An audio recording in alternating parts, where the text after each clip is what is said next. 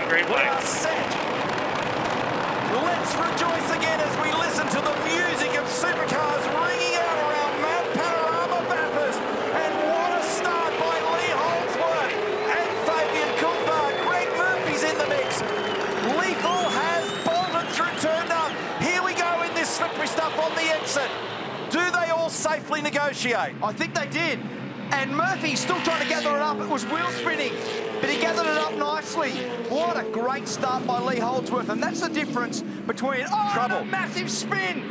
A massive spin on Mountain Straight. The track's blocked. Safety car to pit X and hold, pit X and hold. Car number 9 in trouble here is Jack Perkins. David Couchy, Alistair McVeigh watching, Stephen Grove. Let me know. There was a Red Bull car mixed up in that. And I think it was 88. It is 88 in the background. It's Jamie Whincup, the Jack Smith entry with Jackson Evans aboard at the moment in trouble. Oh, you are. Just keep working back and forth if you They can. made it 10 seconds into the race before we've had trauma. And this is going to be one of the storylines of the day. The minute you're off the asphalt here, there will be absolutely no grip. For Jack Perkins, what a disaster. They've deployed the safety car already on lap 1. No surprise. Now, we had 10 of them in 2014 and 2006 and a pile of safety car laps. I'm betting that we're going to see a lot of them today. They're watching it at Erebus. The Ford Ranger recovery vehicle now just helping to get that car clear. Has he got it on the black stuff? Yes, he has. Now, the other car that I didn't pick up in all of that was Zach Best as well. What does that geometry look like right rear? Is it crook? Yeah, I reckon. Have a look at the amount of toe out it's got. It's massively affected there. So that right rear's been damaged. So there's clearly been a mid-pack jostle. Someone's given someone a hip and shoulder and they've bumped and ground and bounced off the edges of the road. That car is in terrible trouble. Can you believe it? Now, last year, Will Brown and Jack Perkins had an incredibly fast race car. We saw it in qualifying. Here's the start replay. And then they had power steering trouble. Look at Fabian up against the wall. Lead bolted. Greg Murphy got a ripping start as well. And then we all held our breath, fingers crossed for the water on the exit of 1. Now look mid-pack, what has gone on here? Yeah, I saw 88, I saw Whincup having trouble finding traction, but I didn't understand on the left side what triggered it. I can't work it out either. In fact, someone has ended up spearing into Jack Perkins, and that was the forceful, this is on board now with Fabian Coulthard, beautiful presence of mind and spatial awareness to put that car on the inside, and you can see all that wet stuff down the outside. This will give us a bit better guide, maybe. There was some drama down the back there too. Was that Heimgar? No. Dale Wood? I don't know which car that was. It was all sideways. So look at this one. Trying to focus on the mid-pack. So there's a cluster of 3 wide down there. Whincup gets crossed up. Oh, there was actually nose-to-tail contact. There was actually the number 8 with Dale Wood in it. I reckon he got into the back of the preceding car. But they would have been checking up on the water. So the reason that they start the concertina there is the minute the car breaks sideways, you're compelled to lift the throttle. Here's an onboard. Whoa! That's smart. Tyler Everingham gets a massive whack. Oh, is it? Was it Tyler, is it? Well, no, in the preceding car, yeah.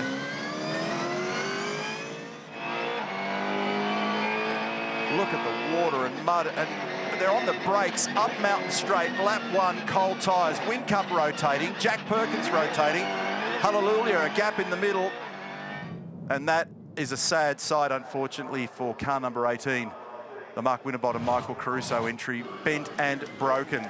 Jackson Evans, one of the rookies in the race, Porsche factory driver, Kiwi. What a disaster bringing that thing back in with a busted snout and serious damage on the Jack Perkins car.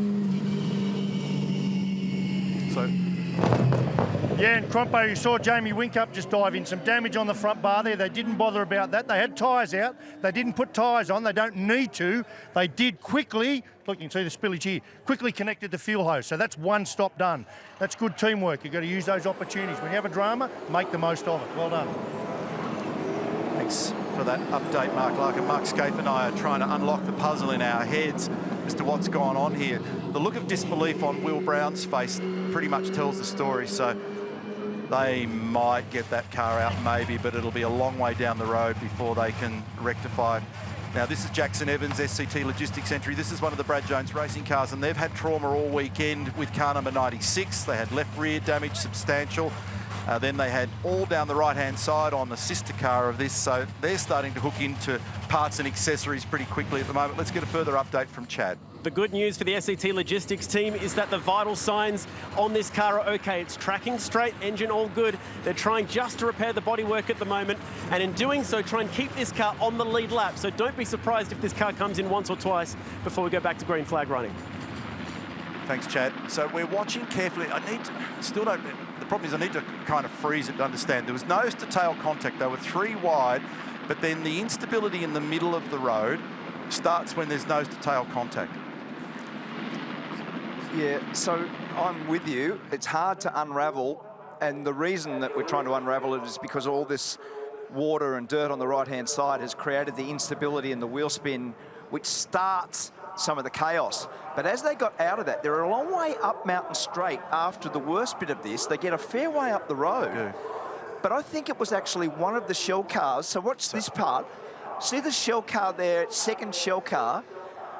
They've actually ended up having a little bump across there. Now, the nose-to-tail one you're talking about was Dale Wood, was it? Yeah, but prior to that also, Whincup was having a moment on the water on the right, but Dale Wood, I reckon, then plunged into the back of it all when it was going on. And that's what, you reckon that's what spun Jamie? Problem is, it's about 5 things to look at once here, and this is one of those things where I need to go back frame by frame to understand. So, a lot of water on the right-hand side of the road.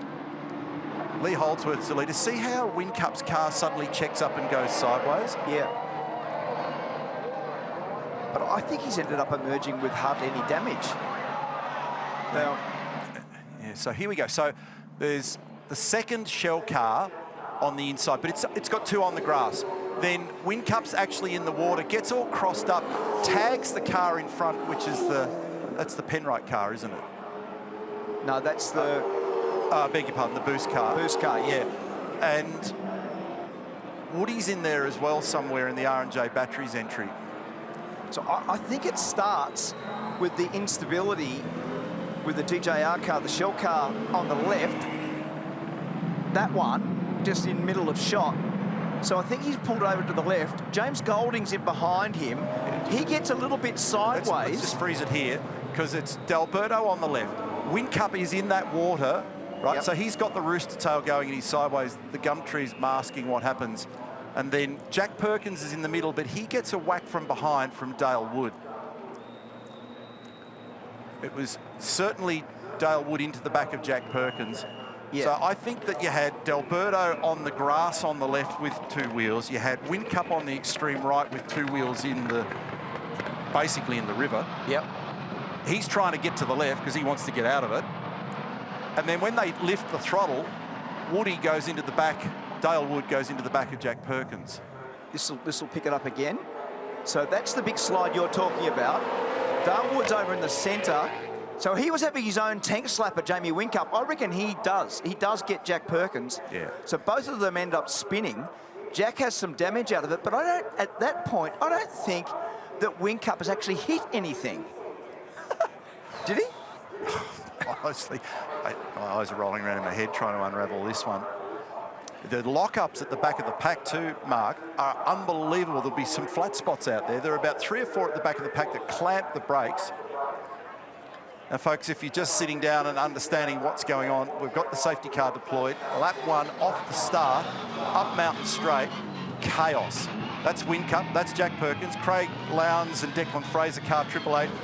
Craig's actually at the helm, he disappears. He's through there. Yeah, I was confusing that car because of the replay that we had before the Penrite entry. So, what lap are we on? We've got Lee Holdsworth leading from Fabian Coulthard, Warren Luff, Greg Murphy, James Moffat, Garth Tander, Zane Goddard. Let's go to Rihanna. And Jack Perkins has just come into the Boost Mobile Garage up on the double stands. Boys going to work. Will Brown, firstly, just complete shock and disbelief. Just your thoughts on the incident from what we've been able to see. Oh, yeah, Bathurst isn't very kind to us the last few years, but, you know, I got no real view on the incident right now. It was obviously wet out of there and they're all racing, you know. Who knows whose fault it was. I think it was just everyone crossing the water and a few of them tagged together, but I think we'll actually be out in a couple more laps from what the boys are saying, and with the new, you know, wave by, we'll be back in the race hopefully by halfway through the race, and then we'll see where we can go. Awesome to have such an optimistic read. Can you give us an understanding on the damage that's sustained? Yeah, well, here we go. There you go. That's There it. it is. Brody's just passed it in. That's what's damaged. So, yeah, so it's this one, and the front left was just a puncture. So we got out of that pretty lightly in the end because he was spinning for about 2 minutes, I reckon. Fingers crossed. It's always good to see you smiling. Thanks, Will. Cheers, thank you. I've got to say, I saw some efficient work down here. That's a steering rod off the right front of D'Alberto's car. You saw that contact with Jack Perkins there. These guys were incredible the way they got to work. That's a serious component that steers the front of your car, and they got that car out because it was a safety car. That's why the rush was. He's back out still on the lead lap. Well and truly still in the game. Well done. I've just got Zach Best, who was involved in that lap 1 crash, and he's sitting next to his teammate Tom Randall. Tom just needs a moment right now, and I feel for him. Zach, your point of view of what you just saw out on the track from where you were sitting, mate? Yeah, just a few cars are leaning on each other there at the start, and I sort of just backed off and seen they were going to the right, so I sort of hung to the left and then just tagged the back of the boost cars that come around, and once I was going to the grass, I was just a passenger, couldn't stop it. And is it completely done for the day? There's no chance of seeing that car again? I'm not too sure. Like, there's obviously some suspension damage, but yeah, we'll find out when it comes back. All right, mate, thank you for the chat. I'm really sorry to see it end like this, and for Tom Randall, the guy who's had heartbreak so far this year at the Bend. We saw him take that amazing pole position at Tailem Bend and didn't get that car off the start line, so he's had a tough year, and looking forward to seeing these guys come back next year. Thank you for the update. What an amazing lap 1 incident. I actually think Will Brown's summary of it is the best that I've heard so far. Yep. Heap of cars, all ducking and diving, crossing water. They start to move around. Chaos unfolds. I don't know that anyone's looking for a villain as such. I think it's exactly what he just described. It's a racing incident in weird conditions. Yeah, I agree. And there's some really good pieces of driving within the field to miss it. So we saw Lowndes did a great job to escape it. We also saw a great onboard shot from Matt Campbell, and he ended up braking and missing all the chaos in front of him. So there was some really good evasive action taken. Just explaining a little more of that graphic you can see at the bottom of your screen at the moment under the safety car. When race control deems it appropriate, cars that are 1 or more laps down can be instructed on the race management channel on the radio to pass cars safely on Conrod. They actually give them a specific location. Race control to safety car, reduce speed to 80 kph at turn 10. Return to pit lane this lap, please. So they'll give them an instruction to pass, and it's actually a nominated location of flag marshalling points around the circuit. But because it's early in the race, the reason for the graphic is they're not eligible to do that at the moment. Replay of the start from another angle. Ripping start by Holdsworth and for Coulthard and for Greg Murphy. Not so good for James Moffat. Dropped back into 5th ultimately. They were warned about the water and mud on the edge of turn 1, and then good luck trying to unravel this. It's going to take data and all the onboard cameras to figure out the sequence. Bottom line is that Whincup was on the right in water. Tony Alberto was on the left. Looked like he had a bit of grass going there with that car. There was nose to tail contact, and it looked as though Dale Wood may have made some contact with the back of Jack Perkins' car. That car 20 is Tyler Everingham. That's why I referenced it, because it was Mark Winterbottom that thumped it. So I was breathlessly trying to describe that it were team cars, that it was team cars getting together. And looking at that chopper shot, this is now on board with D'Alberto. Oh, sorry, up there is. Yeah, so he's on the grass here. Yeah, and now he's had to back it off. You'll watch James Golding going past here in a second, just there. Yeah. Yeah. So was Dale Wood. So he, from that steering damage that Mark Larkham reported on, kept him on the lead lap, but he had to back out of it. I was about to say, from that previous chopper shot, you could see really the angle of attack that the Castrol Mustang ended up hitting the fence. Zach Best, as soon as he turned it left to avoid the incident, he went to the grass and then it went bang into the fence and actually made contact with the fence much harder than I thought. And he was kind of out on his own in his own postcode there until he took the avoiding action. Under normal circumstances, you might duck to the grass and get away with it. But this weekend, I mean, look at the shot in the background. Yeah. Look how much water is accumulated around the fringes of the racetrack precinct, and just generally here in the central tablelands, it's been very, very wet. So they're slowing the safety car down. We'll get a release on this very shortly. So tick off one BP Ultimate safety car. One thing that has happened, we saw all that water yesterday on the way out of turn 1, and the water that's just been a big part of the incident that we've just relayed. But there's actually been a burst water main in that area. So that's all you need, isn't it? So further up the hill, there's been a burst water main. So everybody from the council has been trying to rectify that to get us going again. So that's the water that we've spoken of. It was terrible yesterday, but it was for a different reason.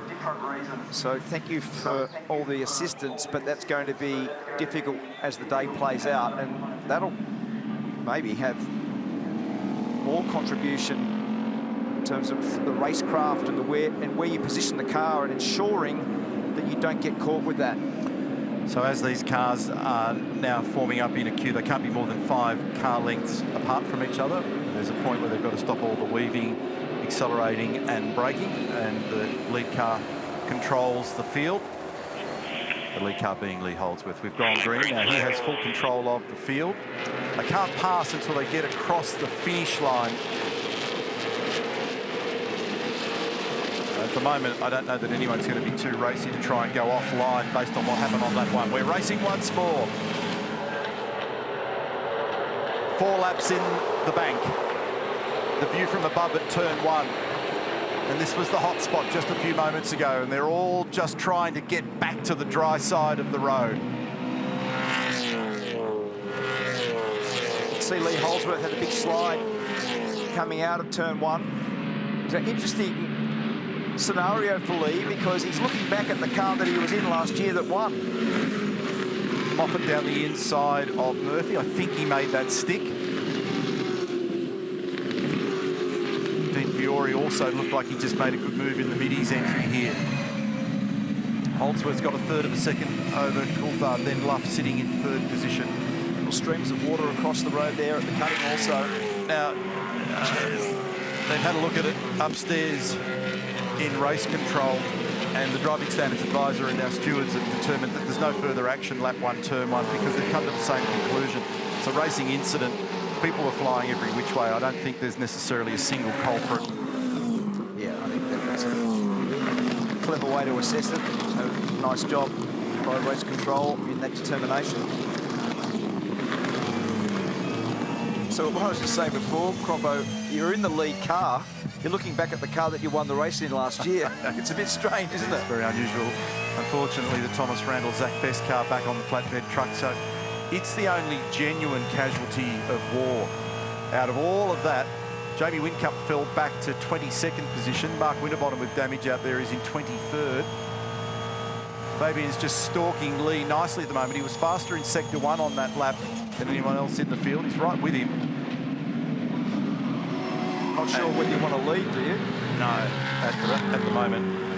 Just almost better off to watch somebody else deal with what comes next track condition-wise. Oh, this is an arc. Oh, bad rejoin, and another huge incident on the exit of the chase. And so this is going to be a disaster. Zane Goddard has driven back out on the road with dirty tyres and clean bowled a heap of cars, including Winterbottom, including car number 8, Dale Wood, and one of the Penrite cars in this. It's an unbelievable scene.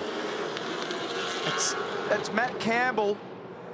It's Matt Campbell back there, and it's Dale Wood, and we have to go back and see the way that the rejoin happened, because maybe he was out of control when he comes straight back on. So this is Goddard down the inside. He's locked the wheel, trying to get by Greg Murphy. Now he's straight on, he's into it. He's in the throttle, and he's emerged back on, out of control. Nowhere for them to go. That is a massive shut. And seriously, you can't rejoin out of control. Yeah, that's dead set ordinary. Yeah. Here we go. Let's have a look here. So he outbraked himself slightly and then wants to get back onto the track. Now, when you're there, you're out of control.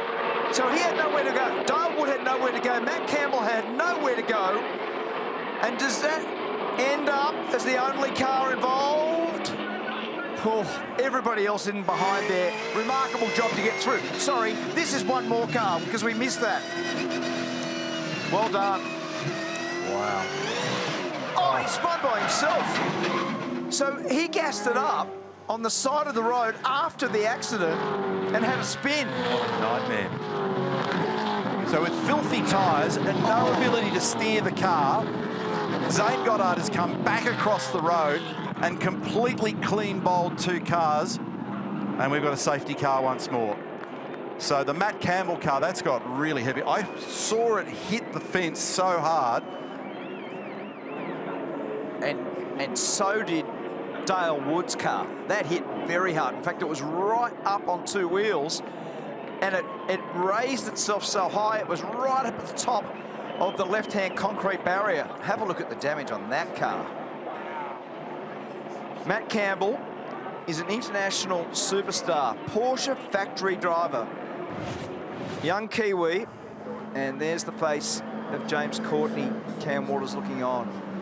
James has been there and done it. Massive experience. Andre Heimgartner looking at Dale Wood. Brad Jones, that was their lead car. You can tell by the look on their faces, their thoughts in that garage at the moment. So massive damage on that Heimgartner car that you see Dale Wood was driving at the time. But how about this? The Grove Racing, that'll be the best bit of it at the front, because it hit the wall so hard at the side, and then that car will be back on a jig and a lot of work required to resurrect. So we're back under the safety car at Mount Panorama, the second one for the day. I suspect there'll be more.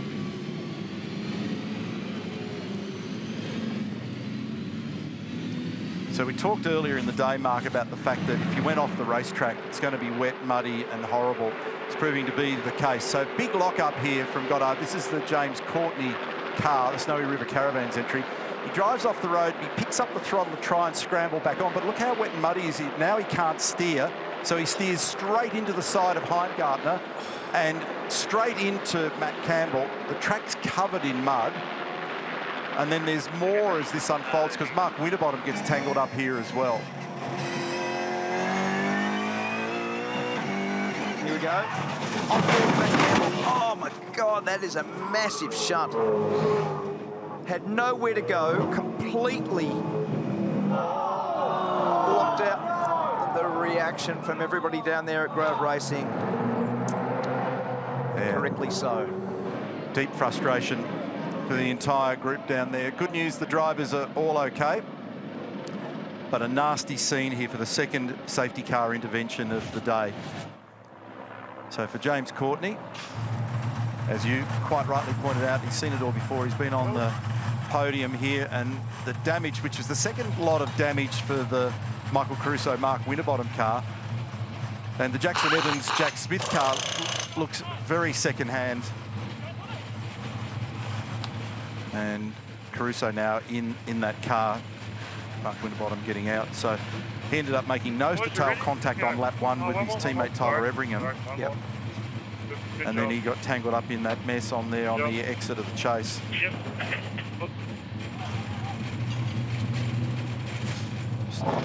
Somewhat disbelief. I'm absolutely blown away. We've got 155 laps to run. Had a feeling that with all the water around the edges of the racetrack, you can't do the standard things. You know, traditionally, if you fall off at the chase, you can scramble back on, but not when the place is knee-deep in mud. Look at this. This is where you'll see. Oh, no, he got tagged. Spinning in by himself. I thought he spun on the grass by himself. He got hit. So sorry, Frosty. I prejudged that. I thought here was where he grabbed the water and spun just there, but wasn't. He's been hit from, I think, at Dalberto, wasn't it? Because it had to be Dalberto. It was a shell car. I shouldn't laugh, but that is really tragic for them. Have a look at that car. The day's shot, it's over, isn't it? Like you just trundle around out there, but wow. So we'll look into that in great detail, obviously, and unpack all the data and race control.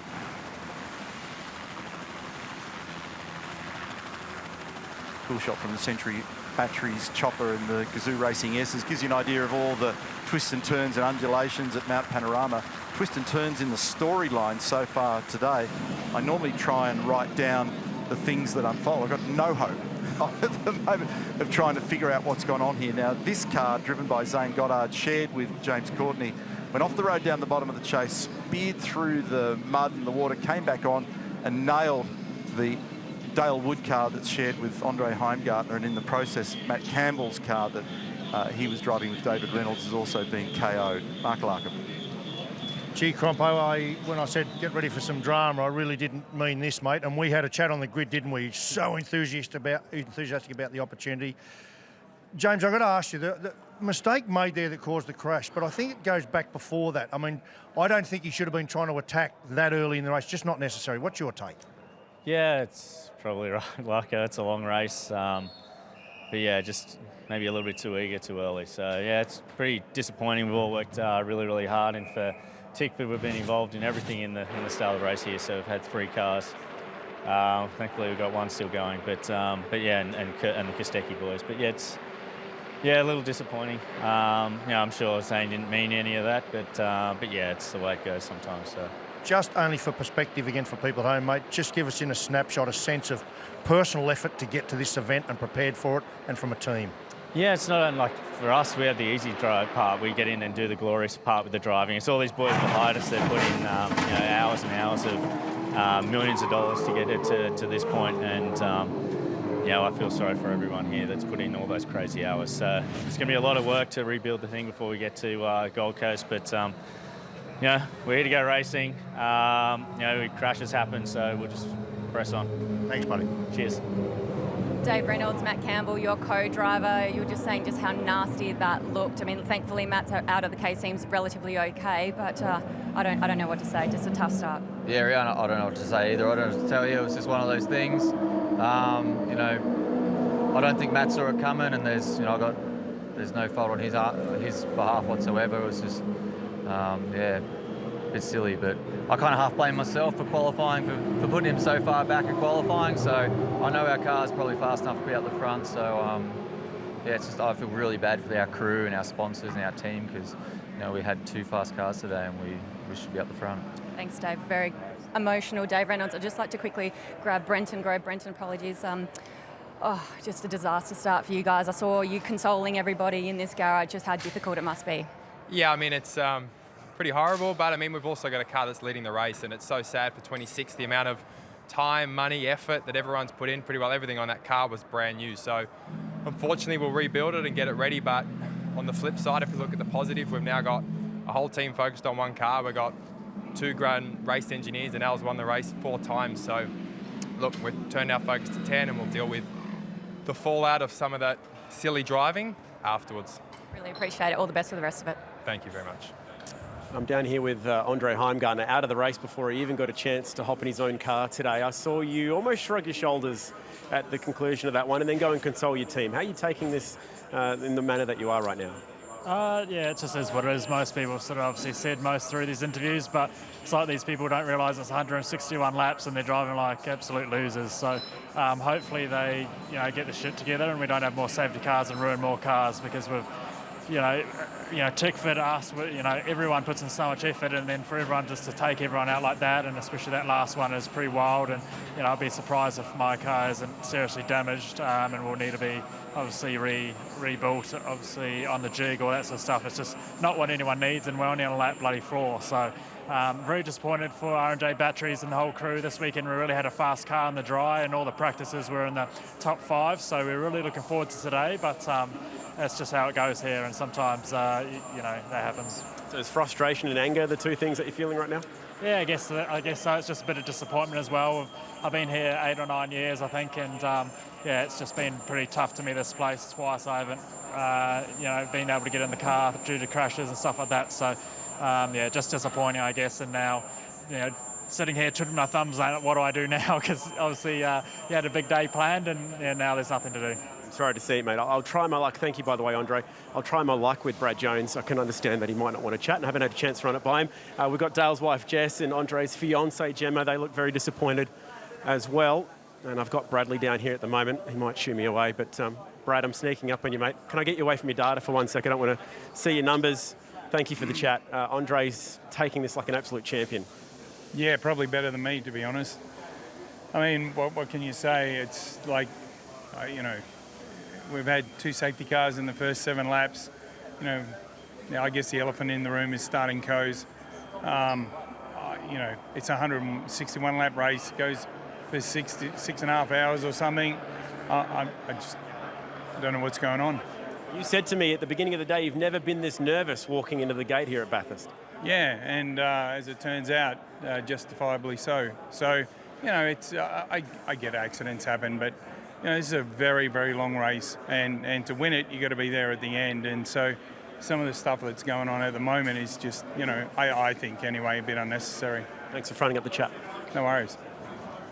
Mark Winterbottom, unfortunately a pretty messy start to this race, and your car's been in part of both accidents. I feel the anger in this garage. Just tell us what's going through your mind right now.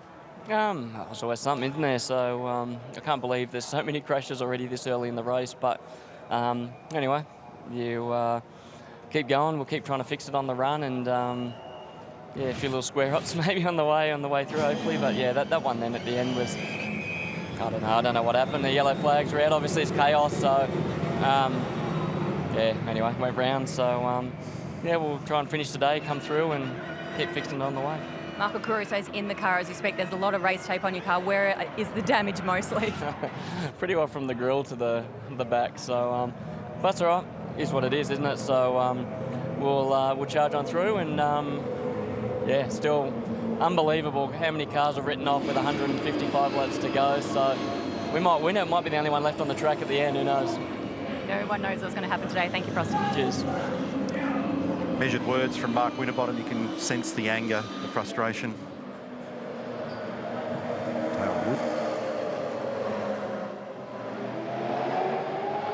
To safety car, race control to safety car, maintain 80 kph, please. Lights out, lights out. We have a wave by on this session. We have a wave. And the wave by is Jack Perkins, car number 9. So, yeah, tough deal for Dale, tough for Andre Heimgartner.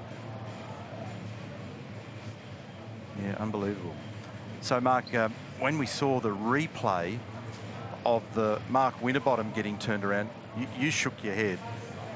Seriously, where was that coming from? I thought originally that Mark put the right-hand rear tyre in the grass and spun when he accelerated. That's what I thought.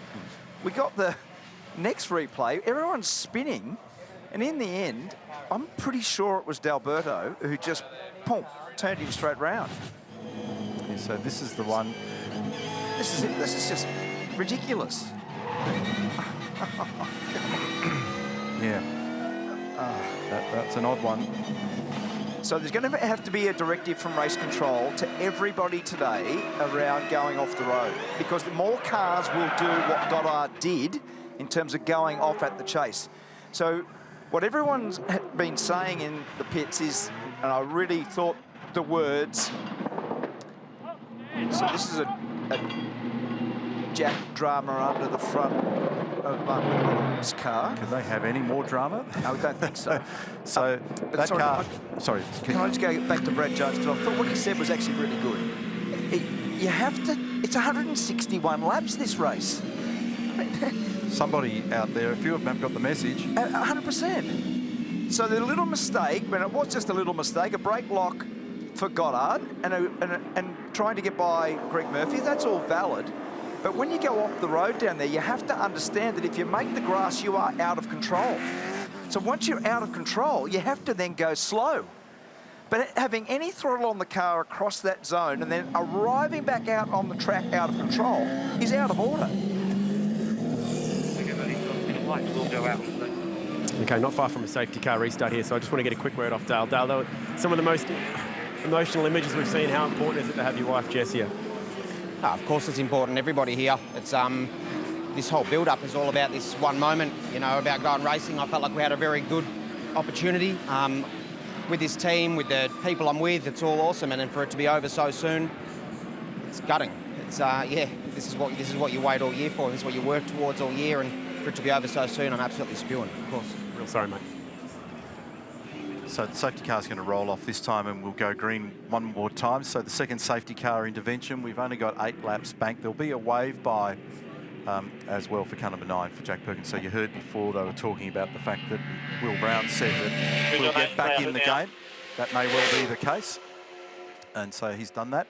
So Lee Holdsworth is our leader for Fabian Coulthard. Fabian looked like he had good pace. If you actually focus on the motor racing part, he looked like he had pretty good pace. You made the point that it wasn't a great idea necessarily to be leading at the moment. But I suspect that we're going to have one of those days because of the fringes of the racetrack and so many parts of it are dirty, wet and muddy at the moment. So our stewards upstairs, the chair is Chris McMahon, Trevor Newman, Steve Lisk. They're going to be busy. I suspect the driving standards advisor is Craig Baird, and I think that there's going to be a couple of cases to answer at the end of this. Green flag, green flag. And in essence, what's it really mean? You have to stay on the black stuff. Today, you have to stay on the black stuff. If you go off, you are going to crash. We've gone green one more time. Lee Holdsworth has control of the field. And we've got all of that rubbish on the edge of the road coming out of the chase now. So not only having to negotiate exit turn 1, but the exit turn 22 is a problem as well. We're back underway. Holdsworth has control. Let's hope things settle down and we get a bit of a rhythm for everybody to just play in gently. Heading off Mountain Straight, remembering that tyres have cooled out, brakes have cooled out. That's Zane Goddard apologising to Dale Wood in the Brad Jones Racing Garage. Which is really good.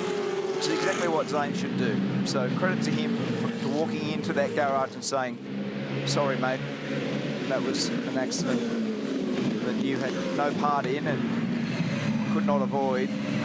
So credit to young Zane for having the gumption to walk in there and do that.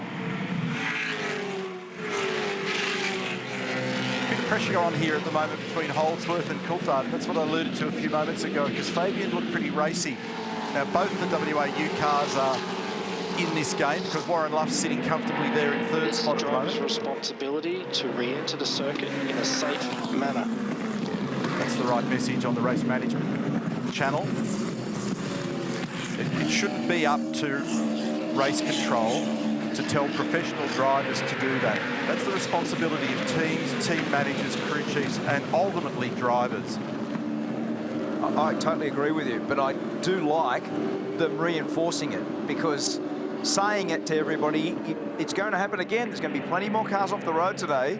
You have to rejoin safely. Yeah, it's the right message, but should they actually have to be told? No. You're 100%. Third of a second margin, Holdsworth over Coulthard. Let's see how they negotiate this part of the racetrack, because it was here when we were last green where all the trouble unfolded. All that mud and dirt has to be cautiously avoided. You can see the flags out there to warn drivers, but they're all well and truly aware. When they were sitting behind the safety car, they would have got an eyeful of all the mess. So we've completed that one nicely, thankfully. And the two leaders have skipped away a little bit. Now, James Moffat's putting a bit of pressure on Warren Luff here. Garth Tander's got a bird's eye view of all of this as well. He's sitting in 5th position. Then David Russell, Greg Murphy, Alex Davison, Craig Lowndes, James Golding. That's our 10. And actually hanging nicely on the back of James is Jaden Ojeda. Good run by Craig Lowndes, and clever move for him to start, because he's up 7 positions. I just heard over the back channel reports of rain at the cutting. Yeah, there's still... It's scattered cloud out there, but some of them are very heavy, grey, black. And so the forecast was that we would have light showers through until about now. And then there was the possibility they may come back a little bit later. We're looking at Craig Lowndes, and we're looking from the rear. Why did he slow down to such an extent there? I'm not sure.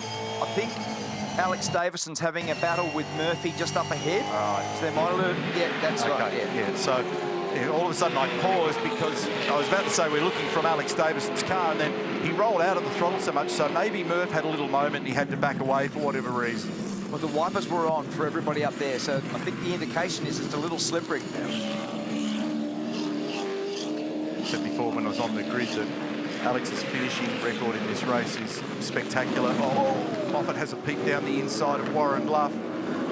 Diminishing returns at Forest Elbow because the racing line narrows right down to that concrete wall, and to begin with, when you turn in, it always looks like a big open invitation. It gets worse and worse, and we've got a report from Tony D'Alberto that he's got a long brake pedal. So the margin covering the top three at the moment is 1.2 seconds. The 2 leaders have skipped away. Fabian looks like he wants to hustle on by. Oh, down the inside. Holding on Lowndes. This will be interesting. That dirty zone of the track. They get it done well. Actually, nice driving, Craig Lowndes and James Golding. Lowndes was having a and tagged in behind there. So a little bump. That was Ojeda, who tried to get down the inside of Craig Lowndes and may have damaged the steering on car 35.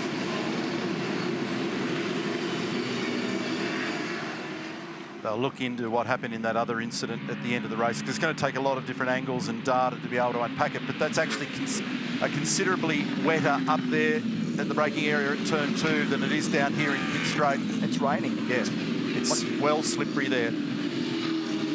So treacherous conditions as they creep towards the cutting on slick tyres. Luckily, there's a little bit of warmth in those tyres. Lowndes didn't want to have a bar of what was going on down the bottom of the hill before. One of the things he's been good at over a long period of time is getting to the end. So he didn't want to get involved in too much, but he got a touch up in the process. I reckon you were right. I think the reason for the caution from Alex Davison on the previous lap was it was wetter up here than I first imagined.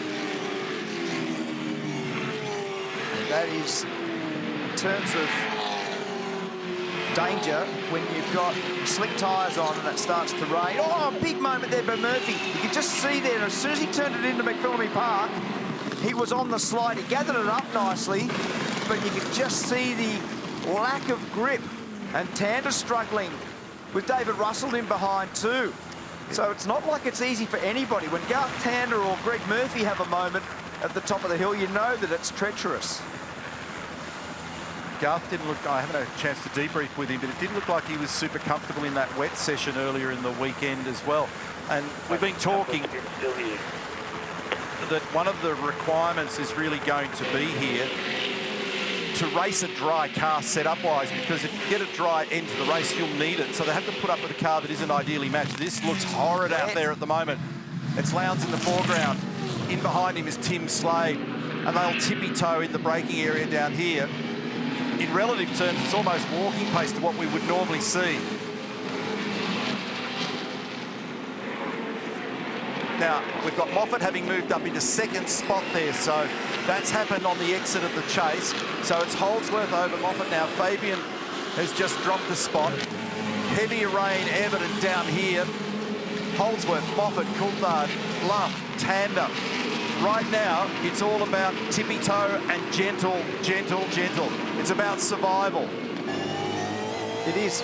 That last word you used is 100%. It is about survival. We've got 149 laps remaining.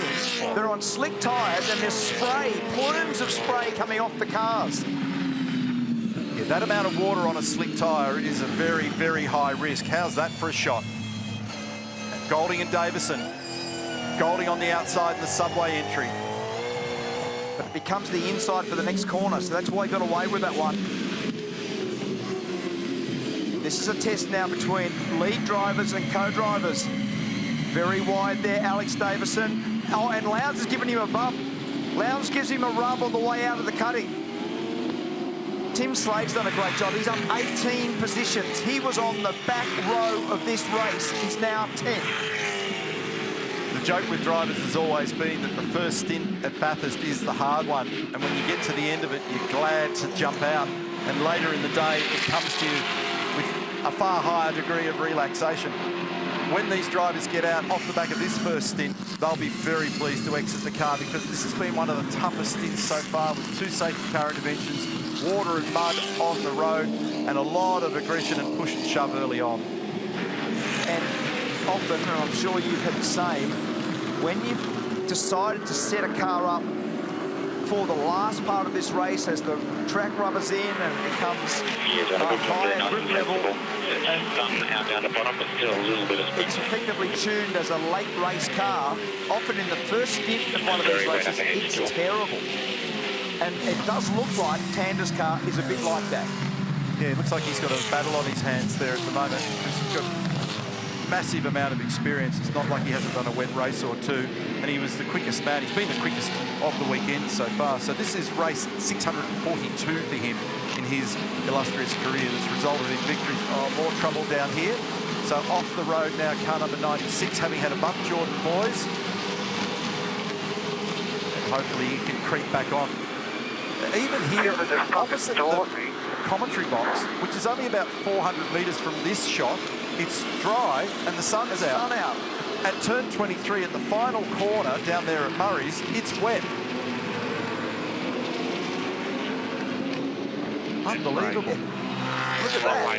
It's bathed in sunshine. You got over the hill on the previous lap, there was spray coming off. There you go, spray coming off the cars. We've talked about it being wet at the top, dry at the bottom, but I'm not sure. It's been a while since I've seen it corner by corner. So the grip level's probably going to vary 10 times out there at the moment, so you've got to be ultra careful with how brave you want to be as a driver. Mark Larkham. Yeah, Compo, and I think we just got a little insight onto what's going to happen today. There's no question looking into the sky. These showers are going to continue during the day. And whilst everyone brought their wets out to the front of the garage, there was no panic to put them on. These guys, every time it rains, I reckon, are going to try and persevere on slicks. It's just going to punish you if you come in and put wet tyres on. And that's going to get interesting if we have a heavy shower. How brave are you going to be? Remember that 32-second transit through the pit lane that we covered off in the Hino hub a little bit earlier, plus the stationary time. So do you want to give away that time is the open question. So it was car number 22 that ran a little bit wide down there, and that was the reason why Jordan Boys went off. So Chris Pither was in the Coke car. They're all battling to stop. He was able to get back on gently and safely, but massive amount of mud, water, grass being flicked in every direction. So he's probably also ingested a bit of that into the front of the car. So vast majority of those out there are the nominated co-driver. Our leader is one of the regular series drivers at the moment. Next regular driver in the queue is actually 7th, James Golding. Slowing it down, mate. Slowing it down. It looks like the rain is going away. Rain is going away. And Mark, it looks, dare I say, for the moment, we've actually found a rhythm. So everyone's just sort of settled into a position now where you need to just eye up what's going on around you and try and manage what you've got.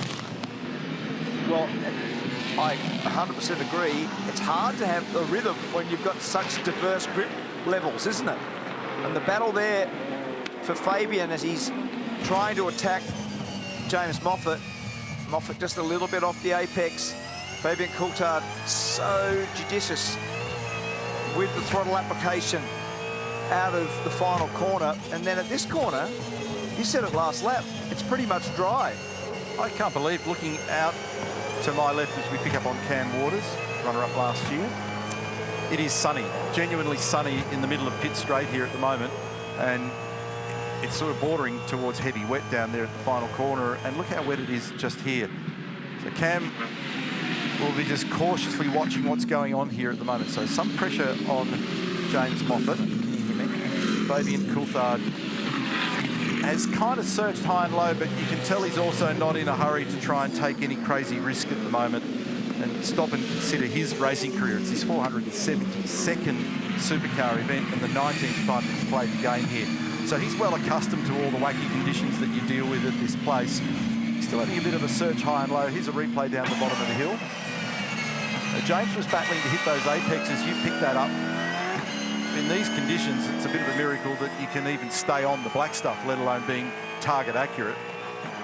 Yeah, exactly right. So I'm just looking at the movers and shakers.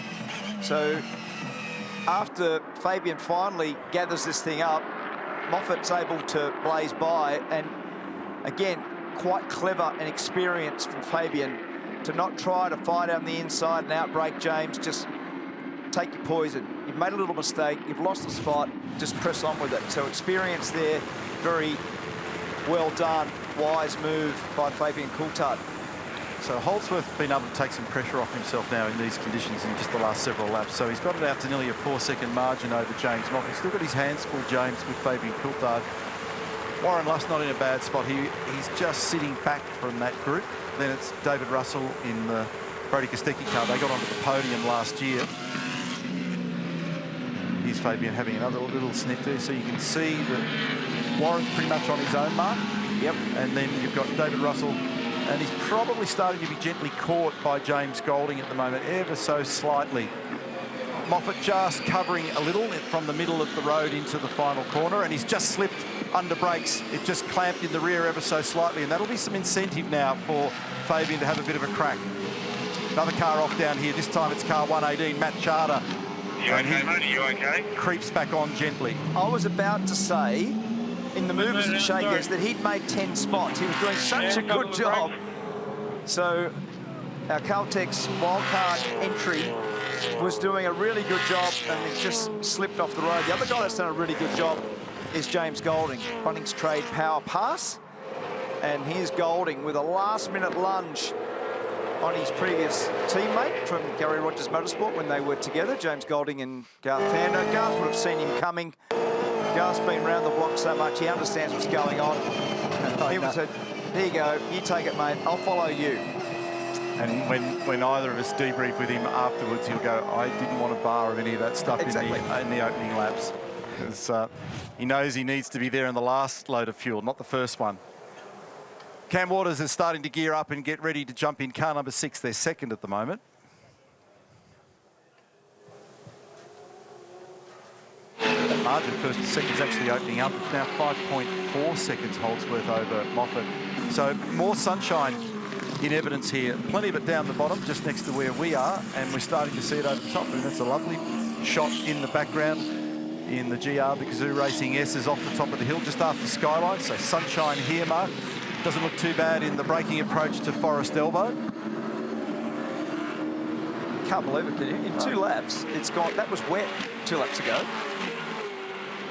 Just looking at all those movers and shakers. So Golding up 7 spots. How's Tim Slade? He's up 19 spots. Lowndes up 6. Ojeda up 8. Everingham up 8. Fiore, nice job, up 10.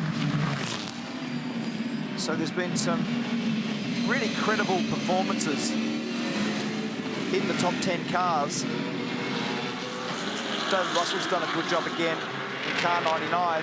They're shaping up as a strong, very strong team for the afternoon with Brody Kostecki, Boost Mobile front runner for Erebus. And I'm in a weird way here. I reckon James Moffat should just let Fabian go. Doesn't need to block him anymore. If Fabian's got a little bit better pace, you don't need to get involved in the battle. You don't need the stress. And off the road now, Kostecki, that's the same spot. So he actually hit the fence on the right-hand side when all that first incident unravelled, and now he's bogged. So this will be a safety car, I would think. He can't move the tradie Mustang. He's a long way into the trap, and you said it earlier in the day, Cropper, you said earlier in the day when you were standing down on the grid, you looked across at the edge of the road and you said, gee, you don't want to be out there, do you? No. I actually, when I accidentally stood in it when I was doing the grid walk. Safety car boards and flags, safety car boards and flags. Safety cars being deployed. Expectation is that they'll all react. So that'll be a double stack for Coulthard and Luff. So they've also just told Fabian that he'll stay in the car. So we'll see a flurry of activity down here in just a moment.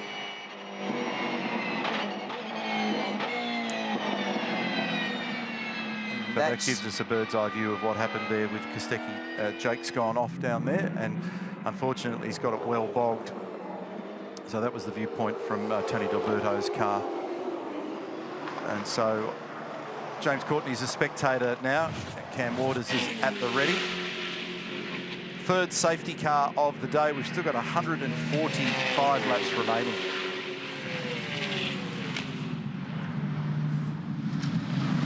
So we're expecting to see everybody dive into the lane here in this safety car. And some of the messages I'm hearing in the background are that some drivers will stay in the car, and we can see that there are others that are laying up ready to do driver changes and standing by for fuel and Dunlop tyres. So the double stack, I reckon Luffy's pulled back about 3 seconds, that gap. So he's pulled back. So he's going to be parked behind Fabian Coulthard. And then there's a big queue of cars. Now, do they leave that driver in? Obviously, Moffat is not. He's getting out, Cam's getting in. But does Garth stay in, for instance? We're about to find out. There's been a lot of noise on the radio. They all successfully negotiated the Craig Lowndes swimming pool on the way in, the pit in, after he got so drowned a couple of days ago. So that was a really key moment for many of them to be able to just get in the lane safely then. And there's going to be a double stack at Red Bull. That Bow Repairs helmet camp does me in. I feel like I've spent a day on the boat offshore. Wheels are done. Right, we're watching car 10. Not radio. Here's Shut the the double door. stack. Righto. Shut the door. Nicely executed. Did a nice job there. So the VP Ultimate Safety Car is out again. I'm tipping that we want to make sure it's full of fuel because we're going to use a lot today. Give me a note for radio. One of the most important things that's happening out there at the moment, I just watched a few out the window, is they're plucking the dirty tear-offs off the screens. I'll get some of the pit lane. Oh dear, that was clumsy. He didn't. I don't think he needed to stop him then. So did they do a driver change with 88, or did they leave him? I didn't see. He's still listed as the co-driver as Whincup. So I could hear the stop, but it looked to me, it's always hard from this angle, It's as the that road. he would have actually been able to get it done. So then he sacrificed a position in the process. Yeah, and I'm just looking on the timing now. Jamie did stay in. Wow. So how's this? Here's a statement. Our race leader is Greg Murphy. Cool. Who would have thought that? Not to have a go at young Zane earlier, but I tell you what, if I was his team manager, I said, just park him behind Murph. He's done this 1,000 times. Follow him around for 10 laps. Now, I watched these pit stops, Danny, mate. I did watch our leader at the time, Lee Holdsworth, come in. Now, remember, he had to he swapped with Matt Payne. I'd say the shortest driver and the tallest driver in the lane. Now, that's a difficult stop. We often talk about the pressure of fueling and the importance of a fast driver change. I saw a multitude of driver changes there where the driver change was slower than the fuel going in. So that's always important to get those down to 12, 13, maybe even 10 seconds. Really critical. Matt Payne, how's the pressure, eh? He's been an absolute superstar in New Zealand. Won a couple of races in development series, Super 2, and now out there, pressure's on. You're not cool. Waiting on fuel. Go. The interesting thing there in that all that you just reported, Mark, is that the driver change was the slow component. So 97 only just squeaks out in front of 17. That's Tander. Now watch this one. This is the one that we were talking about. So he launches, looks like he's got fresh air, and then they stop him and wait for car 2 to go by. And then I heard the curse on the radio in the background. So that's Warren Love. And that's a gift from Jamie Whincup, an early Christmas present. Exactly. That would have been out by a mile. That's what I thought. In fact, it's the total opposite to what happened with Tander. Yeah. Tander was battling to get out there, wasn't he? The other one was totally clear. The other thing that's evident when we only do the one endurance race with the co-drivers and all of the fuel and tyres and the brakes and all of that stuff, they're rusty. They're a little bit rusty with this stuff, so it's an unsafe release. So I wondered for car number 97, so that's a whoops. So a couple of little cracks just appearing in the game here, and now they're bringing 51 in. So Murphy's peeling off. So under investigation, an unsafe release, car number 97. Let's go to Reed. Matt Campbell just having a quick conversation. Sorry to Stephen Grove. Matt, great to see you back in the garage. How are you feeling? Yeah, a little bit sore. Obviously, a shame to end our day like that. You know, I've never had an impact that big before either. So feel for all the guys. You know, luckily we've got car 10 up the front, but yeah, I think I'll be pretty sore tomorrow morning. Put us in the car with you. What's it like for you at that very moment? yeah, I mean, obviously coming out of the chase, I saw Goddard going off, but you know, when you see a car going off, you expect him to sort of rejoin a lot later, closer to the wall, but yeah, he's come straight across. I couldn't see anything, obviously being quite close to the cars in front, and he's clipped Woody, and then I've had nowhere to go. I've been hard on a brake, and you just can't do anything in that situation, so yeah, big shame. Thanks, Matt. Sorry your day's ended like this. Thank you. It is a real shame because he was very quick in earlier practice. He's fresh from the US last weekend after claiming a championship title over there in the US driving for Porsche in GTD Pro, and he was third sorry, at mate, Le Mans 35's having a drama in the lane. last weekend. Copy. So huge amount of race tape going on that Todd Hazelwood car, just trying to fix the front of it. Man, we've got some damaged cars out there, Mark, already, and it's so crazy early in the day. We've been racing for 1 hour. Have we had 4 safety cars already? I think this is the 4th. This is three. 3, is it? Yeah. And we've still got 143 laps remaining, and there's some cars there that look like they've been in the demo derby. No doubt. They look like they've been at the Speedway for a couple of weekends. Now, I think that Greg Murphy might have missed the radio thing there. There's a little clumsy point of that. That's actually really hurt him because he came in the second lap, didn't he? When the field's compressed. So when you go back out, it puts you on the train on the end of it.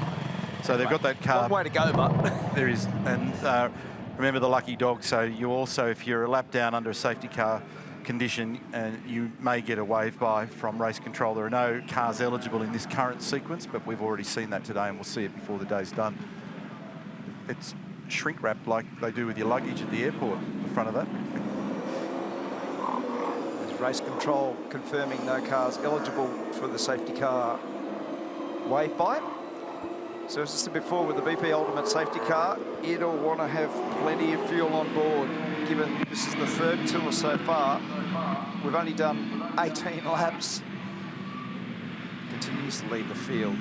So D'Alberto, who was caught up in 2 lots of drama, he was caught up in the first one on Mountain Straight, where it bent a steering arm, and they come in and did a really nice job. Mark Larkin reported he actually had the arm in his hand and said they changed that and kept them on the lead lap. Second thing that happened is he then speared into the back of Mark Winterbottom and spun him after the incident at turn 22. So he's had a couple of pretty big whacks and currently leads.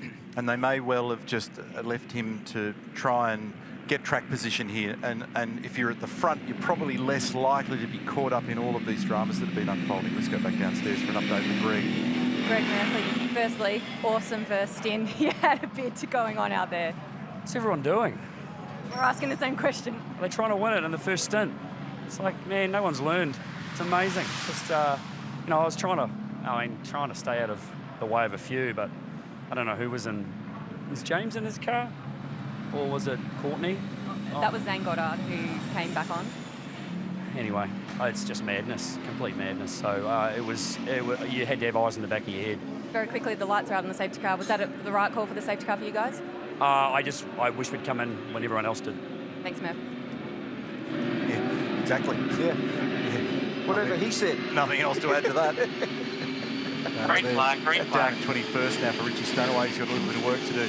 Tony D'Alberto's got control here from Matt Payne.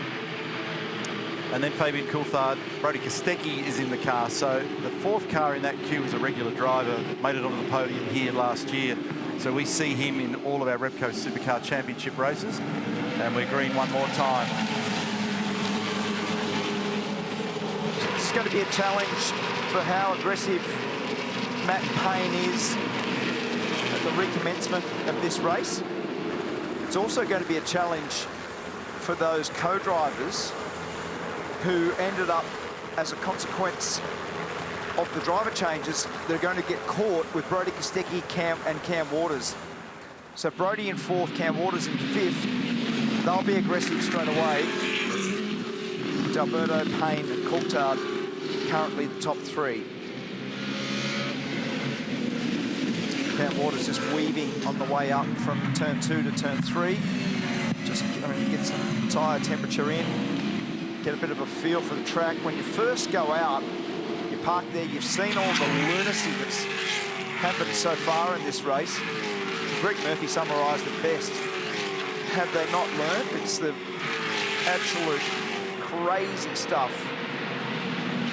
With 142 laps remaining, they've approached it like it's a 5-lapper. And now that the race starts to settle, after our first stop, pretty much everybody engaged in that stop properly. And you start to now get a little form guide as to, okay, get a little bit of a flow going, get your brain around how much grip you've got, get a feel for what your car is like versus some of the cars that you know that you're going to race later on. So, for instance, Cam Waters will be looking at Brody Kostecki. Race control to all teams. Race control to all teams. 5-second time penalty to car 97 for unsafe release to be served at its next pit stop. So 5-second time penalty for car 97 to be served at the next stop. So once the stop is completed, it has to hold for an additional 5 seconds, and that penalty for an unsafe release on that previous pit stop. And it won't have too much effect in the day, in a long day like this. And Good job, keep pushing, good job. That's for dropping out into the middle of the traffic there and impeding the car in the fast lane. Alberto's got a half-second breather now as he heads off up Mountain Straight. Big pressure on the shoulders of Matt Payne. Spoke to him at the start of the race, and he's got a highly experienced driver behind him. So for Matt Payne, this is the start of his Bathurst journey in the main game. And for Fabian Coulthard, he's done a lot of it. He's been on the podium here before, so he knows all the cracks and crevices as well. We've seen terrific speed from Payne this year in Dunlop Super 2, and he's already been rewarded with full-time drive with Penrite for 2023. Notice that when you come wide of the line there, Mark, you also see the water that's just dribbling out from under the fence down there at the cutting. Yeah. So if you overcommit, saw Whincup crash there, we've seen Tander crash there, we've seen Brock crash there, we've seen Perkins, as in Larry, crash there. Some of the most famous images of that Ambrose and Murphy incident in that zone. But if you just get the kink wrong and overcommit to the cutting, you make the water that Neil just referred to. So if you actually miss the turning point and out-brake yourself through the kink for the cutting, and you end up a little bit wide, you'll make the water and you'll be in the fence. So again, the drivers are just going to take all that into account and understand the conditions. The same thing there. There's water running out from the bottom of the wall at Forest Elbow. Got a good exit out of Forest Elbow that time. Fabian Coulthard, this is the rear view of Matt Payne's car. Now, all the troubles that we've had, not all of them, but some of the troubles that we've had down here have all been at the bottom of the chase. That's the most critical braking area if you go off. There's been more action down there than anywhere else at the moment because you can see just how wet it is down there. So you're either going to get stranded, or if you do get back on, you're going to have to be ultra careful. It will happen again before the day's done. And where the pressure mounts now is for Fabian, he can just see Kostecki and Waters as the next two cars behind. So there's a couple of little games that are about to play out. Two of the permanent drivers, full-time drivers in 4th and 5th, they're going to start to pressure the top 3 co-drivers. And what do you do about it? So does Fabian go bang and fire down the inside and have a crack at him? Probably so. You probably do that. But the inside of the road's wet. So you've just got to be a little bit careful offline where the water is running out from inside the curb or from the wall. And any of the regulars won't be quite the same muscle men as they might normally be in these conditions because you can, I'm sure, sense at home. You don't need to venture too far from the traditional racing line to find yourself with compromised grip at the moment. So because it is so early, unless it was absolutely clear in your mind that you had such an advantage over the preceding car, you're better off just to torture him and hope that he makes a mistake than have a lunge. Alberto's got 0.4 of a second from Payne. Payne's under pressure at the moment from Coulthard.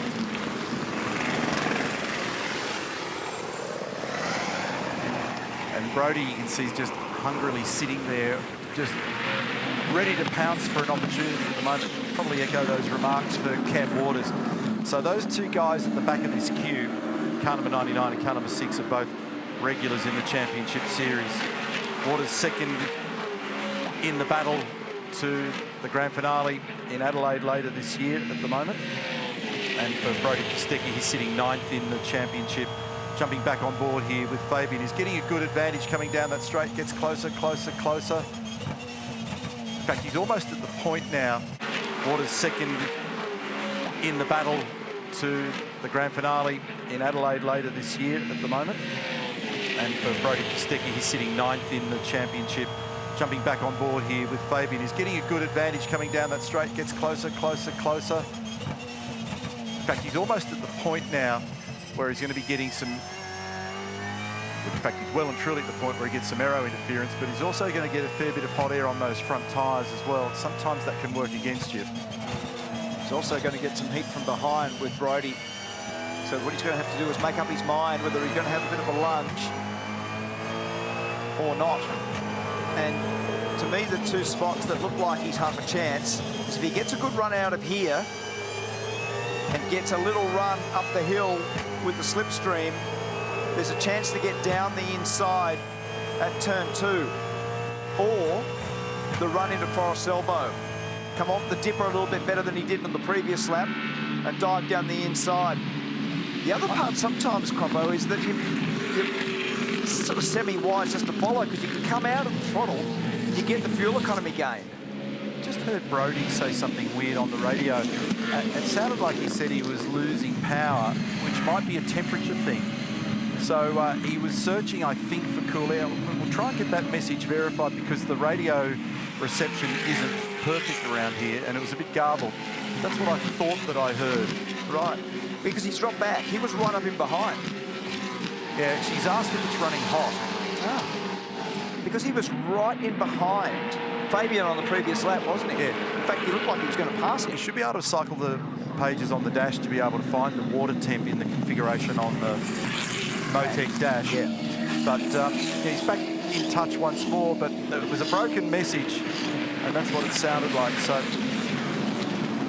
he's right with him again, him being Fabian Coulthard, tucked up underneath the rear wing of that as they came through Forest Elbow. It's blazing sunshine up there again now. How things have changed. So 0.57 is the margin d'Alberto over Payne. Matt's doing a nice job under pressure from an experienced driver at the moment. There's Brodie in car number 99. Flinch when I see those wet fringes down there because those cars are travelling through there at an enormous pace. And down the inside comes Cam Waters. So that's a positional move up into 4th for him in the Monster Energy entry that he shares with James Moffat. Now Garth Tander's getting a bit hungry in the process here as well. In fact, he clipped the curb and got it sideways. He bounced it, and that made him a little vulnerable to Alex Davison. 138 laps remain, but there is a 5-second penalty hanging over the 97 car at the moment for an unsafe pit release. So Brodie just got past. Here's what it is. You've got Tander behind, gather it back up, try the best you can. Cool, and come down a little bit. I think this is the engine drama you're talking about. He's losing engine speed for sure. Yeah, and then look at Garth, who crisscrosses here and has a big think about going up the inside. So he doesn't have much straight line at the moment, Brodie Kostecki, for some reason. He's querying whether it's temperature. Maybe it's got a lot of junk in the rad intake because there's been so much mud and grass flying around on the road. It wouldn't take much if they've got a bit of blanking in there to make it hot. But we'll try and keep up to that story, keep on top of that story for you to understand more about it. Century Batteries chopper just shows how wild things are across the top of the mountain for these cars. They're hovering around 200 kilometres an hour in this spot as they make their approach to McPhillamy. That's the leader and the margin, 0.6. Things are tightening up for position 3 at the moment. In fact, the lead group together, probably 8 or 9 cars, are all starting to form something of a chain. Look for a lunge here, down into Forest Elbow. There'll be a car, have a dive and a half dive for Fabian. And he actually just blocked Cam Waters as he had a half dive at Matt Payne. It disincentivised Cam Waters from behind. To get it done at the elbow, it has to be almost at that crest or just after it. If you try and keep feeding the nose down that crack on the inside to the apex, they invariably make contact. So Waters has really got some pace going here now. So he's looking like he's going to be a serious threat to Fabian Coulthard, who just clips the curb at the apex of the left-hander in the chase and bounces the car. Here we are on board now with Waters. Just gap closed sufficiently in front of him to not be able to get through there. He's got better exit though. This means he's got a half chance here down in the braking area to turn 1. And does he stick it up? Yep. Done. That moves him up now into position number 3. Now he could end up with a crisscross here because his exit wasn't great. You can see it. Have a go at this. Now, with a bit of side draft, they are equal. The problem for Fabian is the next corner turns right, and he's well aware of it, and he's vulnerable to the next car in the queue, which is the racy Brodie Kostecki. It resolves. And it's Waters, Coulthard, Kostecki, Tander. And Garth is just having a big, long, hard look there as well. So he's right in this queue. The spread 1 to 6 mark. He's only 2.2 seconds. Yeah, it's a great battle, isn't it? Co-drivers versus main drivers. Cam Waters puts an authoritative pass on, and he got away with it after the crisscross with Fabian Coulthard. Now he's out and after Matt Payne, and he won't mess around with Matt Payne. We saw Fabian in behind Matt before and didn't have a lunge. That won't be the same for Cam Waters. In fact, Cam might even have an immediate dive at Forest Elbow. So Garth Tander with a watching brief on the back of Brodie Kostecki. We don't know about the engine performance of that one. Cam's just a little bit too far back on this lap. But if he gets a good run, he might be in contention to get the slipstream and dive down the inside of the left-hander of the chase. He's been very good in that area. He's very good on the brakes, Cam Waters. So he sucks in behind Monster Mustang on board. And he's just got a little bit of a run now. He's too far back. It'd be too bold to fire down there, especially with the ramifications of going off the road. So if you go off at the chase and go straight ahead, we've seen cars bogged and we've seen cars crashed on the way out of there. So that normally is the primary overtaking spot on the whole track. And that's going to be contained a little bit for the time being. So Cam Waters now just trying to get that car positioned nicely to come out of this corner with a better run than the Penrite Mustang. He did a pretty good job, actually. So this might put him in the right spot over the hill. Just stay there, stay there, stay there. Moves it over, car's all unweighted, down the inside, bang. Nice move. Good clean move down the inside with authority by Cam Waters. That gets him up into second position now. Matt Payne's just complaining a little on the radio of a bit too much understeer of that car. It's probably better of the two conditions at this point in the day rather than have the tail wagging too much. So now Waters sets off after Tony D'Alberto. He's got to find 3/4 of a second to get him. And it looks like he's got some pace in the car. You expect that to be the case given that he's the regular driver. That's team principal and the CEO of Tickford, Tim Edwards. We spoke to him earlier in the weekend about the horrific damage bill that they've had to endure this year, and it's been further added to today, so he'll be lamenting the invoices that flow from further damage. Bunnings Trade Power Pass. So watch this one. Cam Waters in the Monster Mustang, the black car number 6. Set it up nicely, sat in the draft under the rear wing, pulled out and passed with ease, and Matt saw him coming, didn't make a fight of it, which is probably the smart call on both sides. Yeah, exactly right. You don't need to have contact again at this point of the race, so good experience from Matt. And the other thing that happens now, it'd be good for Matt to hook on behind him. So you watch what Cam's doing, you watch where he makes his speed, get a flow going, get a rhythm. Big part of winning this race is getting yourself into a zone. Oh, 2 boost cars right alongside each other. Makes me cringe. Got Will Brown and Richie Stanaway, and Will was able to do it. Everybody from Boost would have been, Barry Ryan in particular, you're looking on going, okay, let's not make contact here, boys. One of the good things about this opportunity for Matt Payne now is to be in behind Cam Waters and genuinely understand, oh, Brown has run wide by himself. That was his own mistake. He ended up getting those wheels onto the slippery exit surface out of the final corner and gave a spot away to Richie Stanaway. Unforced error. Now, the big slide there by Brodie Kostecki is, he looks like now that he's holding Garth Tander up. So Garth a little energised to get by. I don't think they made contact. It was just a big slide by Brodie on the way out of turn 2. Garth now trying to position himself. He's very experienced. We know that. 4 wins at this venue.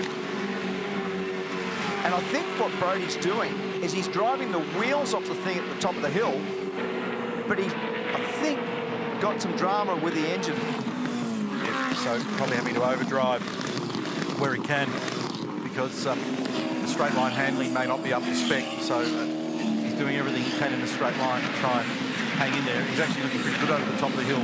Reference Garth Tander. So the pressure continues to build at the front here at the moment. Margin's now down to 0.4 of a second. Sunshine at the top of the hill. 135 laps remaining.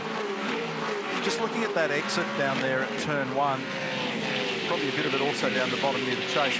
The amount of water that is evident on the exit of turn 1, they're not going to be able to use the proper race line all day. Did you see how much of a muddle Will Brown got in, who's now a pretty experienced young race driver? As soon as he touched the water on the exit of Murray's on that last lap coming on the pit straight, he paid the price then for the next half a lap. Exactly. And the pace totally vindicates that, because the fastest lap of the race was the last lap for Cam Waters. It's an 8.6. It's 4 seconds away from what we would expect. It has implications for everything, for tyre wear, for fuel burn, for pad wear, brake rotor wear. Now that margin's next to nothing. See that amount of water there? That's not going anywhere in a hurry. Suspect that that's going to be there for the balance of the day. Now, does Waters size up D'Alberto? Is the run strong enough for the lunge down the inside into turn 2? Because it is dry here.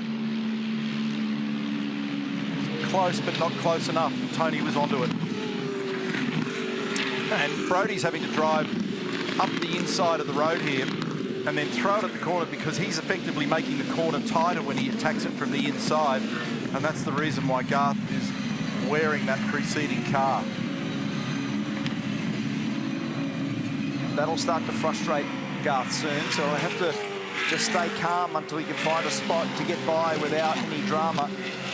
Because Brodie's clearly driving the car so hard across the top here. In fact, he got away by about 3 car lengths on the previous lap. Actually, see the gap there. There's about 3 car lengths gap from Garth. So as soon as he gets to the twisty bits, Brodie is driving the wheels off the thing to try to optimise its performance. We'll give you that gap as we come out of here now. So Waters isn't close enough to D'Alberto to get this move made at Forest Elbow. And as you can see, look at that gap back in the rear of shot. You can see that gap that Brodie's been able to establish across the top of the hill.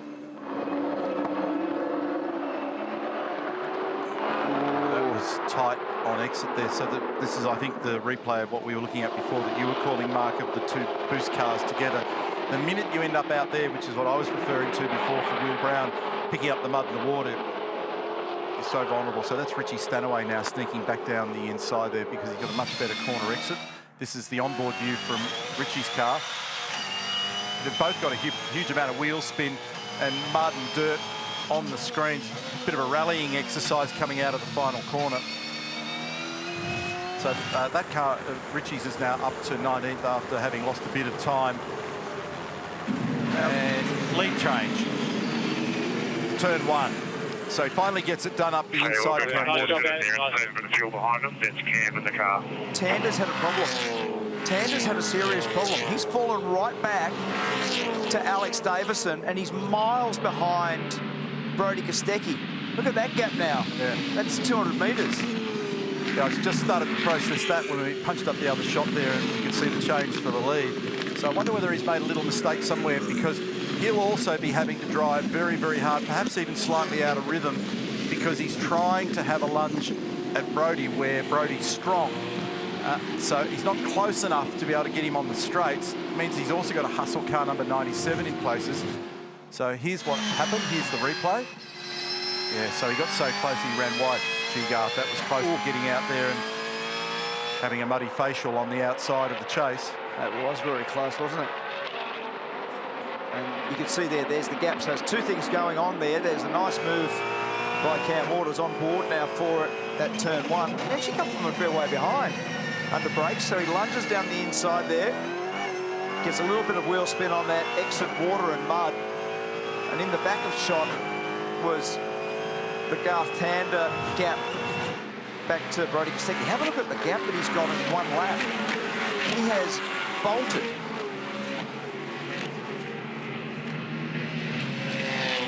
Difference in fuel I'm looking at here as well, Mark. The window for fuel closes for Waters on lap 42, and the window for Alberto on 34. Yeah. So one of the things that's happened in all of that early race chaos is we've got some divergent strategies unfolding here.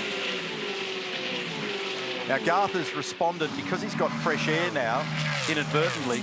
He's responded with a lap that, by the time he got to the second cumulative, second intermediate, I beg your pardon, his cumulative time is putting him on target for the fastest lap of the race. In fact, he's just got it as I finished the clumsy sentence. So it's a 2-minute 8.4 on that lap for Garth Tander. No bonus points in an endurance race. And running wide for Richie Stanaway, and he'll drop a couple of spots. I think Cam Hill just cleaned him up in the Coke car. So that was down at that final corner. It's tricky down there at the moment with the amount of mud and dirt that they're dealing with. And car number 35 with all that plaster on the front of it.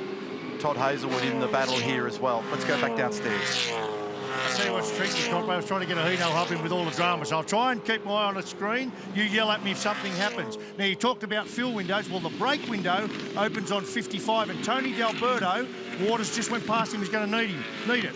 That crash they had earlier on in the day where they broke or had to replace the front steering arm, something in here, I'd say this disc bell has copped a whack, maybe the caliper, and he's complaining of a long pedal. Now, that's a major drama for a driver. Let me show you why. If I just jump in the car here very quickly, when a driver is seated in the car, I've removed the steering wheel, brake pedal in the middle, obviously.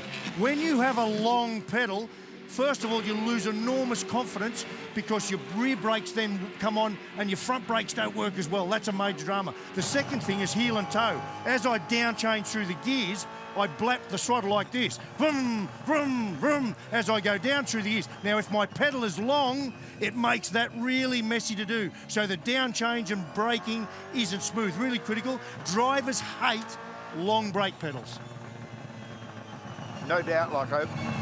Nothing worse than a place like this. A long brake pedal is a catastrophe. Trying to stop the car from warp speed. And a little bump there. Will Brown down the inside. Is it Charter in the car? Just looking, yes it is. Yeah, Matt Charter. So down the inside, dive bomb. Turns in. Oh, here we go. That's Alex Davison off the road. That looks like the chase also. He's trying to back that car out. And he's trying to back it back out.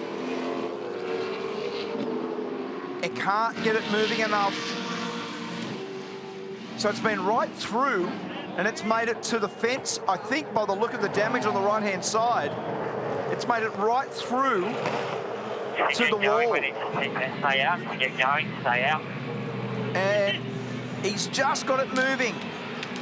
Trying to take some steering off the car. And this will stop him now. Does he get it there? Oh my God. This is a cruel game, isn't it? Can you believe it? Can you believe the images that we've seen so far in this broadcast today? That is the face of Alex Davison. He's got an unbroken finishing record at this race. He's paired with his brother. They've had a fast race car. They led second or third. 3 of the sessions, including the warm-up this morning with this car, and he's getting encouragement on the radio to try and kid this car out of the mud. Sometimes the pit limiter is the best way to do it. So sometimes when you're in first gear, just put the pit limiter on and just try to creep it forward. And now we've got a rocket. Safety car boards and flags. Safety car boards and flags. They patiently waited upstairs. They would have been hoping that that wasn't the case. So the safety car deployed One more time for the 4th time. Out goes the BP Ultimate Mustang. And the pit lane is in readiness one more time for the next stop. And remembering at this stop, Shane van Gisbergen's number 97 car will have to sit for an additional 5 seconds over and above the normal process time because of the unsafe release and the penalty that they got in the previous stop. And we saw some slightly ropey pit stops in the management of them before. And we started the conversation, I think we got diverted by one of the 400 things that's happened this morning, Mark. But Big Rooster. there's Clear some run in, mate, through the control box.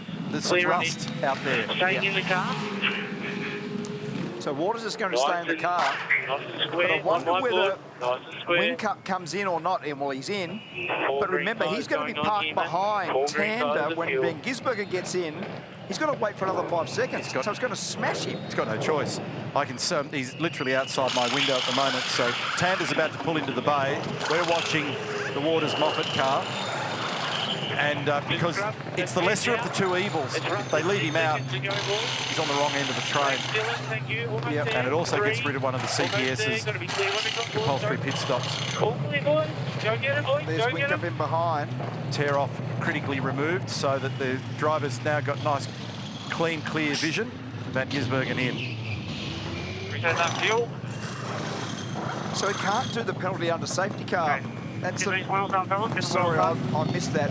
So he couldn't do the 5 seconds because it's under safety car. Oh. So that actually hasn't hurt Whincup as much as I thought was going to be the case. Yeah, I hadn't thought that through either. Sorry, the radio's just blaring at the moment, trying to figure out. Across, still clear. Nice, clean, clear exit for them on that occasion. So they've still got 5 seconds to serve. That'll have to be done under green conditions. That wasn't as bad for Whincup Feeney as I thought it was going to be. Now, I don't think Declan Fraser took the stop.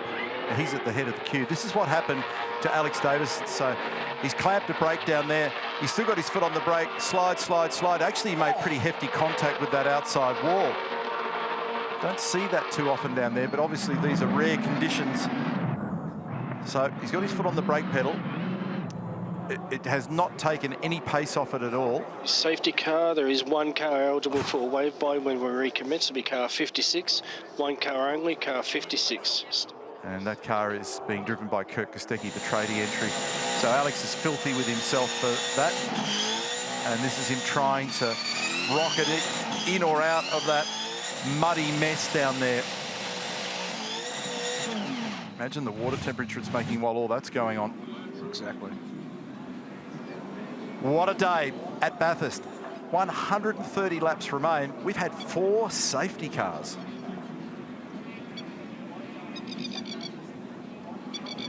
And if I look up on a chart that I've got here, we had 10 of them in 2014, 10 of them in 2006.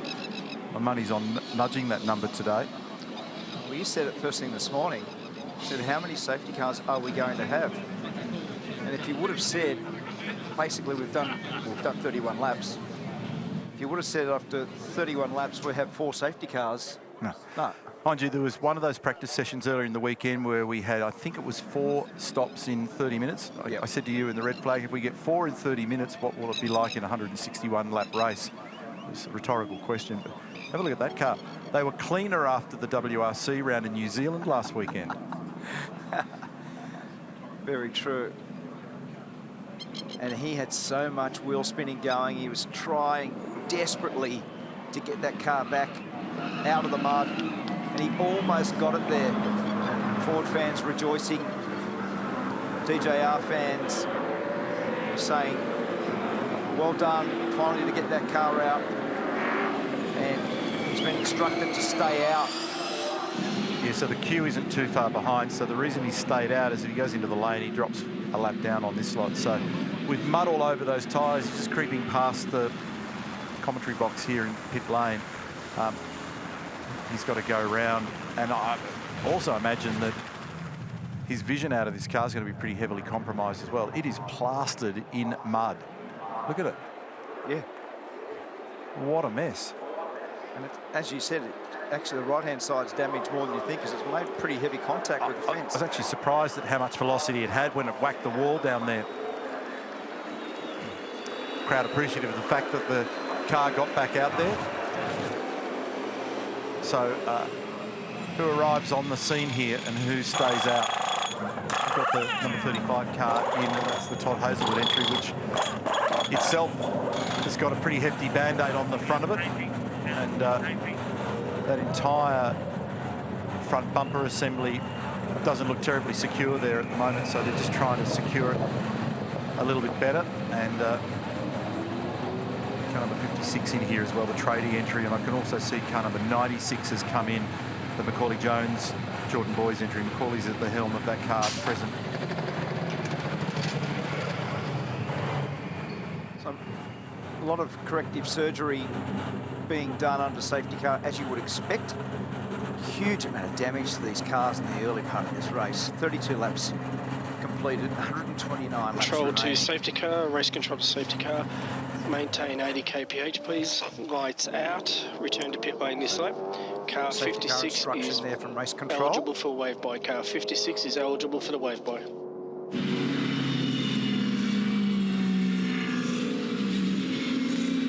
So there'll be a wave by for car number 56 here, Kirk Kostecki's in that tradie Mustang. The rule is that under the safety cars that are more than a lap down can be waved through. And Boost Mobile highlights. It's been a wild day so far. Where do we start? So this is the commencement of our motor race. Bad start for James Moffat, a shocker, but a very impressive start for Lee Holdsworth. But back in the mid-pack, chaos, and a whole bunch of cars only seconds after the start of the race firing off the road. Zach Best, trouble with that car, and he's off the road. Whincup, it took the best car completely out of business, and Mark Winterbottom was a victim, Tyler Everingham. And how about this one? This was really awkward. Zane Goddard off the road at the chase, comes back with muddy, wet tyres, can't steer, steers it straight into Dale Wood. Really heavy contact with the R&J Batteries car, and it claimed Matt Campbell as well. And then an unsafe release, car number 97 with Garth Tander. And they also had an awkward stop for Jamie Whincup in that sequence as well. What we have seen is some very strong pace so far from Cam Waters in the Monster Energy Mustang. He's been carving his way through the pack. He's certainly got pace in that car. We've seen him winning races and getting armour all poles this year. He started from the pole in the race. He's had 9 of them so far. So we're keeping a very close eye on the performance of that vehicle, but we've got a very weird day where we've had 4 safety car interventions, people off at the chase. I think 3 of the 4 incidents have been down there, and the other one, as you saw, was on Mountain Straight because it is so wet in the central tablelands and off the edges and the fringe of the racetrack here. It is incredibly wet and muddy. So, yeah, I called it wrong before on the safety car about the 5 seconds. They couldn't take that for car number 97 for Shane Van Gisbergen and Garth Tander in my excitement. And so he's currently sitting in 6th position as the championship leader, and he's tucked in behind Chaz Mostert, just in front of Matt Payne. Declan Fraser, a bit of pressure on young Declan in the super cheap car at the head of the field at the moment that he shares with Craig do not go Lowndes. before you see a green flag. Go when you see a green flag. It's Romy who's talking to Declan, just making sure that she understands, or he understands, and they've got their communication right between the go point once the safety car drives away, which it just has. So we just saw the drive-by for car 56. We're now watching Declan Fraser, the 2 wildcards together leading. So Fraser and Stanaway in the 2 wildcards, and right in behind is Cam Waters. See the front of some of these cars, Mark? They are covered in mud. Covered in mud. And I can hear a disconsolate Alex Davison on the radio, and he also said that he thinks he's got a pretty hefty flat spot on that. It'll be the left front, I imagine, down into the chase for that moment that he had where he fell off. So a bit of pressure here for Declan Fraser, double duty weekend for him. Green flag. Very fast this year and successful in Dunlop Super 2. Came to the round this weekend as the points leader. And now he's shouldering in his rookie run at Mount Panorama to lead the motor race. Richie Stanaway, position number 2. Waters, Kostecki, Mostert and Van Gisbergen. and Van Gisbergen will be pretty racy here for sure.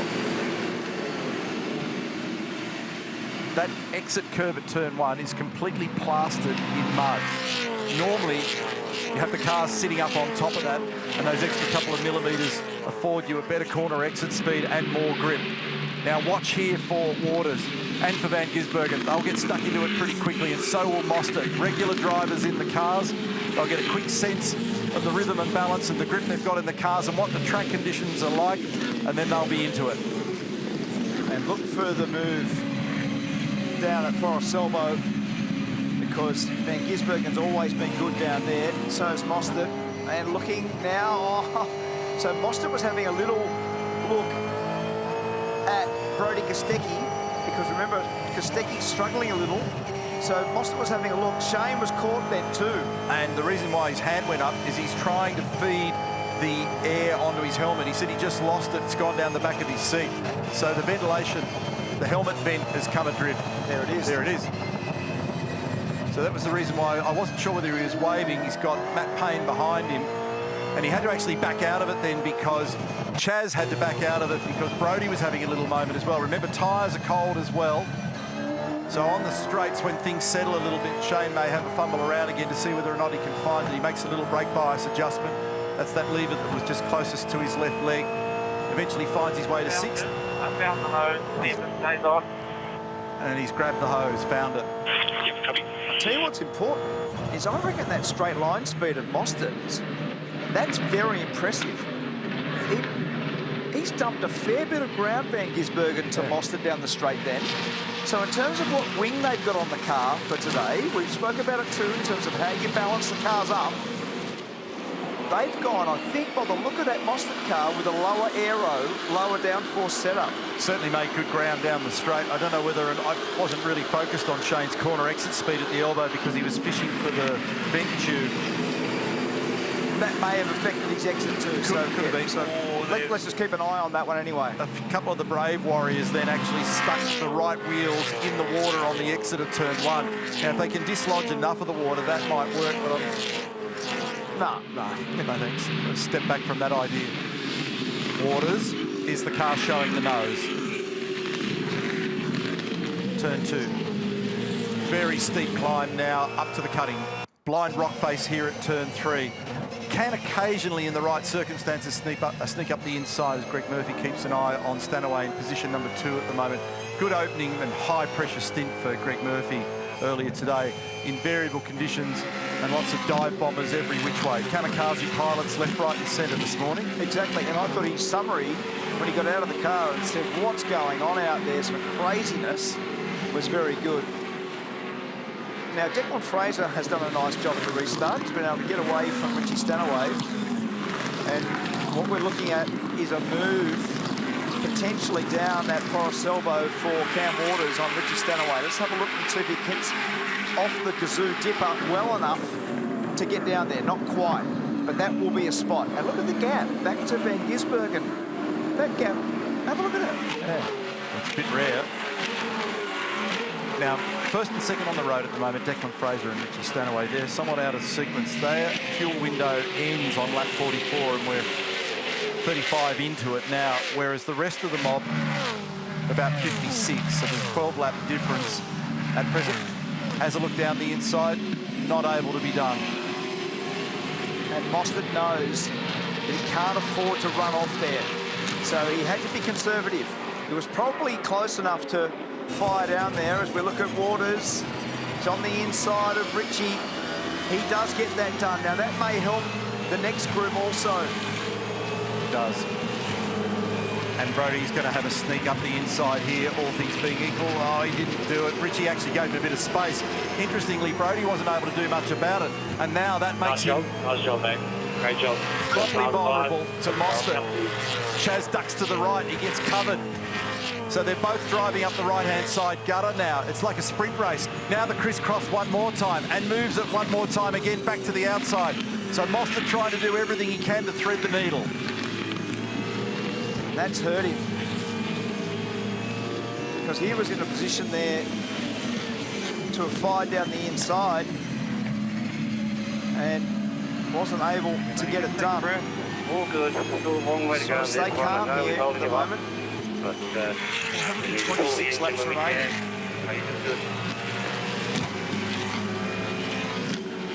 Pace is very good. Aaron Devore talking to him about his run. And I think the key phrase in his radio message is take a breath, there's a long way to go. And that's ultra important today. Always is here. But with these risky conditions around the edge of the racetrack, even more so. And he's right with him here. Does he pop out over the top? Sort of half thought, oh no, he's having a secondary dive. And he's given him space, Brodie, which is a bit unusual. There's some hip and shoulder in that one. And Mostert clears him. That was a bit of a rarity. You don't often see that in the latter part of Forest Elbow. Now some side drafts. Have a go at Van Gisbergen. He's right under the rear wing of the preceding car. And he's snipped Mostert. How's that? That was absolutely out of control. I'd like to see on board the Shane, because I reckon he might have given Brodie a bump and done a little bump draft in the back of that, because he ended up having enough of a run. Who's locking up? There's someone having a lock-up in the background there. How was that for an exchange at Forest Elbow? 125 laps remain. And it was fists on down the main straight. There is a bit of a better groove appearing on the exit. 25 laps to go. Front down. Waters to the lead now. Yeah, so apologies for the language there, folks, but Shane's suggesting to Chaz that he calm down. Nicely. And that change for the lead has also unearthed the fastest lap of the race so far for Cam Waters, who's done the 7.87. So he's got a very dominant display unfolding. Moffat did a nice job in the first phase. Cam's now done the job to get to the lead. And now you go, righto, let's keep a bit of a calm head here. I don't need to lead this by 10 or 15 seconds. Just make sure you don't make a mistake. Look after the fuel economy, look after the car. But he has got a very good position. Here we go. This is the Bunnings Trade Power Pass. It was only a half a pass. In fact, it wasn't even a pass in the end, because by the time he came out, they ended up bumping. He lost some momentum. And then Shane Van Gisbergen's latched on to Brodie. Now, I think in the back, you might find that he actually gives him a little bump. About there. He does. Yeah. Or if he didn't, it was super close. Here's the onboard. Check it out.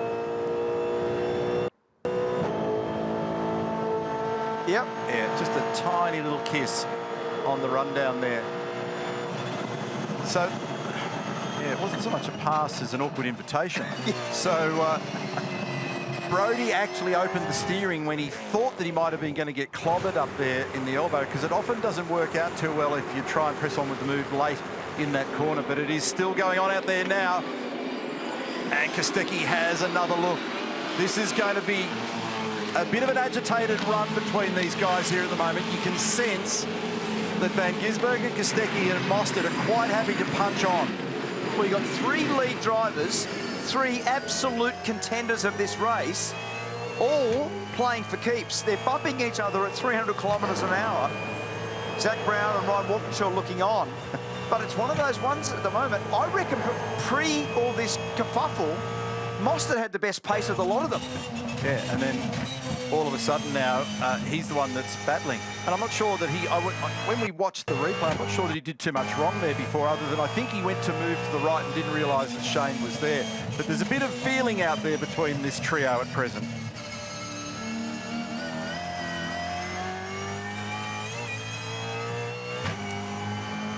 So we'll have a little look in a second at how Cam Waters made this pass. So he got a fair way back. Declan's made a little mistake, that's why. So he got a little wide, he missed the apex at Murray's corner, just stayed on the road, and that was an open invitation for Cam Waters to take over the lead. At least he stayed on the road, which was well managed. Cars are a bit awkward to drive in the state they're in out there at the moment as well. They're not quick, they're not grippy, they feel heavy, the tyre grip's gone away. So you can't brake and lean on them to the same extent that you normally would. And this is the other thing that the youngsters in the race will learn about the trending of the way the cars behave in these longer stints, because for many of them in the Dunlop Super 2, they just don't do these long stints. It's a whole new ball game. Well, and then have a think about Richie Stanaway, who hasn't been in one of these for a couple of years. And Van Gisbergen, Mould, authority, well executed. Straight down the inside. Richie knew he was coming. Now, does Mostert have a lunge here at Kostecki, because he's got a really good run on him? Brodie's blocking. There's going to be some aggro here at some point. This has been going on for lap after lap after lap. And Richie actually showed the nose back on the inside of Shane, so it wasn't as though he was that satisfied with the whole notion of Shane rocking by either. So that's a little change now for third position. Van Gisbergen to P3, Stanaway 4, Kostecki 5, Mostert 6. Good job. That's Kostecki on screen, boost mobile entry. And Mostert now also just sneaking to the right to get a little bit of air into the front of that car. So, you know, we were talking before, Mark, about the lack of straight line pace for Brodie. That didn't look too bad then. And I was watching really carefully relative to Chaz. Didn't look too bad. Chaz is on the radio. He's complaining about Brodie blocking. So this will be interesting to see whether Brodie has an immediate attack on Richie, because Brodie's pace across the top has been very good. So you'll probably find that by the time they come off the dipper, that Brodie positions himself close enough, or will be trying to position himself close enough to fire down the inside of Richie. Now, he's made no ground at all across the top there. He might make some down the hill. Both of them do, actually, a little bit. But he's not close enough at the dipper. He's a car length and a half away, and that is definitely too far back to be able to lunge. So Richie Stanaway is doing a nice job there across the top of the hill to keep Brodie Kostecki and Chaz Mostert at bay.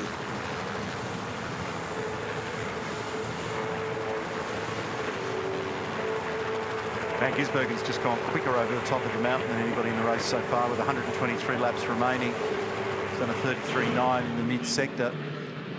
He's in pursuit of Declan Fraser, who's a teammate. Does Mostert get down the inside here? No. Showed the nose again, not able to really get it done. Waters with 2.3 seconds. Look at the amount of dirt and junk all over the front of the Stanaway and Kostecki cars. They look like rally cars out there at the moment. So Waters had the fastest lap for about 1/10 of a second, and then Van Gisbergen took it away from him. So it's a 2-minute 7.6 for Shane. And you can see that he's not too far now up the road from the back of his teammate Declan Fraser. We're riding with Chaz Mostert, position 6, looking at the back of Brodie Kostecki. This checks the speed question that we've been talking about. Making a bit of ground right at the end of the stop because of the hole being punched in the air by Brodie, but nothing wrong with the braking performance of either of those cars, and certainly nothing like enough of an invitation to be able to throw it up the inside. Yeah, I agree. And I don't know why, but it seems like the Kostecki engine performance is definitely better than it was earlier. Huh? Often they ride themselves.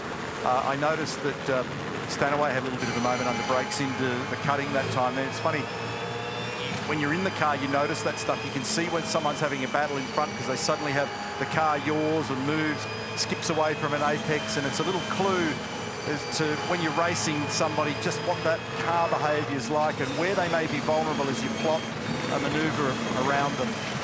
So he did have his hands full there. And if anything at the moment, he looks like he's better off the mountain than going up it. So he's looking strong coming down the other side here, Richie. And Kostecki's covering very heavily into the elbow. That makes the corner exit speed a bit slower there. Now, Chaz, in normal circumstances, should be able to make gain out of that, because Brodie has tightened the radius of the corner, and the corner exit speed should be down a whisker. Not much, but he hasn't, has he, really? He's got a little bit of slipstream effect now. He's flashing the lights. So he's basically sort of getting that level of frustration now for Mostert. You've got to be careful in these phases. You just don't make a mistake. That it's easy to be flashing the lights and carrying on, but you've actually got to make a move and make it stick. no contact at the moment. Anything that creates a steering drama or potentially a puncture or whatever when the wheels lock and you bump into the other car is unacceptable at the moment with only 40 laps of this race undertaken. Wing adjustment on the super cheap entry of Craig Lowndes and Declan Fraser.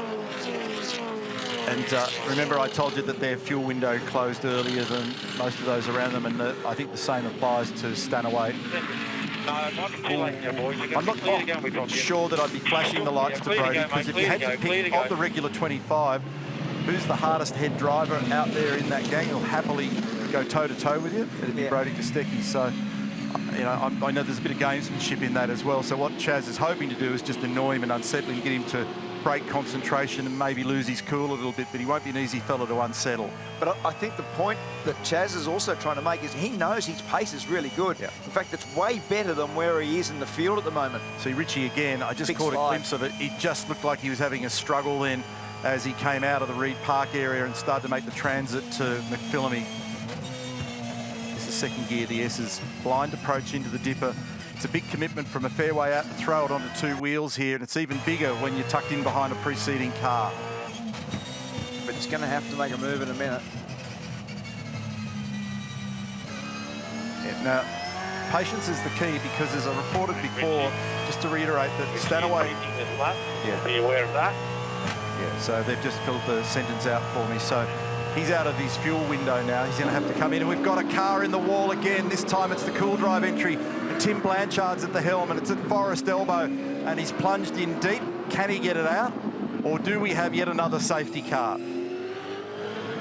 Are you okay, mate? Are you okay? That's Mirko De Rosa. Fuck me.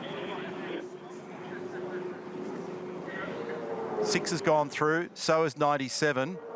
So they've missed the window for the safety car. Well, everybody actually has. I mean, at the moment, we still haven't had it confirmed. It's likely, but they've all pressed on. But 88 did actually get in. So they are laying up and ready at the end at Red Bull. So Brock Feeney's in the car. Richie Stanaway is in the lane now as well. Here's what happened on the replay too. There was some help in this process.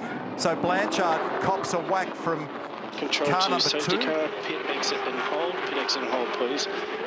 Nick Percat was the other party in that one. This is going to work well for 88 actually, because they were the first ones to capitalise on this safety car, and it now takes them out of sync. So they were always going to be caught prior with the drama of double stacking. Rocco? Oh, Scapey, I just wanted to point it out. You were probably on it. Remember you talked about how fast Mossberg was in a straight line and that flat wing. See what they just did on Jamie's car there? Drop that wing down 1 notch. Be faster in a straight line. Very good.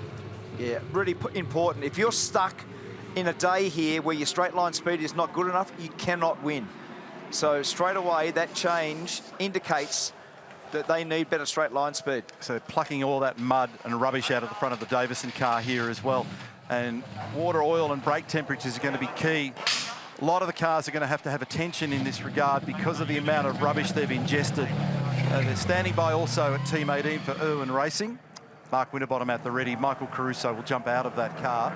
So a few people got to play the game, but not all. So we're under the control of the safety car one more time. We've still got 120 laps to go. Extraordinary that we've had so much of an interruption, and now in comes our race leader. And he's come in with a 4-second margin over Van Gisbergen. Driver change for this lead car, and Moffat will jump in. Make sure that green light is on. Clear running through the Castro box. Unplug your radio.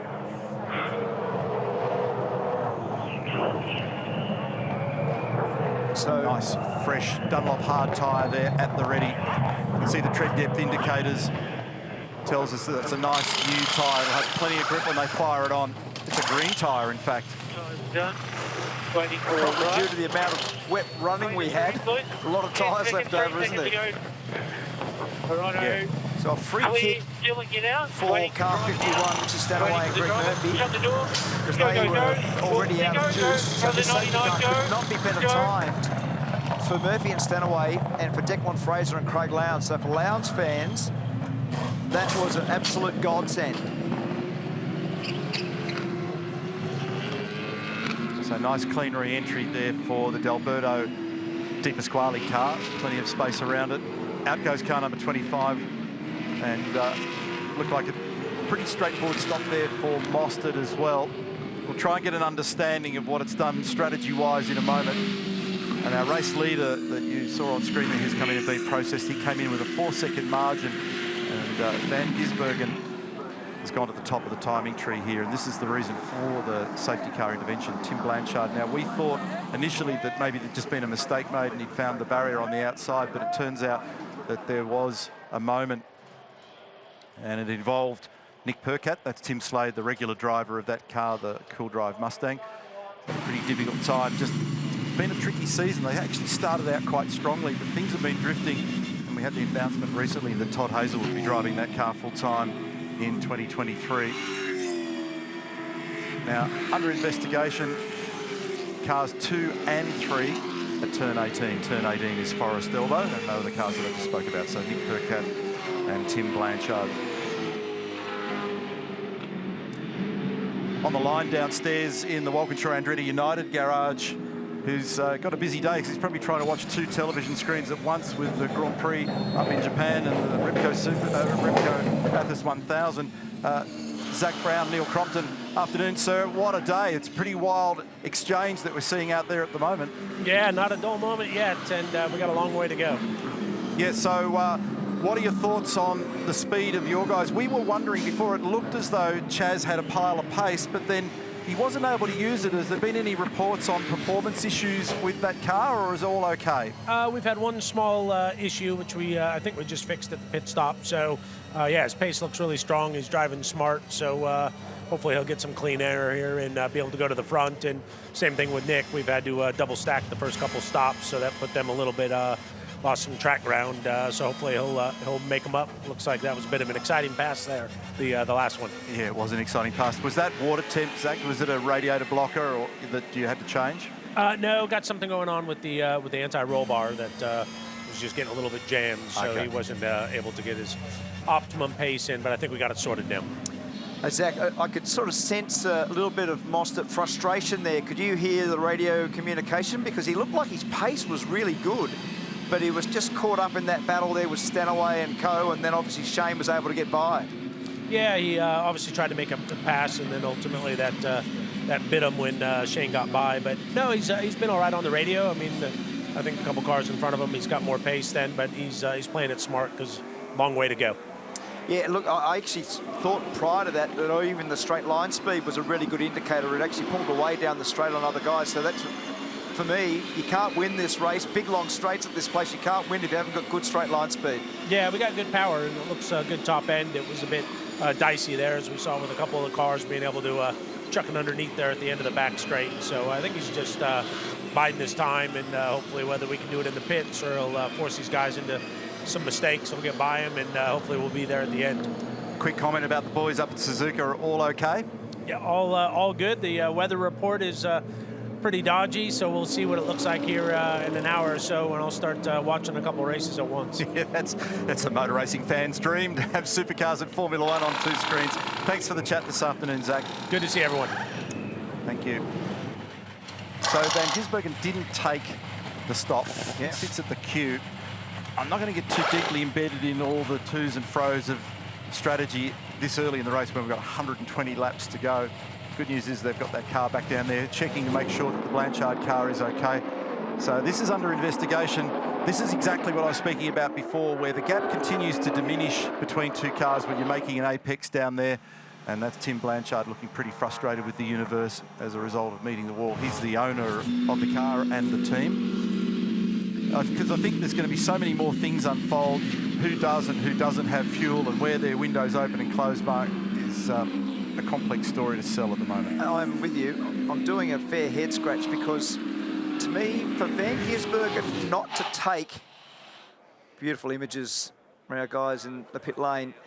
But for Van Gisbergen not to take that safety car stop and for Waters to take it, you're now playing into a massively different strategy as the day goes on. And Shane can only capitalise by genuine pace now.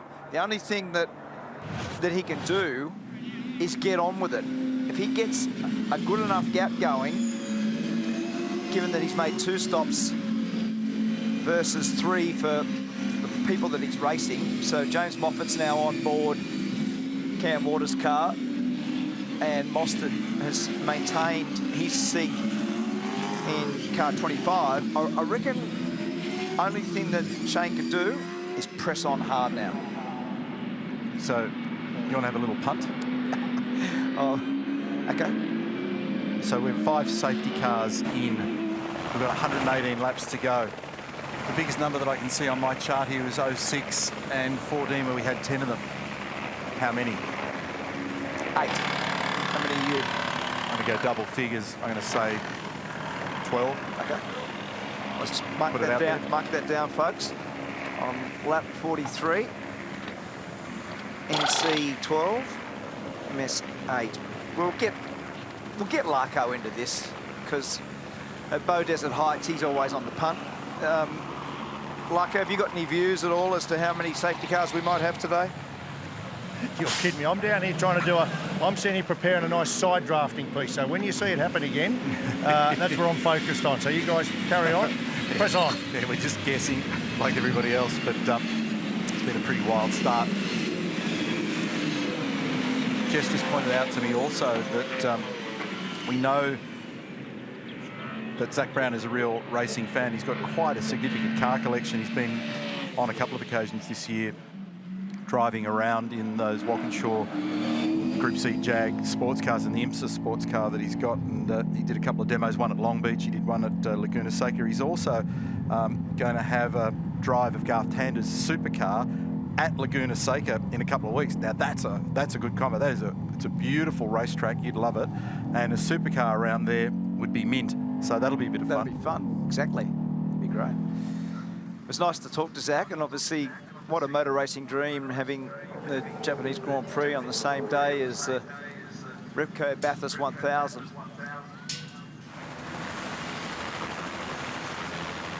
Have a look at the amount of people that are here this weekend.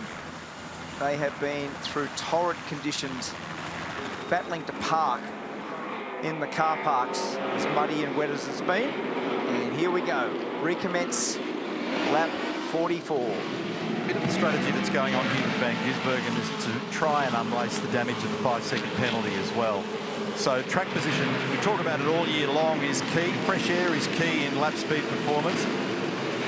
And there's going to be so many twists and turns in this warped story all the way to the end that you may as well just go for the fresh air at the moment and live for the now. But they do need to undo the damage of the 5-second penalty, which they've not been able to take under the safety car so far. Yeah, it's a fair punt, isn't it? Don't you think? But that'll be, I presume, I'm guessing on behalf of the strategists in that team while they've done it. No further action in the incident involving Nick Percat, Tim Blanchard at Forest Elbow. Nick was a fair way down in the replay that we saw, and that'll be the reason why they've come up with that determination. So we've got full-time drivers in the top 5 positions out there at the moment. Mark Van Gisbergen, Pye in the all-spec entry, and then forward in the Middy's electrical car. That's the car, black and purple, and then Nick Percat, who probably was relieved to hear that, or they might not have even told him. And then Macaulay Jones, nice job, and there's the confirmation on screen. Aaron Seaton is next in the queue, making his great race debut in 6th position. Then James Moffat, Brodie Kostecki, Matt Payne, Dylan O'Keefe. So yeah, so Aaron Seaton and James Moffat are out of sync with the rest of the full-time drivers that are in that top 8. So a bit of pressure on young Aaron. James. Nice. Turn back the inside. Little crisscross manoeuvre.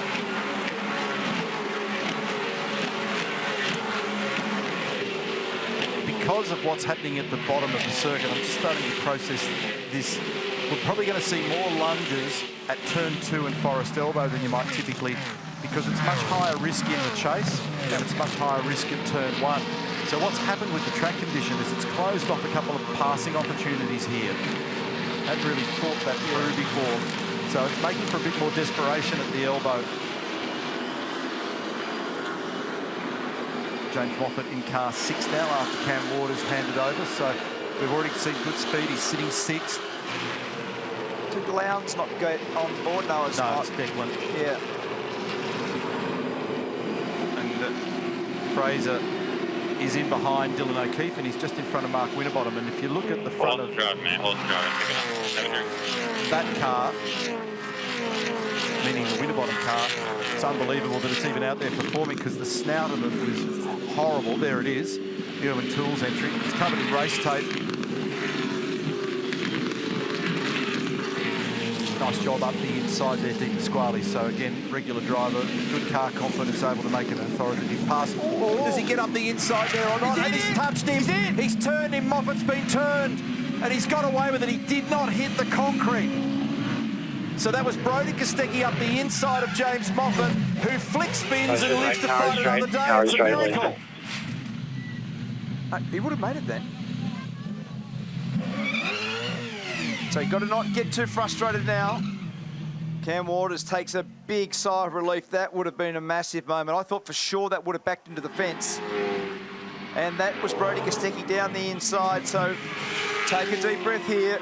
Get yourself back in the rhythm. Here it is. Here's the vision. You can see it coming. He's ducked up the inside, tagged him. And around goes Moffat. Here we go. This is the onboard.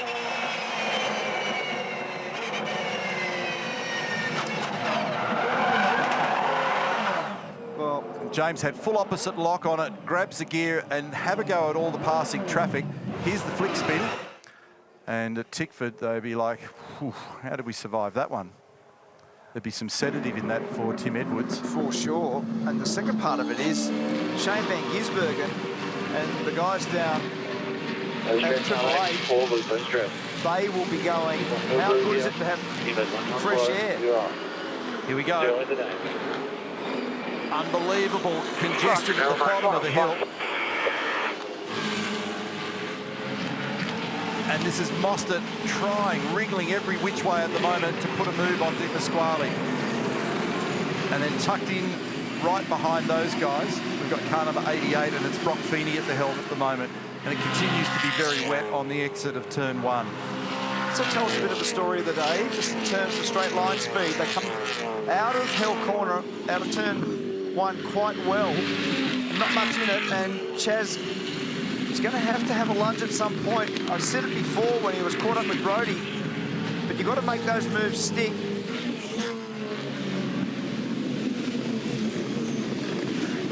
That's the spot where we had the trouble before. No further action, that incident that we were calling. So that was the incident involving Brodie Kostecki and James Moffat. Up at the cutting, they've decided that it's no case to answer. So Van Gisbergen's got the lead by just on 2 seconds.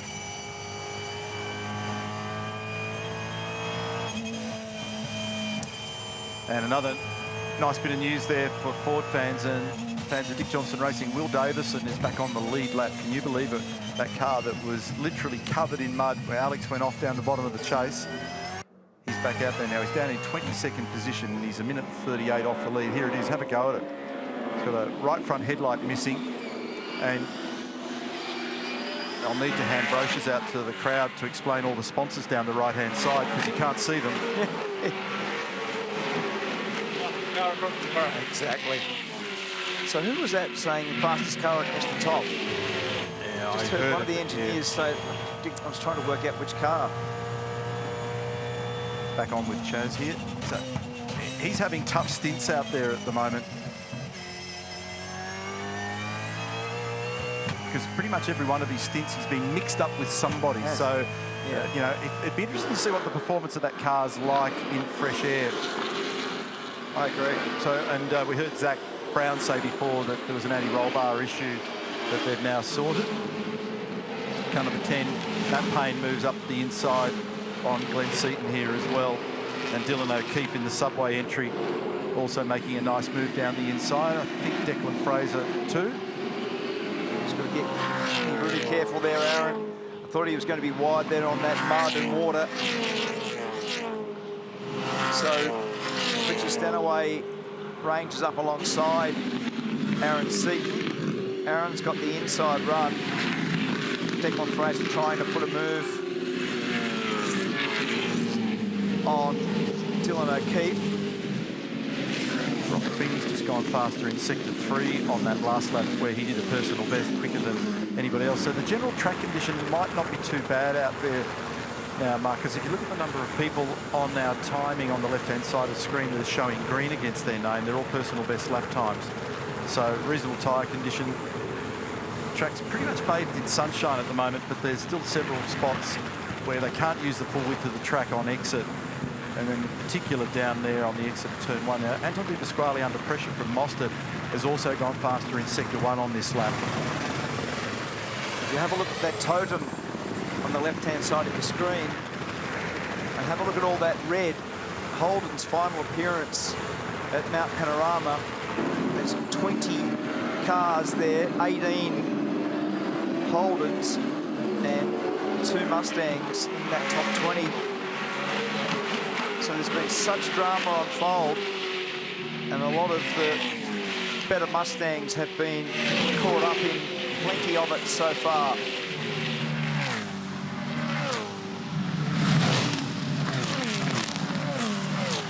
Nice move. Just going into our 49th lap of 161, 113 laps remaining. Fairly healthy battle going on here with Aaron Seaton. Oh, and someone's been off the road. That was Brock Feeney. So Brock Feeney's been off the road. We were just talking a second ago about his pace. It was going very well. In fact, he did a really good first sector. And then as we were watching Aaron Seaton and Richie Stanaway battling with each other, there's Martin Short talking to Brock Feeney. I think there was something to do with whether he got both pedals or it was a long pedal. I didn't pick up on the end of the message, but off the road, as you can see, that's the replay. Brock Feeney skis it through the mud. Now, everybody's been caught there. Very, very well done, Brock Feeney. Excellent driving.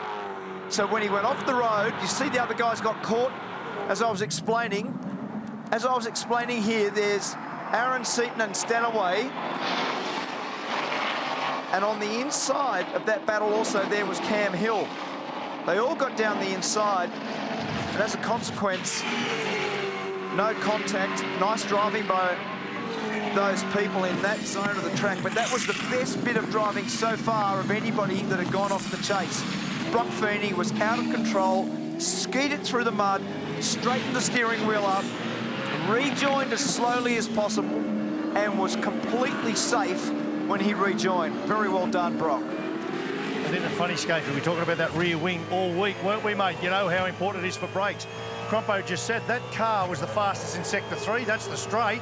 Went like a rocket with the wing laid down, but you know what it does to brakes? Maybe that hurt a little, eh? Yeah, it's a good point, Lucca, because you picked it in the stop, and then as a consequence, we're just looking here, seeing whether Mostert can put a move on.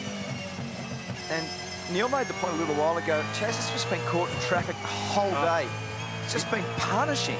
He's just desperate to see a little bit of fresh air. And he's spoken to us a lot during the championship season where we say, oh, the car's a rocket, all the rest of it.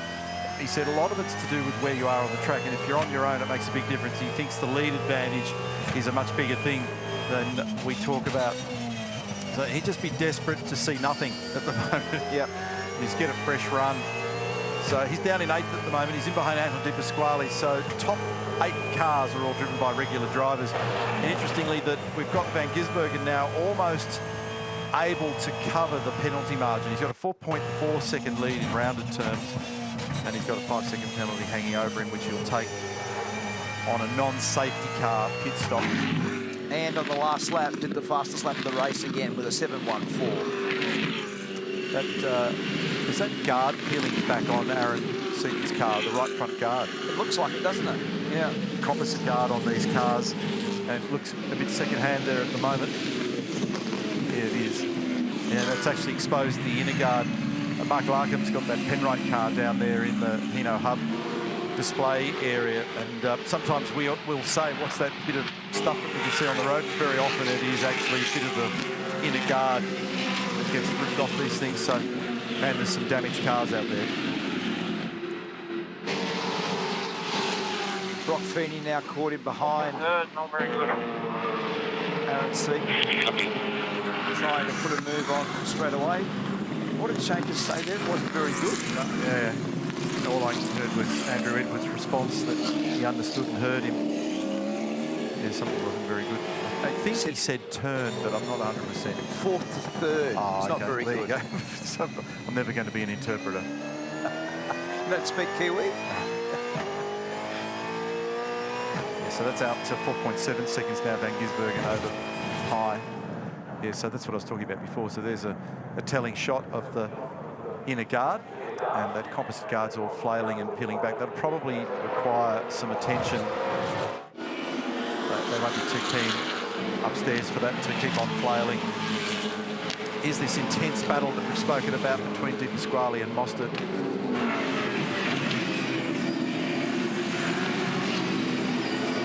Wondering what the engine temperature of Mostert's car would be like, because every time we've seen him through the course of the first 50 laps, it's been stuck in behind another car. So Fabian Coulthard started in Mostert's car, did a nice job.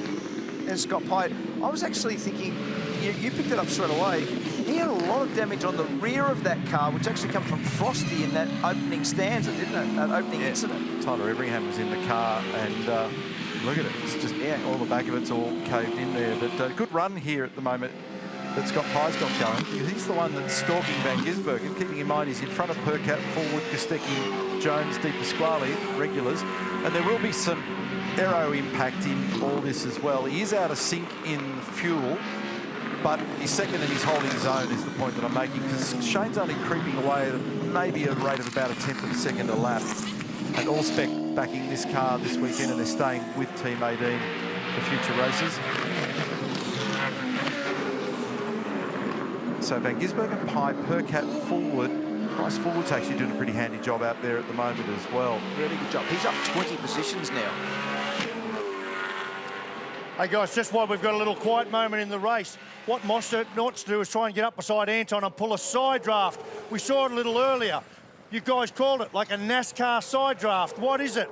Well, when two cars are side by side like this, here's the air flowing over a car, right? If you bring your car up close like that, you can push the wind up and over and into this car's rear wing. That's got drag on it, so it puts the brakes on that car and it'll retard that car and pull it backwards. Let me show you an example. Happened earlier in the day. Beautiful example. Here's Waters, got a fast run. I think this is Coulthard in the car, right? Comes up beside him. Right, watch this. Waters waits for him to go past, moves over right there. That's pushing the air up and over onto Coulthard's car, puts his brakes on for him, and by he goes. Beautiful, classic NASCAR move. Yes, well explained. And these big long straights lend itself to that sort of manoeuvre. And a lot of times it starts with the sort of original slipstream. It's the run off the corner that gives you the run that you're looking for, and then the original slipstream, and then you park out. When you move the car out, you're looking for the side draft, and we saw it with that exchange a little while ago with Van Gisbergen and Brodie Kostecki and Chaz Mostert. It was a great bit of driving, and the piece of the puzzle that actually fixed the last part was Shane bumping Brodie in a straight line at 300 kilometres an hour and pushed him forward and pushed him past. So great driving, great stability, very, very brave. You don't need to make contact at 300 kilometres an hour.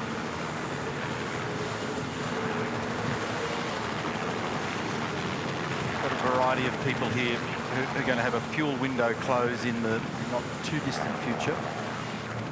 And Shane Van Gisbergen is one of them, lap 58. Scott Pye, he's another one. Percat is another. So this is an interesting point in the day, and also that right front guard being dealt with there by the truck assist guys at Matt Stone Racing and sending Aaron Seaton back on his way. And you saw that on the right hand side of the screen. Meantime, actually just looking at the speed that Van Gisbergen's got, he's going to get in the sixes in a heartbeat. So his last lap was a 2 minutes 7.1, and on the current lap, looks like he's going to improve on that. Here's Chaz once more. All over the back of Anton De Pasquale and nowhere to go at the moment. I'm hearing lots of radio chat that Shane's complaining about the down change. And he actually said, could you please pass it on to Garth? So it started as a bad change. He had a big moment at Skyline. He couldn't get from 4th to 3rd. But he's also complaining about it in other areas now.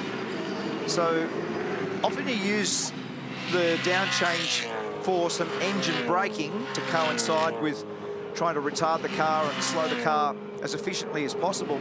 But he has complained about it, and he did ask Andrew Edwards to pass it on to GT.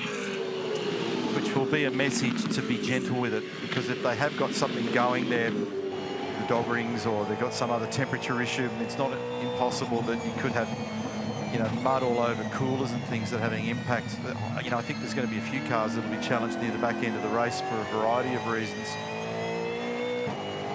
And this is just an awesome shot looking backwards from Anton De Pasquale's car, climbing up now to the Reed Park area. Here comes the metal grate. Peak load there on that right front tyre in particular. And Chaz Mostert just had to sit there the whole way through and just look at the back of so many cars, as we keep on talking about. So he is 16 seconds from the lead. And that's okay, because we will invariably get more safety car interventions before the day's done. And there's an anomaly between his stops and the leaders. Yeah. So he's done one more stop at this point. Good pace off the hill here for Chaz. Yeah. Actually made a little bit of ground there after he crested Skyline. He'll probably go searching for a little bit of fresh air here as well, which is what he's doing at the moment. So he's minding temperature. Oh, there's a car involved here as well, and it's actually the Bryce Fullwood car. So they've actually passed him. So De Pasquale's got him. Oh, that was a huge save by Bryce. Aero upset there for Bryce Fullwood, and it is on now between De Pasquale and Mostert, and he tries to run it down the inside. And that was a close moment for Fullwood, who had it big time crossed up in the chase, because they all... So there's emotion bubbling up out there, as there has been all day. And Mostert's starting to get sick and tired of being blocked. Yeah, very animated on the radio, Chaz Mostert. What a save there, Bryce Fullwood. I thought for sure he was going off the road. So De Pasquale now trying to position himself to fire down the inside. It's not quite there, but he is now. And Mostert's missed that opportunity. Mostert was just slightly too far back. So now he's caught behind Bryce. Nice pass, Anton. It takes a bit of the heat off Anton, and that had the makings of the Kostecki-Moffat moment. Oh, now he's up on the wrong side of the road here now, Chaz, because that's a diminishing return on the outside there. You will eat some concrete if you press on with that move. So he's just going to have to be a little patient here. Look how much already Anton has been able to skip away from this little group. Meantime, that margin first to second, Van Gisbergen over Pies now 8.1 seconds. So he's built that cushion that they were hoping to achieve to try and negate the 5-second penalty. And we need to keep an eye on that shifting problem, the gear shifting problem. I don't know whether it's up or down or both. Oh, here we go, down the inside, nice lunge. And that's a positive move there by Chaz Mostert. But look at the gap that he's now got to deal with to be able to make ground. I'm curious to see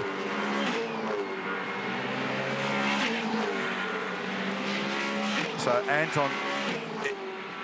Anton's also saying he's got too much understeer. So I'm hearing that word a bit out there at the moment. There's our leader, 8.5 seconds. So I think this is where we got all excited when all of a sudden it was a block of 3 cars. Oh, it was a touch. I thought it was just a bit of aero disturbance, but it was actually a touch, the reason why Fullwood had to put some opposite lock on it near 300 kilometres an hour. Wow. He would have felt that. That would have got his attention.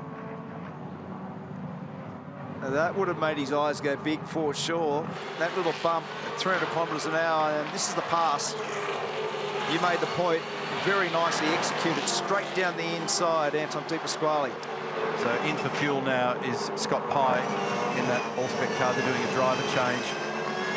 And Van Gisbergen reckons he can smell oil. Yeah. So I think there's something going on with the transaxle with that car. So we need to keep a very close eye on it. 9.9 seconds is his margin over Nick Percat. But there's a question mark now over what's going on with the lead vehicle.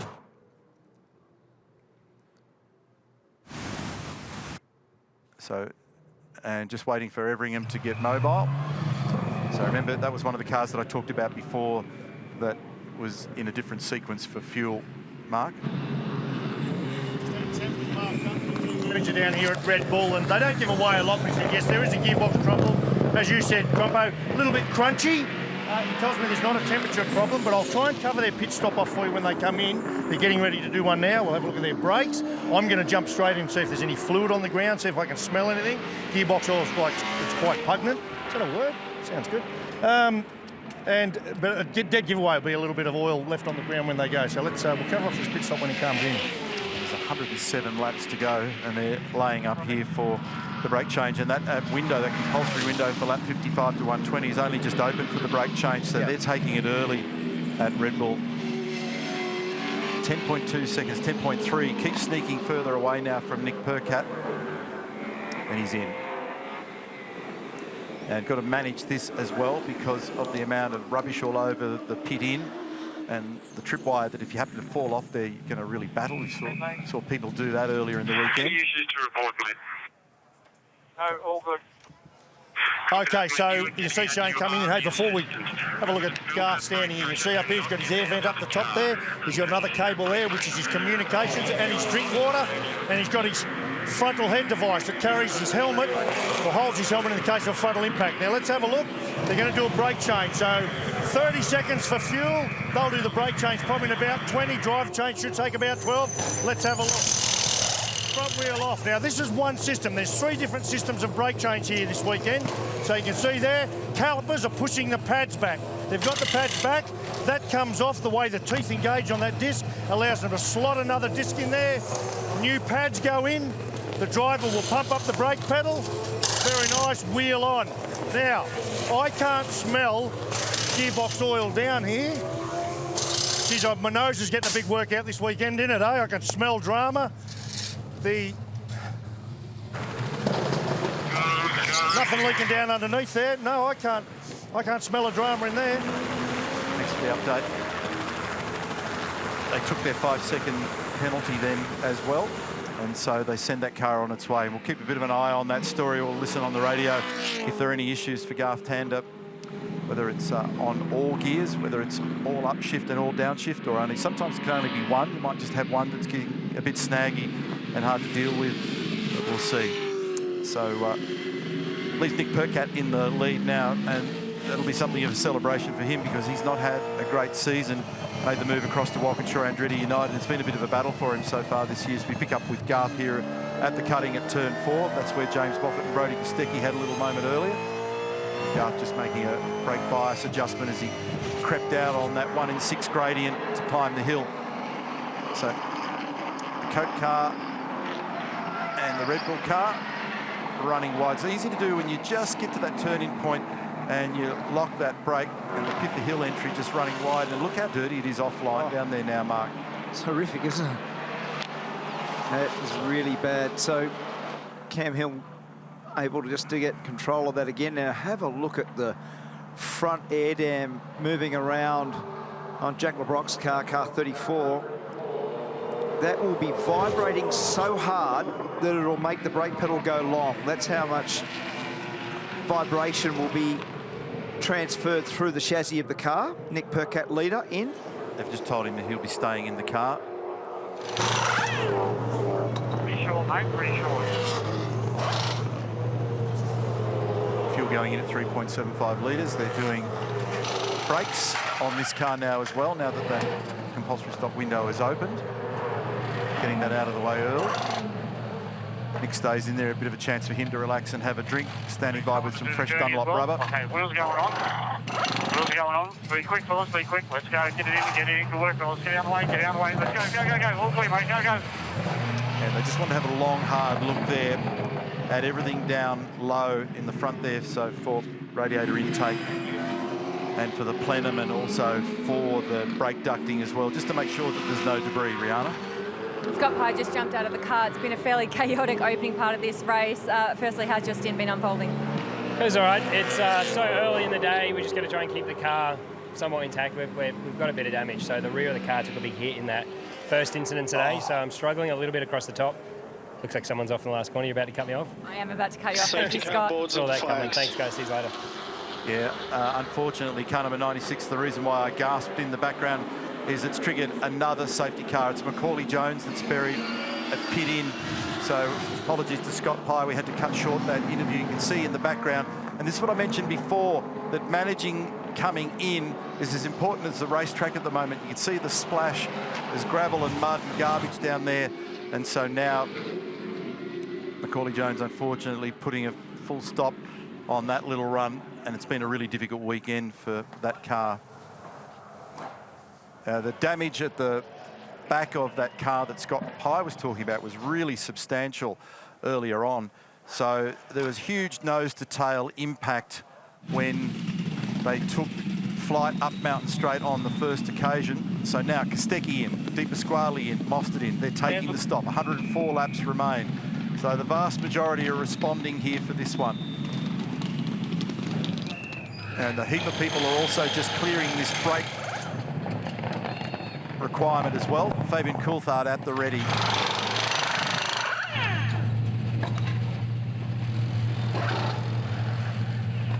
Anton Di Pasquale looks like he's staying in that car in the Shell V-Power Racing Team entry. This is how quick they can perform that rotor change. Have a go at how quick this is. Unbelievable harmony with these teams, the way the teamwork combines to get the results that they do. It's done in around about 15 seconds, and they're about 800 odd degrees, those brake rotors. And then the really important part of that whole exercise is making sure you've got pedal pressure when you pop out the other side. And we've seen incidents over the years where drivers don't have it. So Cam Hill, Chris Pipper, they're in as well. We saw Cam in the car a moment ago in that replay running wide. And they get 88 cleanly out in front of the Mostert Coulthard car. So a lot of people have now cleared that brake change box, importantly. It actually leaves Tander in control here at the moment from David Russell and Anton Di Pasquale. Mark just went for his own CPS, and you missed another safety car intervention. So how's our score going at the moment? We're up to 6.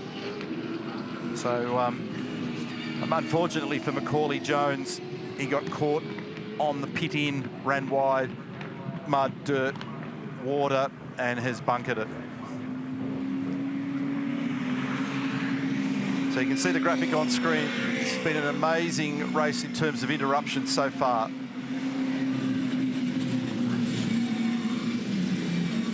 ...104 laps remain, and have a go at that Shell V-Power Racing Team car. It is absolutely filthy. The presentation doesn't matter quite so much as performance, and they'll have had a long, hard look under the front of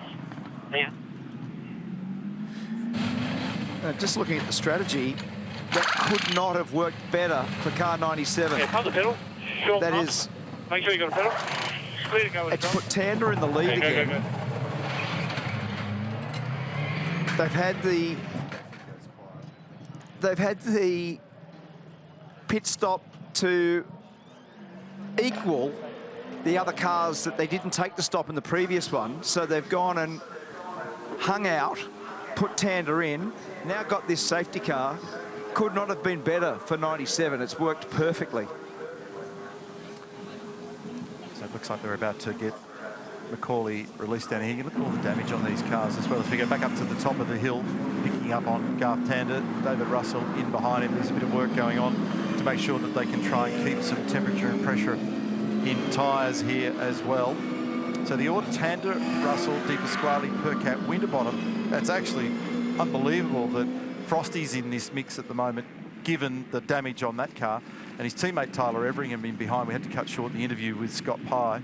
Then James Golding, Lee Holdsworth, Bryce Fullwood, Jamie Whincup just on the fringe of the top 10 with Fabian Coulthard just outside. So bars are correct in 2 and 7. Have a look at the damage on the front correct. of Mark Winterbottom's car. Brody wants to talk to you. Who's 1, 2, 3, 4, 5 cars in.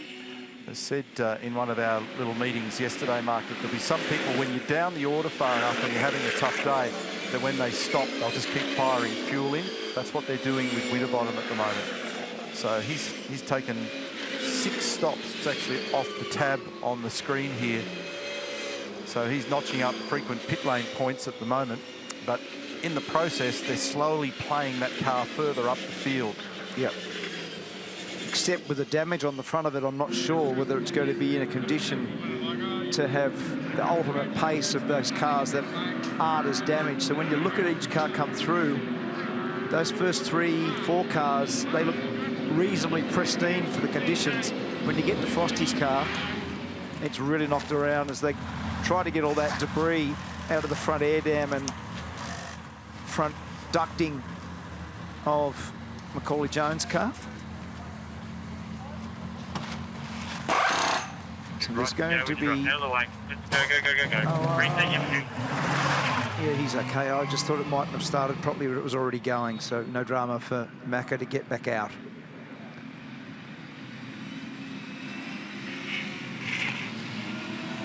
So Macaulay Jones lives to fight another day. He's about to leave the pit lane as the field makes its way down pit straight. He went off at pit in, picked up a huge amount of mud and gravel, then brought him back in, plucked all that back out, sent him on his way again. There's probably still a fair bit of rubbish in the front of that car.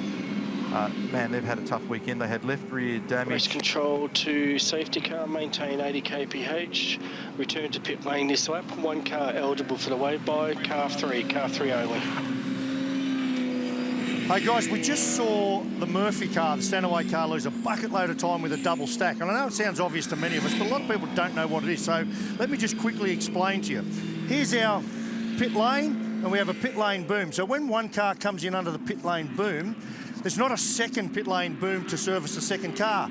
So it sits out here, out of the way of this team behind it, so that team can exit out. So he's got to sit there for whatever time it takes for this car to get serviced and go. So the question everyone asked, if here's our race circuit, just simplified, and here's our start-finish line, and our safety car is sent out, and it's going around the track there somewhere, and you're around here, blazing around, you pit as soon as you can. If you go out and do another lap, and everyone's come out of the pit lane by then and they're stacked up behind the safety car going around, you're going to get caught in that train and go around and it'll take you forever. So it is always the case, unless there's a severe mechanical problem, where you might lose 5, 10, 15, 20 seconds double stacking, but it's the better of the two evils by a mile. Thank you, Larko, because it is hard to organise yourself around understanding what it does to you. But the reality is you haven't got any option. You've got to come and do it, especially when you're in those lead teams. So if you're in the Red Bull team or in the Sean V-Power team and you've got 2 cars, it actually happened earlier on to a couple of them. When you're in close proximity and you've got a drama going and you fire the first car in, you've just got to take it, because if you don't, the penalty is bigger for not taking the stop. On board now with Garth Tander, trying to get some tyre temperature back and make sure that at the restart that his car is in as good a nick as it can possibly be. Be interesting to hear through Garth's stint now what he thinks about the gear lever and the down change. Haven't heard anything on the radio about it. There doesn't appear to have been any performance compromise so far. That's an interesting shot, because it gives us a little bit of an understanding of the view all around the mountain here at the moment, where there's still scattered cloud. A few of them still look a tiny bit threatening, but the original forecast was for things to clear a little bit late morning and early afternoon, and then the possibility still of a shower somewhere between maybe 3 and 5 o'clock. I must admit I haven't had a look at the update, and sometimes that can change during the day. Safety car lights are out, so we'll rock and roll again very shortly. Okay, we're clear to go past from turn 18. We're going to stay within 5 car lengths, and no weaving, no braking. Maintain a solid train, and car 3's got the wave light. Let's push on from here, please. Push on. So that's Mirko on the radio in the background. So Tim Blanchard's in that car, and there he goes in the cool drive entry. He gets to rejoin the queue now at the other end, get his lap back. Have a look at the damage on the front of that car, Compo. It'd be hard to imagine that it's nice to drive. I imagine that that's a bit of a handful from a balance perspective. Beautiful images from our Century Batteries chopper cam. As we run down low to the train of cars, we're about to get back on with life here. The BP Ultimate Safety car, you could have seen actually, it was just going in at the top into pit lane, and green flag now. Drivers indicate that. Garth Tander has got control of the field. And away he goes. He's bolted pretty early in the process. And just, I'm paying particular attention also to the fringes of the road there at the moment to see whether or not there's an opportunity for people to squeeze on by. See, it's getting better now on the exit of the final corner. It's getting marginally better down here at turn 1 as well, although it still looks like the last shots I saw there was a fairly decent river still tucked in the gutter, and there is. Actually, Garth used it though. There'll actually be a point if they shift enough of it where you might even get a little cool-out benefit from just giving it, because you've nice big long warming straight all the way up to turn 2. Look at the front of the Jack Smith, Jackson Evans car, looking pretty ropey as well, the SCT Logistics entry. Car 6 on the move, and that was a nice decisive move to James Moffat. That moves him up into 14th position. He slides by Matt Charter in the Caltex Young Stars entry. Oh, was that Golding or O'Keefe? Is that Golding on board there now? That was yes, Golding down the inside of Holdsworth, I thought, at the cutting. Just when we flicked across, definitely he made a spot. Yes, he did. That was on Everingham. So James Golding, quite an impromptu pass, that one. You've got to be careful there. We saw the contact earlier with James Moffat being turned around. That was with Brodie Kostecki, but a nice sneaky manoeuvre. So co-drivers out there with the green lights illuminated in behind the windscreens at the moment. Garth Tander, David Russell, Tyler Everingham, Jamie Whincup, Fabian Coulthard, Jack Perkins.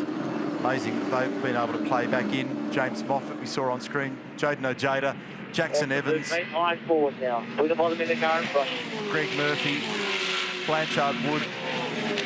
Oh, well, yeah, Wood's out of the game, obviously, so it's still showing on the bottom of the timing, unfortunately. But, yeah, so there's a bunch of people that are out there mixed up with our regular drivers. So Big Swaley, Percat, Winterbottom, Golding, the frequent drivers out there in the next lot of positions after the leaders at the moment. So it's interesting to see whether they can shuffle up that order.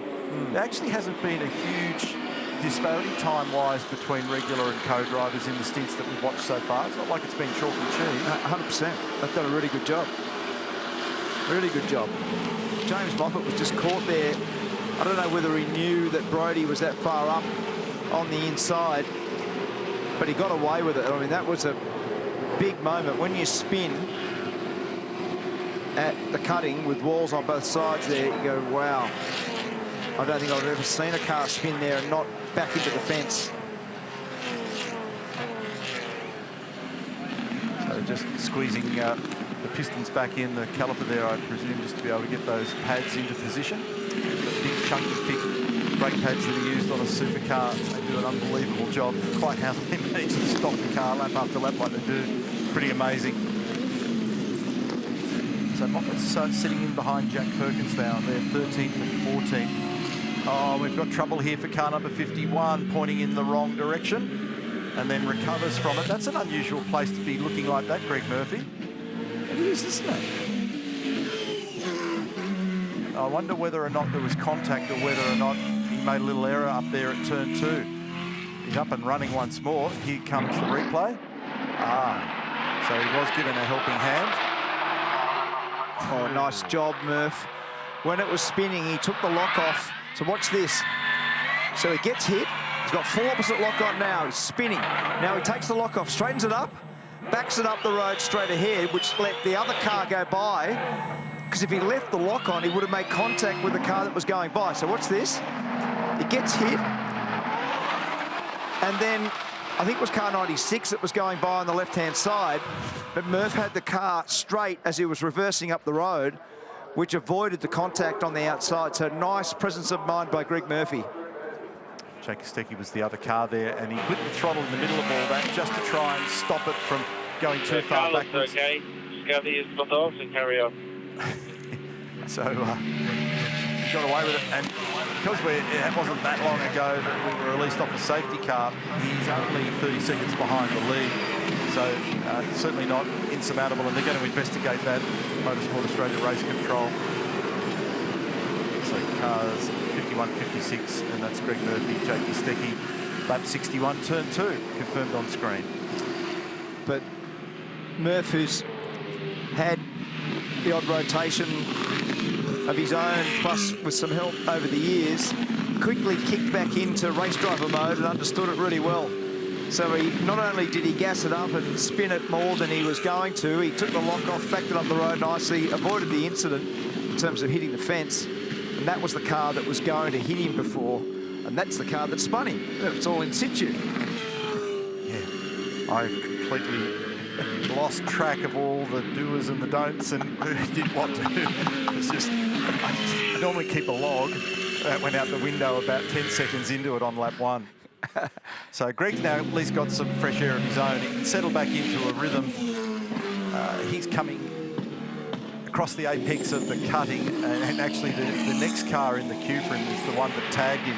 So that might be an interesting exchange when he gets to it, because Greg's such a placid character. Yeah, he takes that stuff at his stride, doesn't he? He'll say, oh, that was really good fun. I'm glad we were able to exchange that. That little move together. And then just in front of them is car number 96, as you pointed out. So that is still Macaulay Jones in the car after getting that beaching moment on the pit in. So here we are, back to the race leader at the moment, Garth Tander. Race control to all teams, 15-second time penalty, car 56, driving infringement, to be served at his next pit stop. James Taylor confirming what we probably guessed would happen. He's got Craig Baird off to his side there, giving a driver's input to what he saw, and so unfortunately for Jake Kostecki, he's going to get a rap on the knuckles for that one. So when he takes his next stop, he's got to spend an extra 15 seconds waving to his nearest and dearest. Now, I was just looking at James Taylor, who was writing in his log. So, you know, when you said you used to normally keep a log and you just lost the plot after the first couple of laps? Imagine what his log looks like. It'll be like the Magna Carta by the end of this. It'll be a novel. There it is, look. Look, he's writing down all the incidents. God, it'll be a fair book by the end. I hope he's got another folder there. So, Crompo, right on cue, mate. You're doing me a favour all the time. Look at that little LJ Tirana, Colin Bot's Tirana. I've just got to point that every time. Genuine HDT Tirana from the early 70s beauty. But we talk about all the dramas. In fact, Scafie, I've got the password to Crompo's log. Don't watch the race next year because we'll know nothing. But how's this? What are we, 52 or 3 laps into the race? This is all the cars in the race. Let me push this button. That's all the cars so far that have been off, had a spin, had a crash, had a drama. Check that out. Isn't that insane? And when, what, a third of the way through? Give me a break. Are you saying that the SCT logistics car hasn't a drama? Didn't they have? You got that one at the actually, top there. no, we probably missed that one. Yeah, that's right. Yeah, because that's had to have a bonnet on it for sure. Seriously, how's that? Yeah. So I'll come back to that at the end of the day. Yeah, you know what would be easy to do? To show us those that hadn't. Yeah, those that have been clean skinned so far. That'll be a much shorter conversation. Well done, Larko. Thanks for the update. So Garth Tander's pressing on here. He's gone faster in Sector 1 than anyone else in the race so far. The best lap time being achieved by that car was done by Dan Gisborne earlier, a low 7. Garth's going to give that a nudge now, so there can't be too much wrong with it. And he was very at ease with the car early in the weekend. And he's had great success in this place. 4 victories against his name. He's motoring on nicely.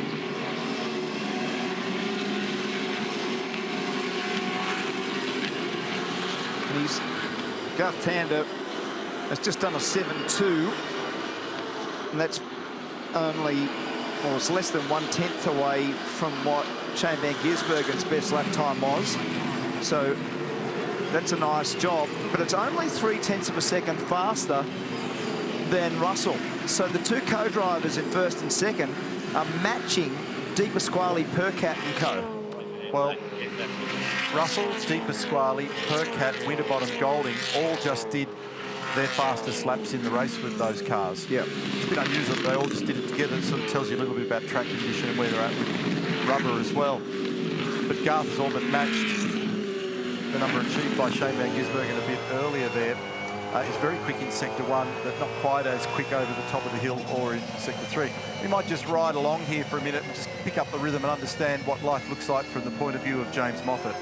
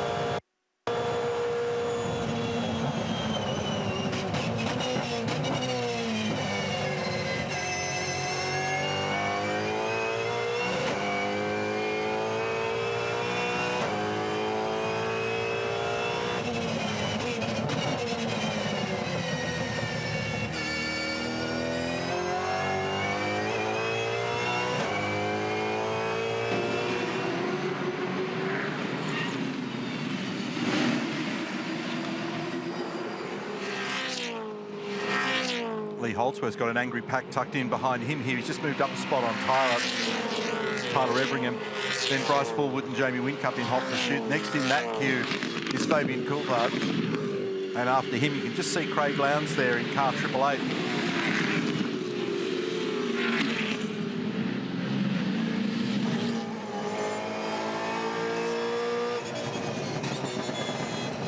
Oh, this is an ugly, ugly pack. And we're on board with Whincup. And that's Bryce Fullwood. I thought that Whincup was going to get down the inside. He tries now forward to sneak up the inside of Everingham. And that would have been a very, very dicey manoeuvre. Discretion. Oh, he's hit the fence. I think Everingham just bumped the fence there at Reed Park. He has, for sure. So he just went off to the right-hand side now. He's off the road at McPhilby Park. You've got to be careful when you rejoin here. Copy, mate, copy. So Tyler Everingham, we were on board. We actually almost picked it because Jamie Whincup was right in behind and the car up in front was Bryce Fullwood. And we saw Tyler get a little bit wide. And as soon as you get 1 metre, even less, a tyre width, 400 or 500 mil away from the apex, it gets dirty and it caught him out. Very fast section of road, no margin for error. Nothing. And it's I think it might have even had a power steering failure or something because it didn't end up making contact with the fence, but he ended up just not being able to steer it properly. They've had 1 or 2 gremlins in that garage just all season with power steering, so something weird there. The car just completely disconnected from the race line. He was lucky to get out the other side of that gravel trap. Here's the onboard. Big moment past the metal grate. And then he doesn't actually get it anywhere near the apex down here. Tours the gravel. Now he's got the tyres covered in water and mud. And this is the viewpoint from Jamie's car. Has it just got a punctured right rear, maybe?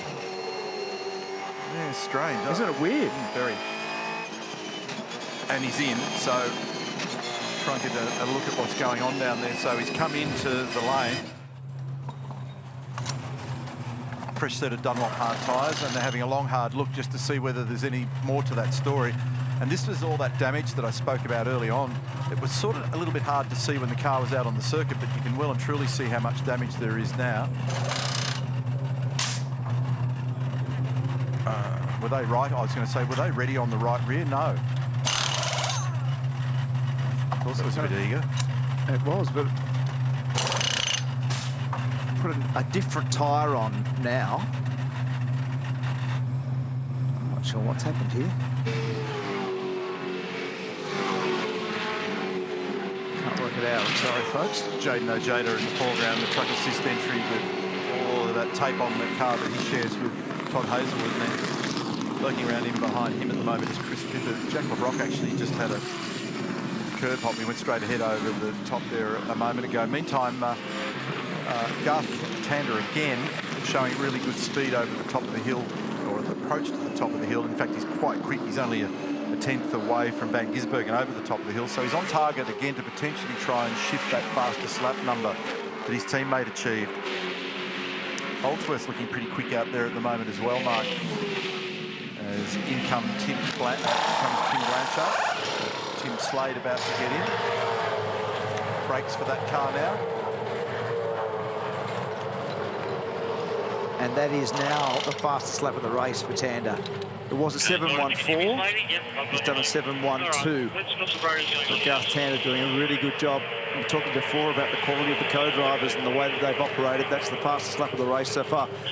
Remember, for endurance races, there are no additional points. It's only for the sprint races through the season that we get additional fastest lap points. Chad? I think the problem with the Team 18 pit stop then, guys, was when they took that right rear tyre off, they wanted a moment to inspect what the damage was, and then in the confusion, I think they put the same tyre back on it. And they realised it just before they sent it out, so it came down, and there was a tyre still sitting there on the pit apron with all the chalk markings on it, clearly meant to go on the car. And they just picked up them before it went back out on track. Yeah, so I saw the tyre that went on eventually, which had the chalk marks on, so that was clearly a fresh tyre.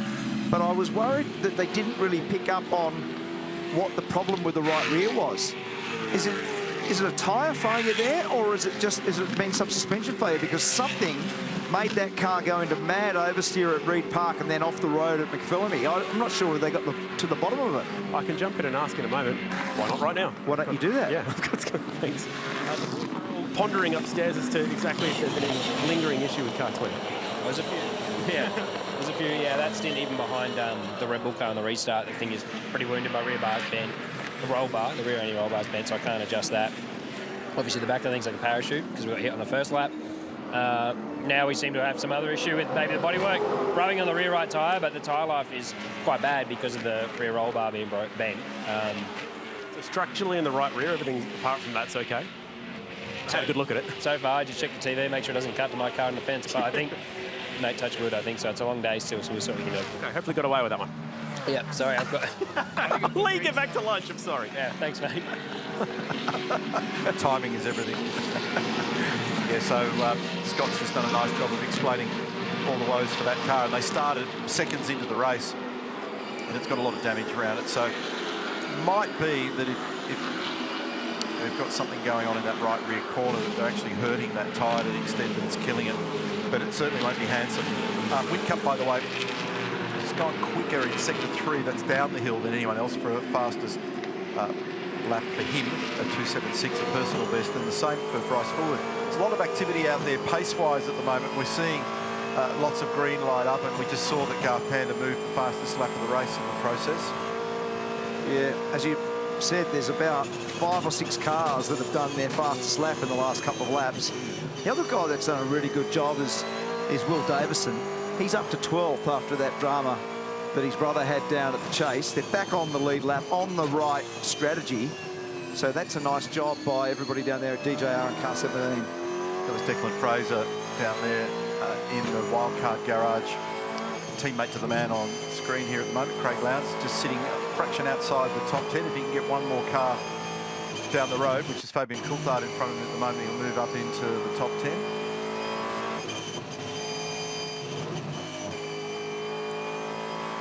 Just I'm watching and listening carefully just to the rhythm and pace of this car to see what it looks like. He said the car wasn't bad earlier in the weekend. He was mostly cranky in qualifying, but he said, I just didn't put the lap together myself. You had to be out there in the right place at the right time to do it. Feeds the second gear. It's a bit unstable off the crest on the approach into the elbow. he used a bit of that vast experience to wrestle it back under control. It's his 300th supercar event this weekend, which is a record. Made the debut here back when, look at that, 1994, 29th start. That is an innings. And he's tucked in behind this little group here, and he's just starting to inch a little bit closer to the back of Fabian, kind of the 25 in the hands of Chaz Mostert. Last year was our race winner. We'll go back into the lane with Reed. Brody Kostecki, I think you're the freshest man in pit lane. You've had a shower, you've changed your clothes, you've had some food, got the Crocs on. D. Russ in P2. Now, just give us a bit of an update. There was some question marks over your car, some engine issues or some pace issues. Can you clear that up for us? Yeah, the guys and girls have done a really good job with the car. The car's, pretty smooth out there. Just we're really struggling with the engine at the moment, so yeah, there's a bit of a question mark over it, but we'll see how the race plays out. D. Russ is out there doing an awesome job, so yeah, we'll just have to see what happens and hopefully get to the end and see where we stack up. Did I hear things correctly? Were you talking to David Russell in the car? Oh, might have. Yeah, you might have heard that correctly. And what's the reasoning for that? Just trying to give him some pointers and try help him out as much as possible. So last time he drove, it was sort of wet and raining across the top. So yeah, we're just trying to help him out a little bit. Not sure if that's a first, but thanks very much, Brody. Neil, Mark, I think these are a bit of you, these Crocs. That's a bit of you, Scapey. Yeah, that's his colour, not mine. Thanks, Rihanna. But they do match the team vibe down there. That is David Russell on screen here. And earlier in practice on the weekend, there's a bit of humour in the pit garage down there because I think they had the stopwatch on him to see how long it took him to blink. He's noted for his extreme concentration. He did a beautiful job here last year to get onto the podium. He's currently sitting in second. He's only 3.3 seconds behind Garth Tander. He blinked. Oh, he's doing a fine job in front of Di Pasquale. So he's just having a quick look at the data, look around him to see what's going on, making some adjustments, and it's pretty hard work out there at the moment for him. But pace of that car actually looks pretty good at the moment. He's only a tiny bit slower in the first sector and equaling Tander over the top.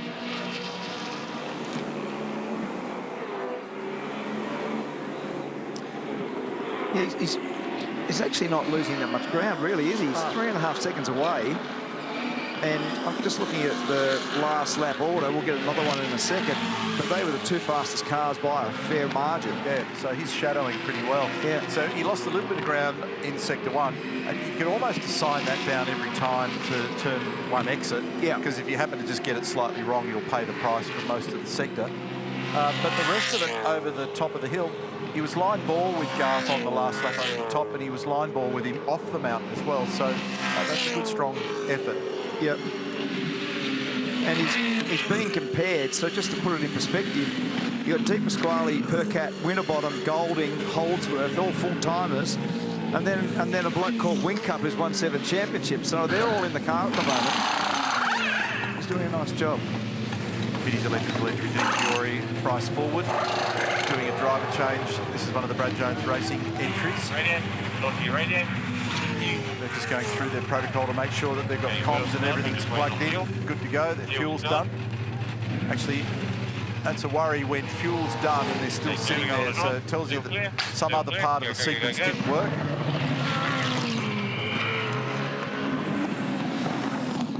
There's a fair battle going on, just looking at the gaps between the cars, Neil. There's a fair battle going on with Coulthard, Lowndes and Davison there in 9th, 10th and 11th. It's the slightly Sugarloaf moment in the race now, where things just all settle down and we're starting to size up towards that point where you get to the last 3 fuel loads. And a bit of a chess game going on out there at present. And there are 1 or 2 little battles unfolding. We still don't really have a clear-cut picture of pace from anybody. So in the hunt at the moment, clearly this car number 97 that we've been talking about through the championship year and much of this weekend as well, Van Gisbergen and Tander looking pretty strong. It's hard to sort out who the rest are at the moment because they've all got different things going on. So, for example, car number 6 was doing very well in the hands of Waters and Moffat, and then he ends up pointing the wrong way up at the cutting, and that means they're buried for a while. So they go quiet, they go a little bit off the radar, but can they creep back? 25's hanging in there as well. They're at the bottom end of the top 10. Even Will Davison, I mean, you stop and think, you made the point a little earlier about Will and Alex. They've actually dragged themselves back into the edge of the top 10. And this is the sad, sorry car park of all of the carnage at the beginning of the day. And look at that. That is money torn up large.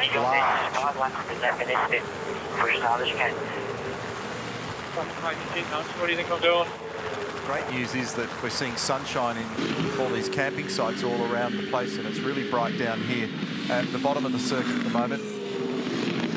This racetrack has got quite an elevation, and the nearby airport's about 2,400 feet above sea level, so the air's a little bit skinnier at Bathurst, but it's also nice and cool out there, so the engine's like that, but compared to sea level, the wings are not quite as efficient here as they are when you go and race around street circuits next to the water somewhere. Yep. And so that all gets compensated for in the setup coming into the weekend. Gee, there's a lot of tyre smoke and a lot of bottoming out there with the chasing car. That was, I think, the Davison car that was throwing all the smoke there in behind Lowndes. There's a lot of force there, isn't there? That's the highest vertical load. It's a couple of your mates, Cropper. It's cholesterol o'clock. Exactly. That force on the right-hand front leading into that smoke there in behind Lowndes. There's a lot of force there, isn't there? That's the highest vertical load. It's a couple of your mates, Cropper. It's cholesterol o'clock. Exactly. That force on the right-hand front leading into that metal grade area at Reed Park is the highest vertical and then lateral load of the season. Plunge. So, yeah, so he's complaining, Will Davison, to Richard Harris.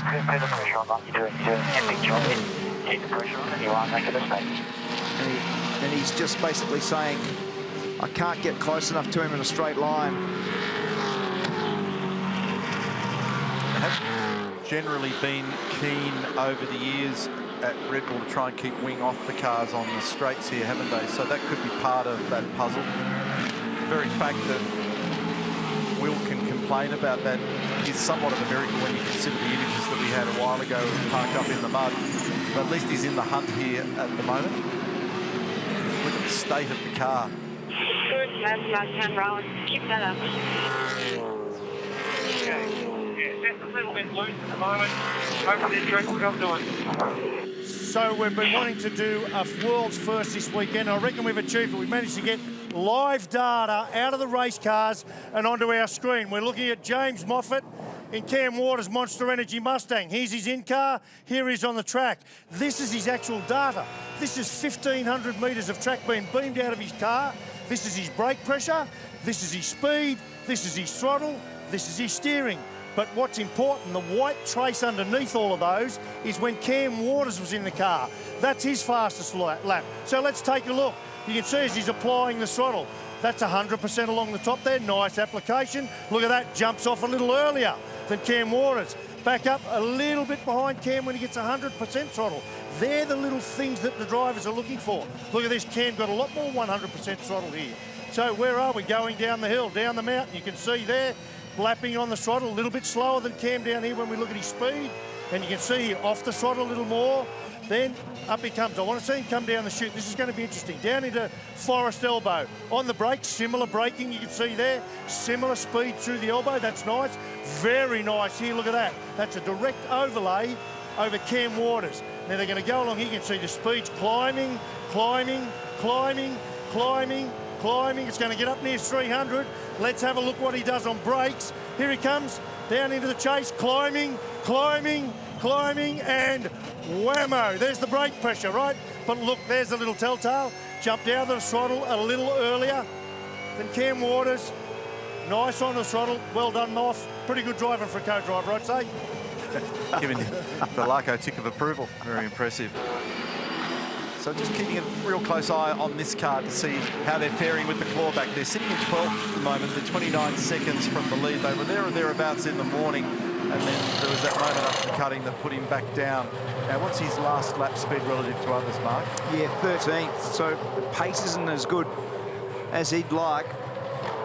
When you compare that, fastest on the last lap, Tander, second fastest, Russell, third fastest was Winkup, fourth, Percat, fifth, Di Pasquale. So he's not making ground at the moment, but he's also in a pretty high-intensity battle when you look at Lowndes and Davison just in front of him. So he's outright pace. Have a look at the damage on the front of that car. How it's even out there, you'd never know. Well done to everybody down there at Team 18.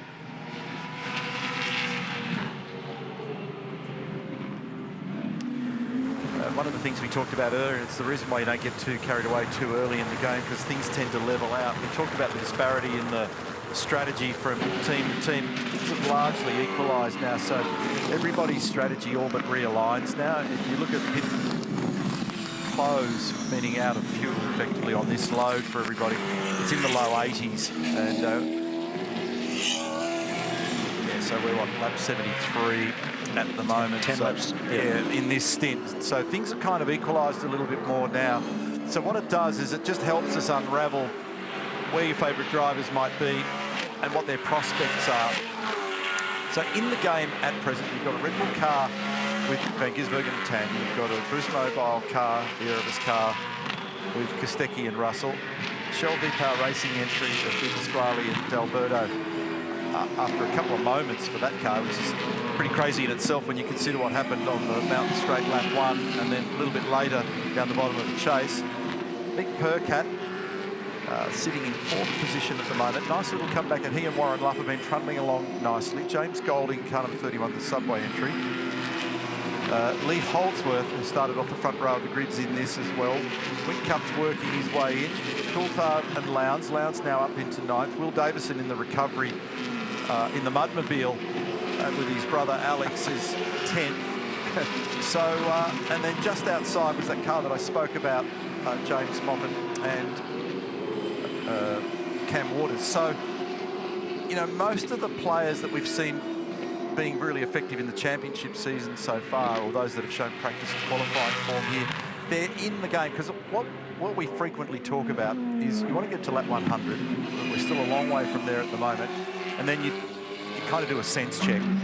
Where are you? Are you on the lead lap? Are you somewhere there or thereabouts with the lead group? Can we throw punches from here? And then the games really begin. Then it's a combination of pace, combination of fuel saving, and then a lot of strategy thinking goes into it from there on in. So the shrewd operators are all still here at the moment. That group of cars that I talked about, and put it in perspective, the top 10 is 27 seconds. So kind of looking encouraging that it's going to build. My first green shoots of some intense build towards the end. Yeah, I agree. And I think the other part that you have to say that there's a miracle recovery is the Perkins Will Brown car. Remember, it was damaged in that opening crash. So it's currently 12th. Keep pushing, mate. We've got to play and that front flutter is going to be a serious problem for the Subway Commodore.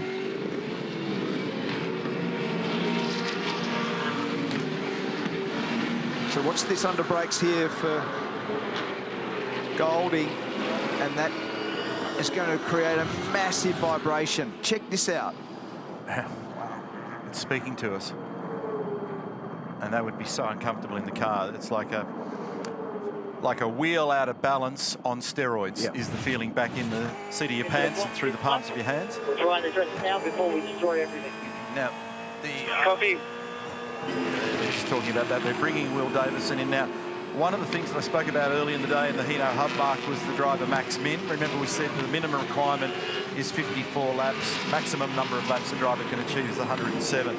So Tander's not far away from his min. Now, the beauty that they've got with those fellas also is that they've got flexibility because there's pace almost equal across both drivers. But I am keeping an eye on the driver B laps at the moment, and Garth is the one closest to ticking that requirement, which just gets rid of that as one of the problems, so then they can put either in if they want. Okay, mate. That's right. right. You're going to be not on the radio. You're going to be good to go when you drop here. You're going to be good to go when you drop. Getting close. So Alex having a bit of a battle, just getting the knuckle done up there. Can't see it, and he'll have to finish the job later. So all the speedy chat about drivers just leaping in and out, doing it in 12, 13, 14, 15 seconds, that's kind of going out the window a little bit, which is standard procedure. Because in the heat of the battle, in the theatre of war, it's much harder than it is theoretically in the workshop. And they're bringing the Golding car in now on this lap as well. I just heard the call box this lap. So out they go again with car number 17, Alex and Will Davison, and so lucky to live to fight another day, given what happened earlier when Alex unfortunately just fell off the bottom of the road there at bottom of Conrod in the chase. So further to your point, just the biggest disparity in the front runners on the co-driver laps is the example of Tander, who's done 51, and Russell with 35. Yeah. So basically, they've got 10 laps or less, 8 or 9 laps to finish off this stint. Tander's going to be done, tick, but Russell will not be. Yeah, and it doesn't. It's sort of funny that the guys that it matters least to are going to achieve it first. Yeah. It's sort of funny because they're, of all the people in the field, where it actually makes zero difference. Yeah. Is them. Yeah. Yeah, Garth Tander's done a 7.12. Shane Van Gisbergen did a 7.14. They could play that seesaw game of your turn, my turn, your turn. They could do it all afternoon if they wanted to. Yeah. But it isn't that clear cut for some of the other players. Still clear. Clear to go. Clear to go, mate. Clear to go. Still clear. So they've sorted out car number 31 now, the James Golding subway entry. Still no evidence of showers out there at the moment, which is good news. Does he get away with that in car number 14? Yes, Dean Fiore. Been doing some real estate development in the recent past. Had a run in the Dunlop Super 2 at Sandown recently. He's got quite a lot of experience at this racetrack. And he's been a really handy, solid player here, which is the reason why they've chosen him. He's been in the top 10 here on 4 occasions. And best result for him, 6th in 2017, 2020. So he's a smart operator. Phil Keed on the radio. He's worked with Phil previously. Phil's a very experienced engineer and has done a bit of a lap of the paddock, and he's back at Brad Jones Racing again. And so this is up into the braking approach now into turn 2. Starting to see how cool is this. You can actually see the shadows up there. I haven't seen a shadow for about a week. Yeah, very nice, especially for everybody on site here. All of the fans back at Mount Panorama this weekend, which has just been fantastic. Had to endure some very ordinary weather on the way in, but great now to have a nice sunny afternoon. Not that we're out of the woods, because there's some still angry clouds lurking. This is the back on the horse moment for Alex Davison. Yes, it is. After the park up in the chase. You did make the comment earlier in the weekend that he's finished every one of his, was it 18, did you say? 18 Bathurst? Yeah. 17 of them. We just had the graphic up there a moment ago. So they're going to attend to that bar on the front of the subway car. You've got to. As well, yeah. Otherwise it's going to shake itself to death, unfortunately. So Tander's motoring along pretty nicely here at the moment. Last lap order was in favour of Garth again from David Russell, and that really sort of hasn't changed too much. Kurt Kostecki was the 3rd quickest. He's down the order slightly, car number 56 in car number 56 in position 22 at the moment. Then the 4th fastest car on the last lap was actually Jamie Whincup, and here he is on screen now. He's sitting 6th. A bit hard to get our brains around him as a co-driver, and he made a bit of a rare mistake. I'll use his word. He said he's involved in a bingle on the weekend, and when he explained why, after they went and had a look at the data, he went 18 metres further in the braking area at turn 2 and had a bingle. Yes. So that's what happens when you go 18 metres further under brakes. So then he jumped on the tools to try and help the cause. Let's get back into the lane with Rihanna. James Golding just jumped out of the car. Dylan O'Keefe in. There was a bit of work to the front bar, but obviously it requires a little bit more. Yeah, obviously got splitter vibration, which you see on a lot of cars out there. Under really high loads here, so the boys will do their best at fixing it. Still a long way to go, so it's not over yet. You boys are tracking really nicely, sitting inside the top 10. The car must have some good pace in it. yeah, no, it feels comfortable out there. So we're just trying to keep adjusting the car to suit the conditions and focus on the end of the race. Thanks, James. Appreciate it. Thank you.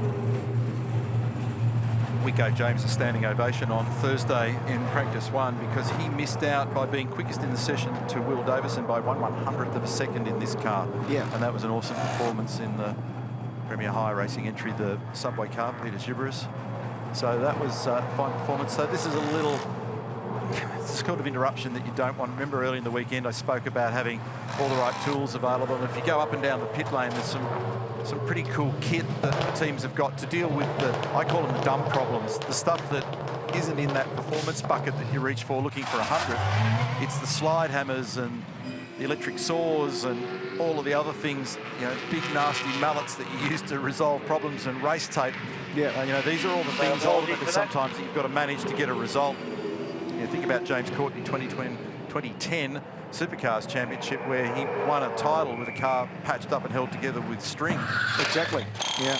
It's a big slide as he was trying to pull it up there, which is a bit of a drama. He went past the marks there, and when you're doing a rotor change, then they basically had to reposition everything there to get that done. Jack Perkins in the car. Let's just have a look how many laps Jack has done. He was right on the cusp. Sorry, a 52. Yeah, so interesting at that point, must have been able to make On the brake, waiting on tyres. Drop it. Oh, in the fence, Percat. So this will be a safety car, I would think. Now, wonder what's gone on there, because that looked like it just understeered straight off, but he's actually been able to drag it back. Oh, that's lucky. But what caused it? And there's a lot of damage on the left-hand rear, so he's given the fence maybe a hit on the way out of the dipper. Yeah, that's, because it looks very strange, doesn't it? They're clearing the garage because more of the crew can work on it, so they know that they need to bring it in, but it looks like a pretty shot duck there at the moment. That was an amazing image. It's crabbing itself down the road there. So in comes Tander with a 4.8 second lead over David Russell. And he's now completed his minimum requirement.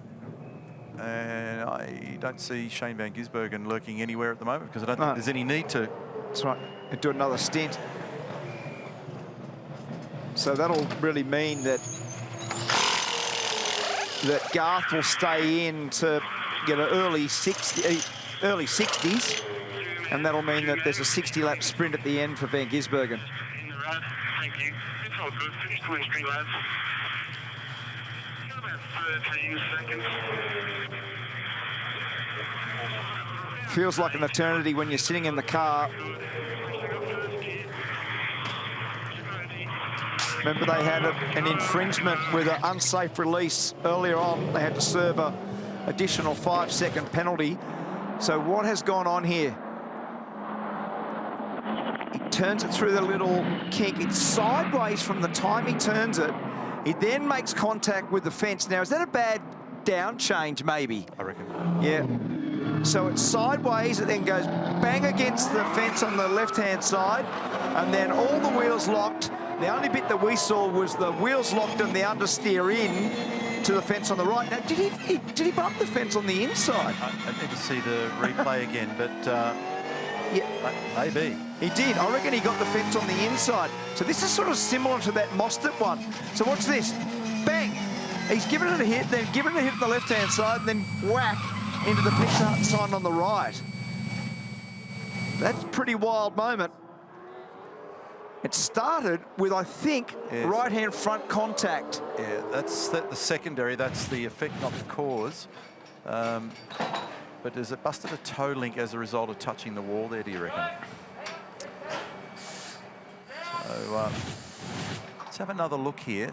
And just so he clears that wall, does he end up clipping this one on the turn-in? I think so. No, he's he's missed it. No, I reckon it's a bad down change. It's a downshift. So it's third to second, and he's been in behind the other car. He's just come offline ever so slightly. Half a chance to have fumbled the shift. Sometimes you can just get a false neutral in that process. But there's a big bite out of the left rear corner of that car, and then it's done annoying damage in the right front corner as well. Meantime, David Russell and Lee Holdsworth, James Moffat all in the pit as they attend to the wounded Nick Percat car. That's a cool shot. Very good. We're going really good. Going really good. On the pedal, on your head.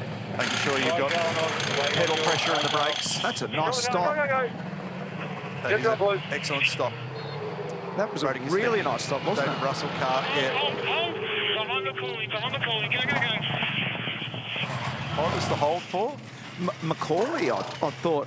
Oh, yeah, traffic. I can see him. He's actually just underneath me here now. Yeah. So I had to wait for the other car. Hold you on the way down. Hold you on the way down. There's a big load. Go, go, go. Behind. So calling behind to just drop in so that the release is logical and he doesn't tangle with anybody or impede. Just rear wheels are done. We're just waiting on brakes and fuel and a blanket change in the front. Okay, we want to have a look at this pit stop. I wanted to talk about these brakes on this car here. This is going to be the Anton De Pasquale car coming in now. These guys have wanted to do their brakes, just going to stand in here for a minute, for quite some time.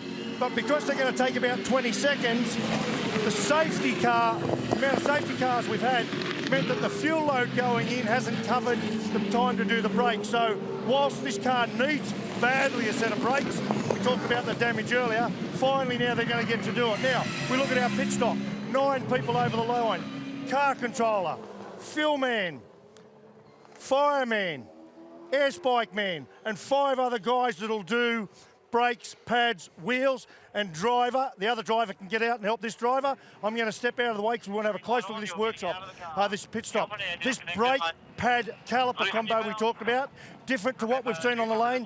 They're going to do that as an entire assembly. That's a quick release coupling, nearly 1,000 PSI through that. So when you undo that and do it up, you've got to make sure it's bang on. Let's have a look. How we go. So in he comes. He wants to stop on the mark. That's the first thing, really, really critical. How's he go there? Let's see. Yeah, overshot it. So straight away, that's a drama. Now, watch this. They're undoing the studs on the caliper. Undo the quick release. There it is. 1,000 degrees, this thing sitting down here. On it goes. It's a complete assembly. Absolutely brilliant. Quick, let's come around the other side. Have a look around here. Our fuel will be about 30 seconds. Our fuel man, look at the lights on his fuel. He's got blue, blue, blue. Watch this. When he's got his 30 seconds of fuel in, look, he's looking up there. They've got dramas up there at the front left.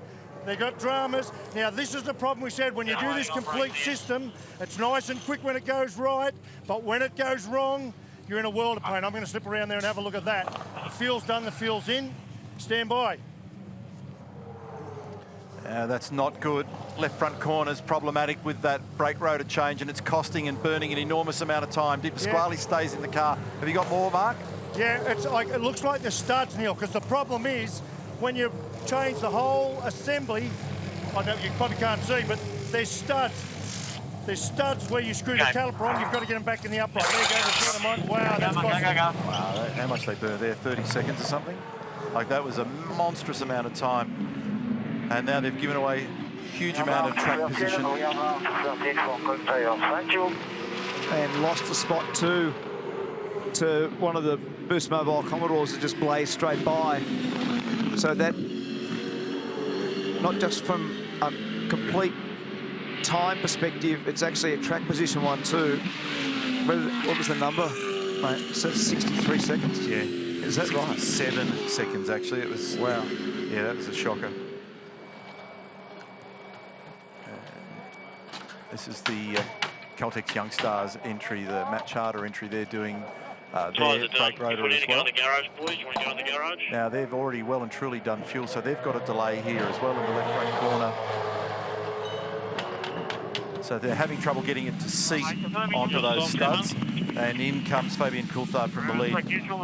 Remember to see the blue screen once you're in the box. Pull your radio out now, mate. Anthony McDonald's familiar voice in the background.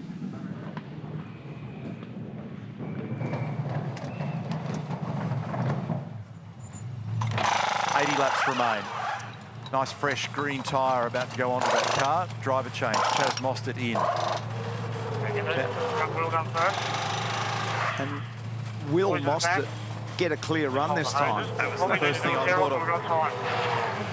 Pink sidewalls on the Dunlop tyres this weekend. Dunlop donating $50 for every pit stop to the National Breast Cancer Foundation. Okay, we right to go? Yep. Get everything ready. Okay, mate. Clear a lane. Go, go, go. Good work. Not bad. Yeah. So a lot of experienced hands in that team. Many of the people that you worked with, Mark.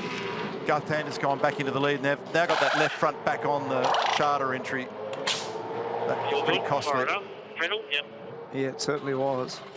Okay, you're on pedal, shake your hands, you're on pedal, yep. That loss for D'Alberto, just looking at the net loss there, is almost 40 seconds they lost there.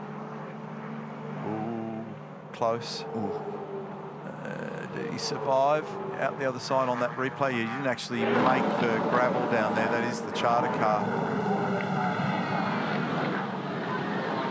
And so that's also swallowed a heap of junk, which I presume they attended to when it was stopped down there before. Tander's the leader. He's got 7.8 seconds over David Russell, and Jamie Whincup has shuffled up there right on screen in third.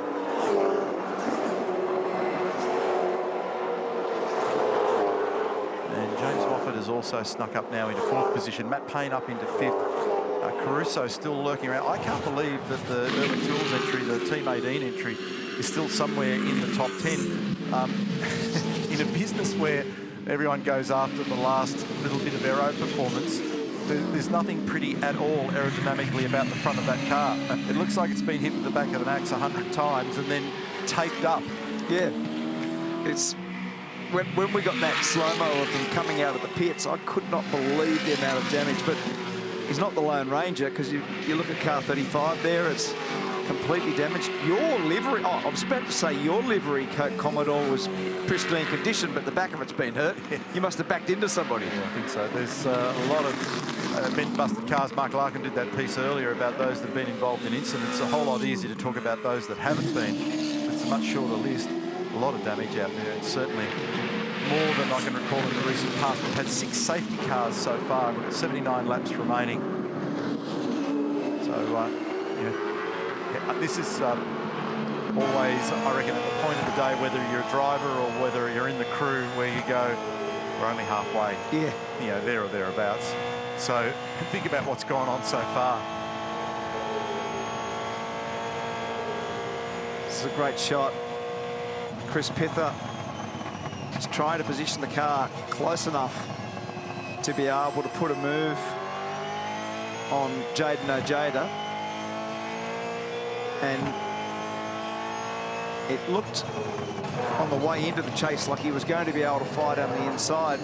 This is the repair works being undertaken on car 2. There was definitely left-hand rear damage from that contact going down into Forest Elbow. And it's been in there now for 9.5 minutes.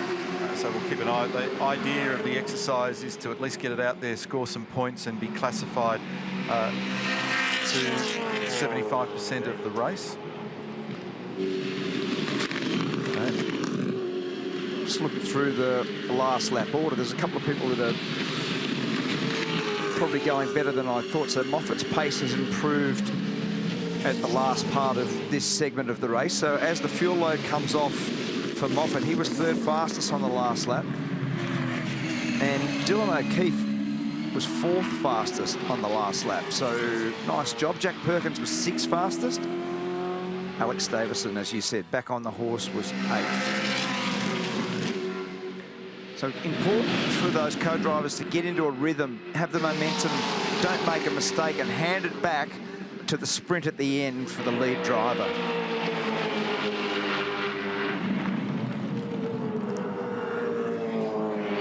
It's not a bad view looking out there generally towards the east now. The weather's definitely been on the improve. Will it stay that way? There was the suggestion a little bit earlier on, I'll double check it shortly, that it might have caved in again a little later in the day. As we pick up on car number 25 here, the sister car's been in the garage now, the Percat car, for coming up to 11 minutes.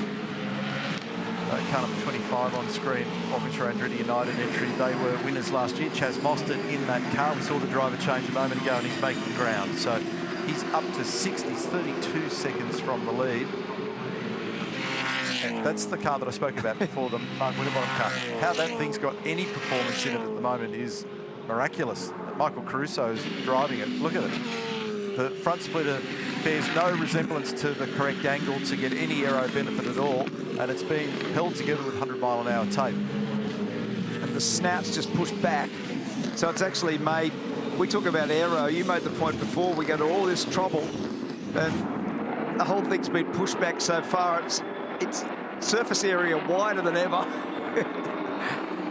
Straight down the inside for Mostert. So this will give us a bit of an indication. You and I have been talking about it a lot. He's had hardly any clear track. So Andrew Edwards talking there with Mark Dutton. Martin Short there in the front of the screen. So he's on the radio to 88. Andrew is on the phone to Garth Tander. And Mark Dutton, with a huge amount of experience, will be talking in the background as to what their options are around the closing 78 laps. So your point, Cropper, we're only halfway. Yeah. And there's a lot of cars that are being played in. So Mostert now, this is a really good indicator. Sort of a hunch we've had for most of the day that his speed's been really good, but his track position has been bad. But he's about to do the fastest lap of the race. And so he's finally got some fresh air, and we've finally reached a point where you're not all tangled up with all these other cars and all this other corruption that's going on all around you. And an opportunity to see what we're dealing with in real race pace, because this is what's going to be the bigger part of the story as we get down in the back end of this. Some stats there on the screen around Garth Tander. It's his 642nd supercar race this weekend. He's got 99 podiums to his credit, so if he happens to crack another one today, as Mostert does a 6.7, the fastest lap of the race by a chunk, 2 minutes 6.7. He grabs another one today for Garth Tander, he cracks the ton. That'd be a fine achievement in his lengthy career. He's part of our broadcast team as well, so this is his one and only adventure into a race car, well, a supercar this year. He's actually done some other racing, and he slipped back in as though he's never left. Yep. Crompo, we saw that little issue with Golding's front splitter there a little earlier, and we saw it during the week. Let's just have a bit of a look at the front of our Penrite Racing Mustang here, what goes on at the front. This is the splitter. This is the aerodynamic surface here that makes the downforce. Gap to the ground, critical. Here is the intake for the engine. That's where the engine gets its air. So there's a filter up there. On either side of that is the airflow for keep the radiator cool. Very important. That gets junk up in there as well. Then outside of that are the 2 brake ducts. So if this all starts moving around, you hurt your performance there, and you can hurt your cooling. And you can see how that flows there into the engine. Now, quickly, let's cover off on brakes. You saw all that drama I was up there at DJR a second ago. If you can come right round here, Ben, on the back of this caliper here is a clip. So they can undo this clip. See that clip? Most teams. And slip the pads out. Why they like that system is they don't have to have that clip. Having a clip compromises the strength there. Their system's stronger, but as we said, when it goes pear-shaped, man, it really goes pear-shaped. Now we've got Garth Tander out there with some gearbox issues. Hey, before I do that, look at this, Scafey. We looked at that earlier. An hour later, look at it now. What a disaster. So folks at home, this is our little map of everyone out there that's had a spin, a drama, been whacked, had to come in for repairs. I've never seen anything like it.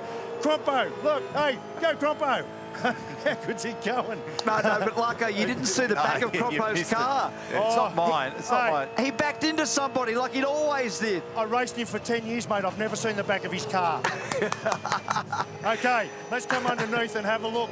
Garth Tander talking about gearbox issues. Actually, firstly, I don't know if you can see on my scope there, have I got right orientation? Yeah, there you go. So there's the gear shifter, right? It's a sequential shifter. Crompo can talk about that in a minute. But there's a big, long shaft goes all the way to the back there, right, and down through the floor. So there's many things that could go wrong in that area. Now, I'm going to climb under here. That's me, right? That's me under the car.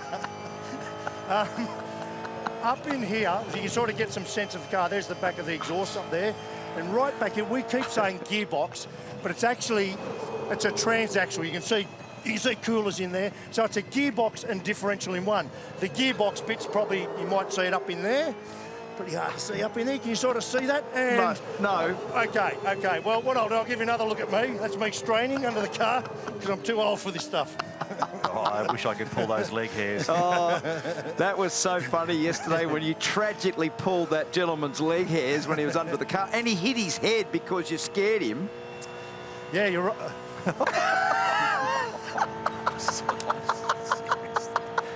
It's the wacky races. Get off. How's your mic going? Honestly. James Golding just carbo loading with some spaghetti there and getting ready for his next stint. Garth Tander's got 9.3 seconds as Shane Van Gisbergen starts to arm up and get ready in the garage down there at the moment. So Tander is position 1. Whincup is in position 3. The meat and the sandwich at the moment is David Russell in Brodie Stecky's car. So the 2 Red Bulls and the Boost Mobile entry looking pretty strong out there at the moment. And this has been a very solid drive, a very impressive drive so far by David Russell. And that's Will Brown standing by in there. And he had a really good attitude earlier in the day when we saw all that damage and drama for Jack Perkins. And he went, we're okay, we've got a fast car and we'll get our lap back and we'll get on with it. And he had a sanguine view of the whole thing that, look, it was a wet track. There's no one person. There was just chaos, and those are the things that happen. So he's just waiting for Jack Perkins to complete a stint. Jacko's sitting in 11th at the moment. He's about 53 seconds from the lead. In fact, he's just cranked out his personal fastest lap. And Jack just did the 10K Melbourne Marathon last week. He said to me yesterday that it finished inside the MCG, which he thoroughly enjoyed. He hadn't been into the middle of it. And then the next day he got in the Erebus wildcard truck and drove that 3rd car, the car number 51 that we've been celebrating this weekend of Richie Stanaway and Greg Murphy. Drove it to Bathurst, and then he gets to jump in the race and do what his highly successful dad has done over many years as well. So Jack's actually, you know, you and I think of him as a young bloke, but he's done a lot of it now over a long period of time. And I think this weekend, yeah, it's his 17th start. Yeah. So he's done a heap of them, and but best for him was 3rd in 2019. But you and I still think of him being a little rug rat bowling around the pits when he was first here with his dad. Making a pest of himself, you know, sneaking into garage to have a look what spring rates were under the back of it.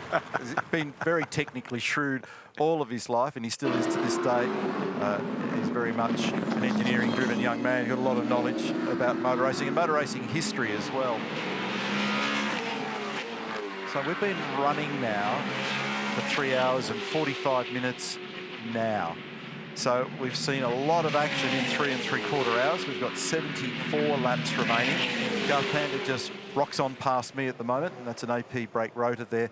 That paint that you can see on the outside of the rotor is there so that it's a little telltale, and it goes off at different temperatures, and there are 3 different colours, and they stage at different levels, and gives the engineering group an understanding of what the brake behaviour is like. And they've got little telltales in other parts around the brake system as well, sometimes on the brake caliper and in various other components around the race car. Dean Fiore on screen here, Middy's electrical entry, transiting the exit of the chase. It's actually a decent run at the moment, inside the top 10 again. I covered that off a little bit earlier. What's the replay show us up the top of the hill? Shows Dean very close to that wall, and it does not move up there. Here it is again. So watch as he sweeps through, and this is from Reed Park on the run out towards McPhillamy, and it's fully grip limited here. If you look carefully, you'll see the little licorice straps from the Dunlop tyres, and they launch up and over the curb. It's a bit of a rush when you drive down there when you get up close to the wall. I thought that I heard a message before that it made contact with a fence somewhere, and I was trying to looking at the car as to where that may have been.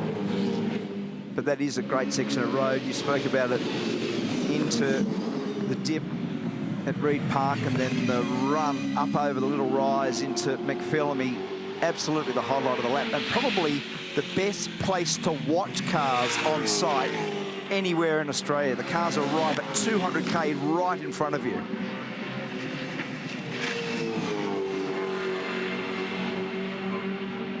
.74 laps remain, 10-second margin Tander over Russell at the moment. Time for our Boost Mobile highlights. We'll wind you back to the start if you didn't catch it all early. And it was slippery conditions out there on the fringe. It was a ripping start by Lee Holdsworth. He took off down the road, but in the mid-pack, chaos. Wet fringes of the road, whole bunch of cars involved here. The only genuine casualty of war was Zach Best. He ended up crunching into the wall. And not long after, Zane Goddard off the bottom of the road at the chase. He cleaned Bolesdale Wood in the R&J Batteries car, wham, bang, and that's Matt Campbell also getting tangled in the process.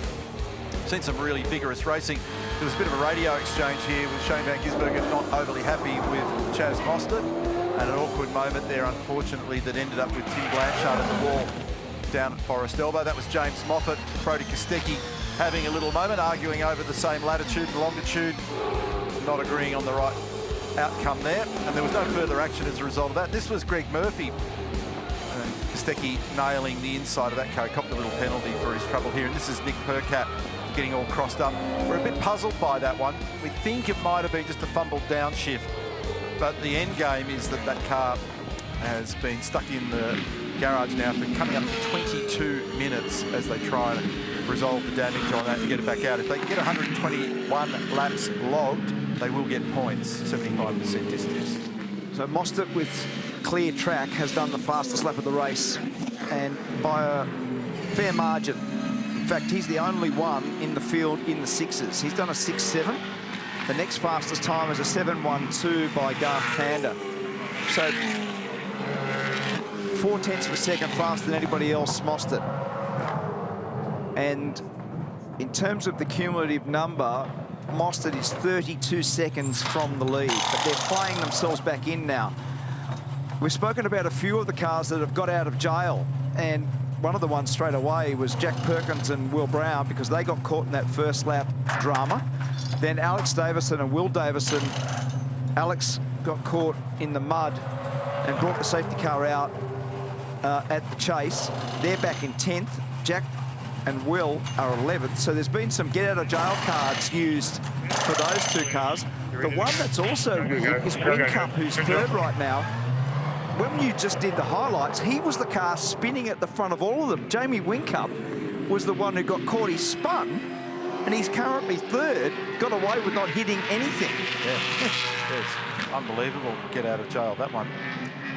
So I'm just looking at driver B, or the co-driver, min-lap requirements that have been done. So Tander's got 65 to his name. He had to do 54, so that's been easily achieved. We're not far away from David Russell doing the same. Jamie Whincup's achieved his. He's got 63 against his name. He needed 54. Fabian Coulthard, 55, so he's sorted. James Moffat is sorted as well. Declan Fraser's 1 lap away from being sorted, and at the moment he's out there active, so he'll get that resolved in just a tick. So there's quite a few people of our key cars are all clearing that requirement at the moment. It just takes one more of the strategy boggles out of the argument as we begin to funnel down to giving you a snapshot of what's going on. Scott Pye and Charlie Schwerkolt just leaning on the pit wall in conversation. And another wild and woolly day for them. It's been a tough one for car number 20. They're sitting in 19th at the moment. Tyler Everingham, the Dunlop Super 2 drivers out there. He was a last-minute assignment to the co-drive in that car. In relative terms, many of them were announced very early. But their other car, believe it or not, with Michael Caruso at the helm, sharing with Mark Whitterbottom, it's battered and beaten. It looks like it's gone round the planet 3 times, and it's still in the top 10. Yeah, it's extraordinary, isn't it? We can't work that one out, but anyway, it's still going well. Look at it. Look at it as it comes through that shot at the top of the hill. I love this shot down into the dip at the metal grade at Reed Park, and all of the road that's used. You first take people to the top of the hill and just drive them around in a road car slowly. They go, wow, and then so much of the track is unsighted. You get to the corner and you don't know where the corner goes. Something I didn't pick up on until it just took a breath and stood back for a moment. The only 2 drivers out there at the moment, Mark, that are primary drivers are Chaz Mostert and Chris Pither. Everybody else is a co-driver, so this is a full-blown co-driver stint, this one. Nick Percat, unfortunately you find yourself in the garage, fair bit of damage to your car. Can you just explain to us the incident? Yeah, firstly, Bathurst, it's annoying. The car was ridiculous. I was just driving around, fuel saving, thinking, oh, this is going to be lovely when Luffy gets in it. And to be honest, it's the best car I've ever had here, so it's a real kick in the guts for the team. So yeah, when I came around the wall there down to Forest Elbow, when I went back to second, it just mistimed the down change, and it had a dog clash in the gearbox and rejected the second gear change and fired it back to third. And from then on, I'm just trying to recover it and keep it off the wall, but not to be today. But yeah, filthy with myself because I think I've come here a lot, and it's the second time I've had a car on the fence in 11 years. So not happy. I can sense the frustration, but I can see Luffy's just got in the car. It looks like it's about to be pushed back out.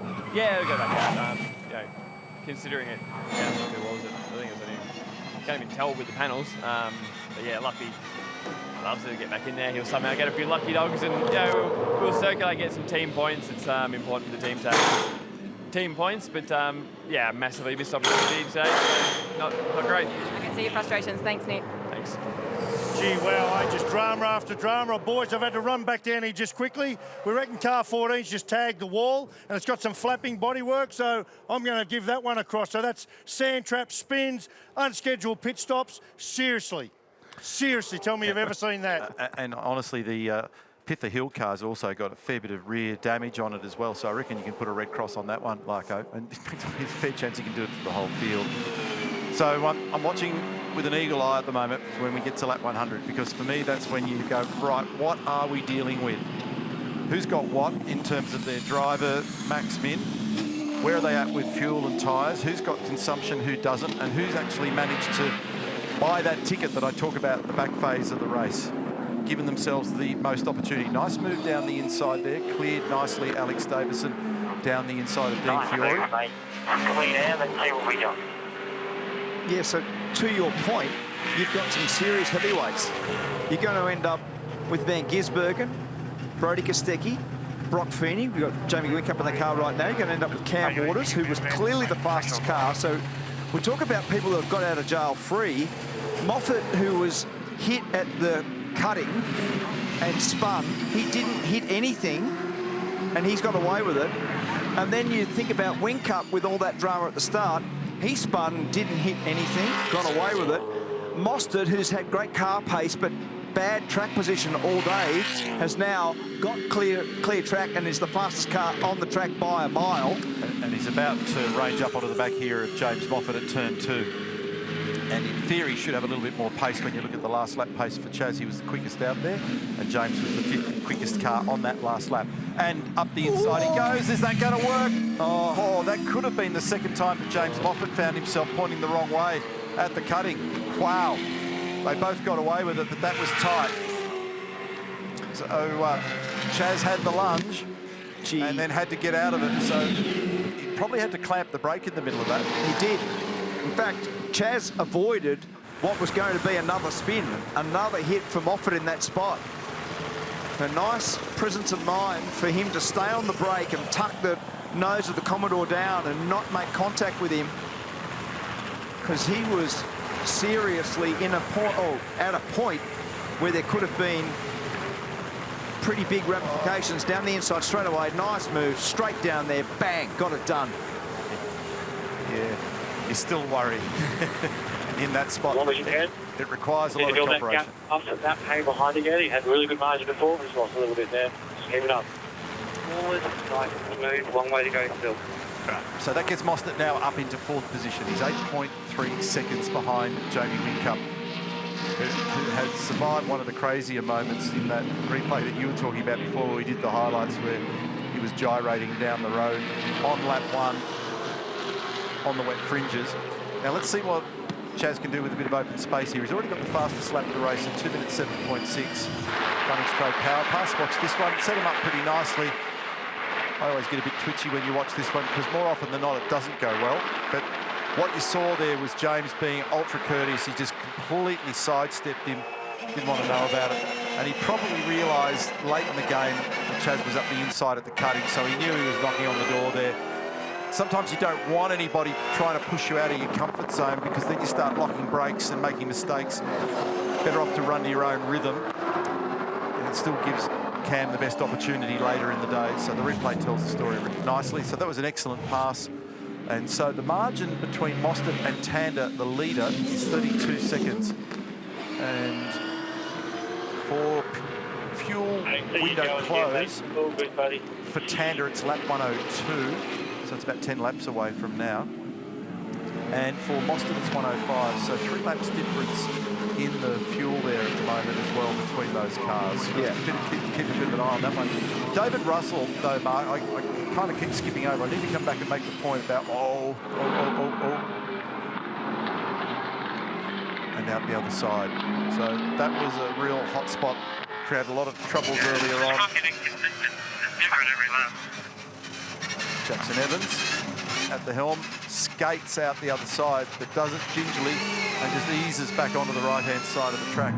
I was going to make the point about the David Russell drive because time and again, I mean, I'm just looking down at the last lap order again now. Fastest lap was Garth Tander. Second fastest lap was Jamie Whincup. Third fastest lap was David Russell. Double duty with the Carrera Cup this weekend. A lot of laps around here. He got the car onto the podium with Brodie last year, but he's there on absolute speed merit at the moment, and that car is quick. So factor in car number 99 at home as you start to think about who the players are going to be on the chessboard as we start to get nearer to the back end. The other part that I forgot, when the Goddard incident happened with Dale Wood and Matt Campbell earlier, the car that was right in the middle of all that when we got all those onboard shots, again, Whincup missed all that kerfuffle when all the cars were running into each other. He was in the centre of all that, right? And that's just serendipity, isn't it? Isn't it? It's just cars can go any which way. Actually, I wouldn't mind just having a listen to this if we can stay with Garth and look over his shoulder. He's going to tell us about the speed and rhythm of this car and what it's behaving like. Last lap order, he was position number 2. Mostert was the quickest car. Let's ride with GT.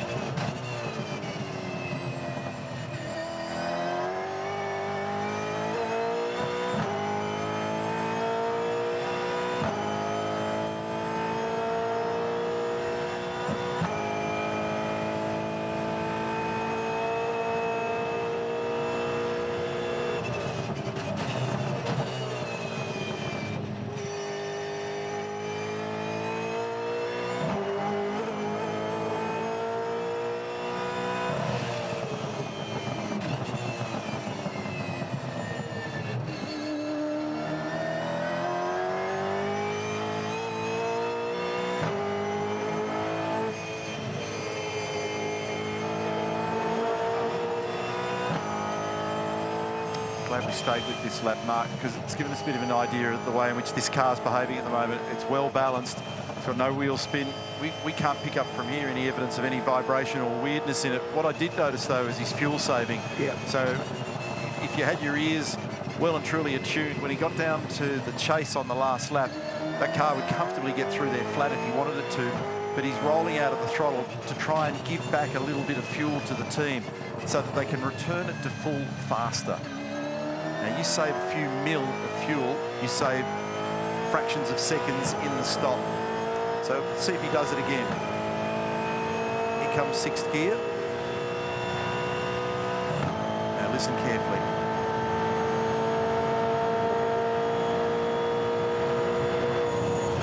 Hear him roll out of it? Yeah. Rolls out of the throttle. No need to do that from a chassis standpoint. If you said to Garth, give me maximum lap speed at the moment, he could find immediate pace. And I also know it because I'm looking at Chaz Mostert, who's a lap faster on that last lap.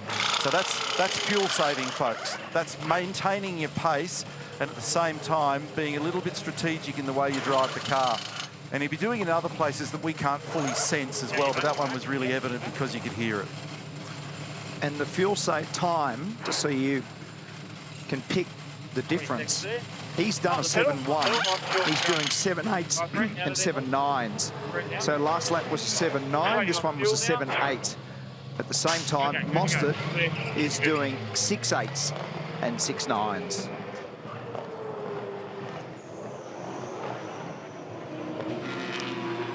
We're on lap number 96. And James Moffat's now coming into the lane in the Monster Energy entry. Garth Tander with a 13.6-second margin over David Russell. They're standing by at Tickford for a driver change. That's Cam Waters on the left-hand side of screen. Burra Pear's helmet, Cam. Put you right in the car controller's viewpoint.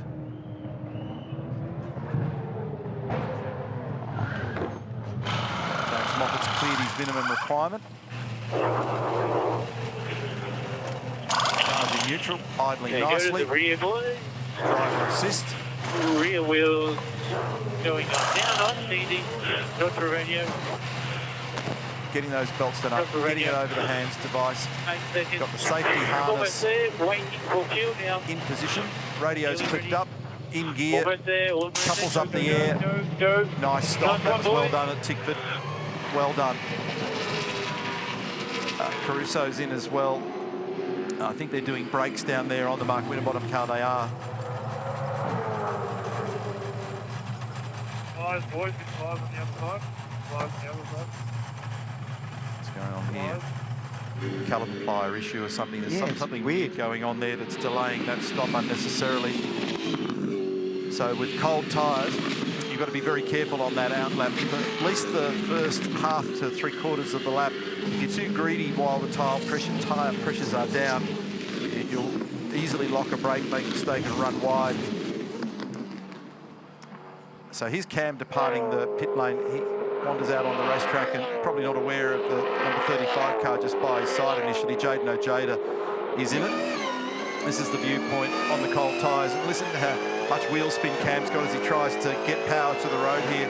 Gets on with it. And then you have a bit of a glimpse in the mirror, and then sometimes there's a blind spot. And oh, hang on, there's a car here. The visibility is really compromised with how far back you sit and the seat shape next to you, so it really hurts your peripheral vision. And the harness device restricts you from turning your helmet. So you're sitting back, you're behind the B-pillar, and then you're behind the seat wings, and you can't turn your head. So at the end of the day, sometimes there's that little spot where you just don't know where the other car is. It's a little bit like Macaulay Jones and Shane Van Gisbergen in qualifying, same sort of circumstance. You just don't know where the car is alongside you. And that peripheral vision is really a difficult scenario. The front and rear visibility is hard, but so is the side intrusion style visibility.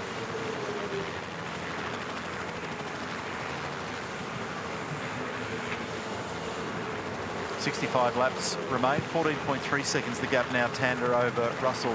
Garth is just easing away ever so gently from David Russell. We're keeping a very close eye though also on Chaz Mostert, who's now got that margin to the lead inside 30 seconds, and he's also got the fastest lap of the race. So they're not very far away from the next batch of stops. And there is Chaz Mostert. And on the last lap, he was the second fastest car. The quickest car was actually Will Brown, who's just gone out there as well. And that's another get out of jail story, that one, when you consider what that car was doing on lap 1 on Mountain Straight. So this thing definitely has pace. It's probably a little bit uncomfortably far from the lead at the moment, but there's also a slight disparity in the fuel, isn't there? So window closes for Garth Tander, lap 102, closes for Chaz Mostert, lap 105, 3-lap difference. And the burn rate around here, it's a fair bit of fuel actually, because if you sort of take an average of anywhere between 4.6 to 5 litres, you could be talking about a dozen litres of fuel or thereabouts. Yep. Let's get to Chad. Well, Neil, I just watched Greg Murphy jump out of a supercar, probably for the last time, Murph. The emotions right now? Oh, yeah, I don't really know, actually, to be honest. It was, yeah, when I was out there driving around, you know, I was just keep trying to do a better job the whole way through it. And to be honest, I think it was probably quite good that I didn't get any disruptions throughout that double stint. So, you know, no more safety cars, no more having to fight and worry about blokes firing up the inside, to be honest, was quite nice and reasonably seamless. So a couple of little errors, just done under brakes, just trying to find more speed. But all in all, not bad. I'm glad I've been going to the gym because the cool suit never worked. So you were pretty sweaty when you got out. Hey, talk us through the spin at turn 2. I don't know, you tell me, you saw the replay. You're in the car.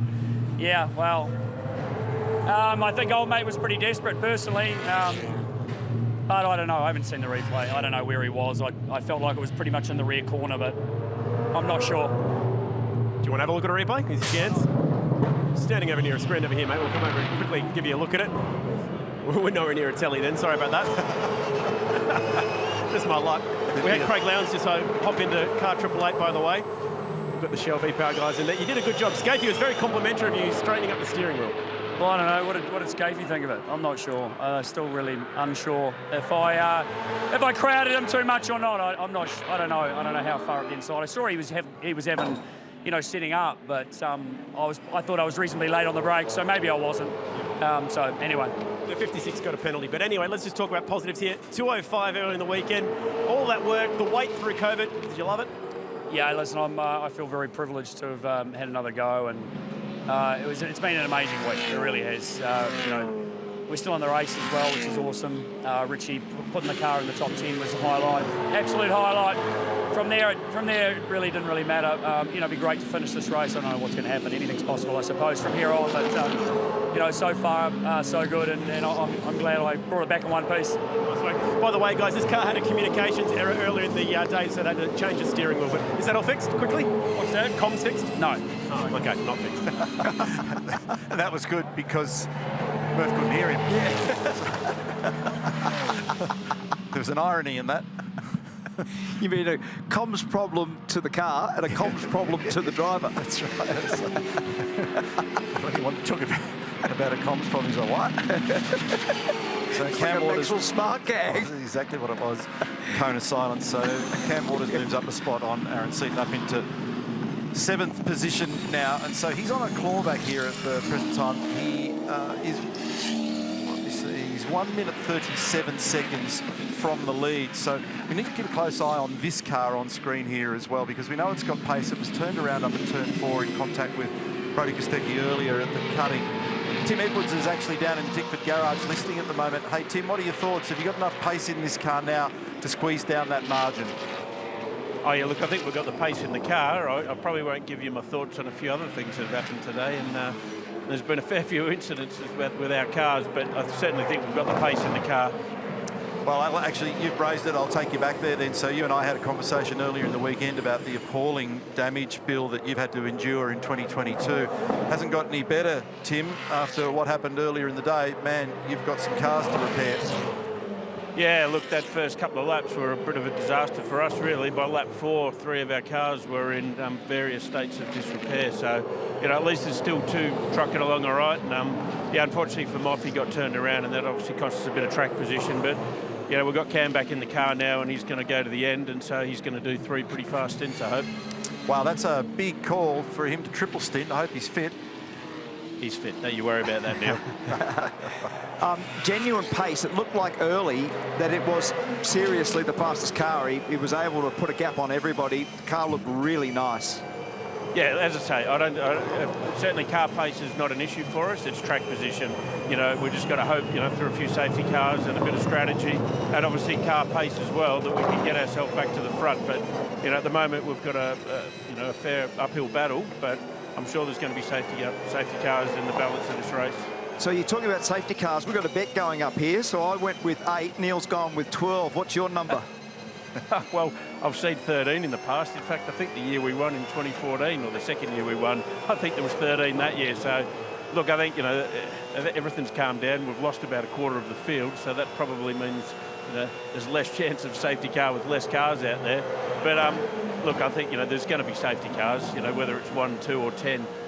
But the reality is we've just got to use our car pace at the moment. That's all we can do, and wait and see how things pan out. Were you a bit surprised as an old hand here, Tim, about some of the urgency and a bit of the crazy that was happening earlier in the race? Oh, look, yes, but, it was tricky conditions. When you looked at that track, particularly out of turn 1, that right-hand side of the track was looking pretty sketchy, and I don't think that just caught a few people out. There was wheel spinning going on. They were 3 or 4 wide, so there was a bit of desperation there, I think. But Look, what can you do? You know, they pull their helmets on and the red mist comes down at the same time as they pull that helmet over their head, and they're race drivers, and, you know, we pay them to race. All right, mate. Well, I'm sorry, mate. I just saying, geez, you're critical of those drivers, Tim, huh? A couple of old ones up here is thinking, geez, you're hard on the drivers. Yeah, geez, I reckon I've been pretty critical on you in the past, Gafey. I think when you tipped Richo round at Queensland Raceway a few years ago, I was pretty critical of you. Yeah, well, yeah. Okay, boys. That's true. Settle. Let's not go there. Thank you, Tim. Have fun this afternoon. We'll see whether or not you can claw back that margin. So now Tander's getting out of the car. The reason why we actually did cut off the conversation, apart from saving you from an argument about 20 years ago, is that Tander and Van Gisbergen are going to switch out here. So Garth's done a very strong job today. He's done 76 laps. He started in terms of speed. And he's out. So is the idea of the exercise now for Shane to the end, but the beauty for them is you could do either. Because both of them got almost identical pace. So if Shane said, oh, look, I'm a bit tired, or I'm a bit hot, or I've got a cramp or whatever, you could flick him around the other way. It wouldn't be a drama. This car is quick too, very quick. So your point all the time is, lap 100, where are we? What's going on? And this is it now, because we put the lead drivers in. Just seen two of them get on board, two cars that are absolutely in contention, that have been battling for the lead for the last 40 laps. You've also now got Cam Waters in the car. We were just talking about that. And their pace. We've also got Mostert out there now. We've got Whincup out there now. There's a little bit of a movement around what happens with Mostert. Does Fabian have to do one more run? I think he's okay for laps, isn't he? 55, Fabian. Yeah, so he's okay for laps. Yeah. But that's a long stint for Mostert, because he's been out there longer than anybody. Yeah. Yeah, and I was interested when Tim said that they were going to triple stint Cam Waters, because that's a big ask, you know, even when you are fit. But it is also highly rewarding. Triple stints around here when you're at one with your car are a great feeling. So Whincup's actually the leader now from Chaz Mostert. And we'll give you a full complexion of the race once all these final stops, well, not final stops, this next set of stops are done.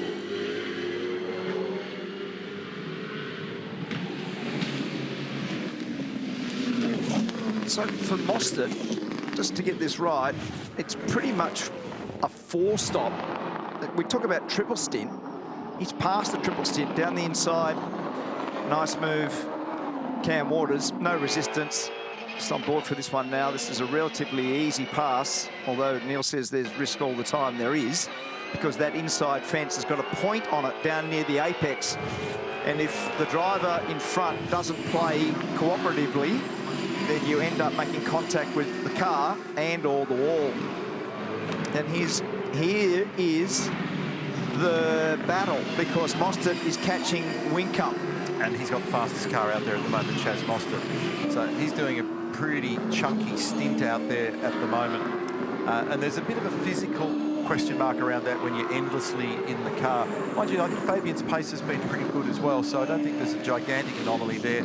But clearly the guy that's been driving it all year is going to be very at home and in harmony with his race car. So this little margin here of 1.3 seconds you can see on screen is for the lead. He got in on lap 81, Chaz Mostert, so he's going to have to do half the race. How's that going to be for time? It's 2 hours 40 pretty much. I think it's going to be okay. Yeah. I'm just doing some numbers there, but yes, that'll be... So it's basically half the race end. It's a long way, isn't it? And that's also banking on it being green.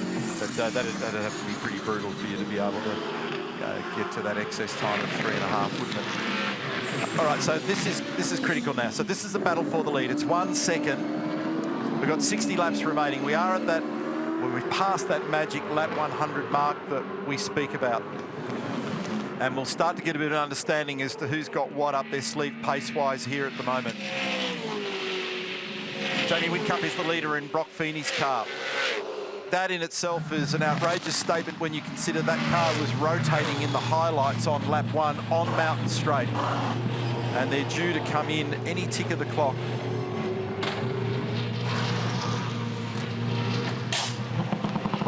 And that would be now. So Mostert now with some fresh air. Let's see what he can do with it. And here's Brock Feeney standing by. Championship-wise this year, been a fine effort. He's had podiums. He's sitting 6th in the championship at the moment. It's still very early days in his career, and he'll be soaking up a lot of information and knowledge from the seasoned hands around him at 888.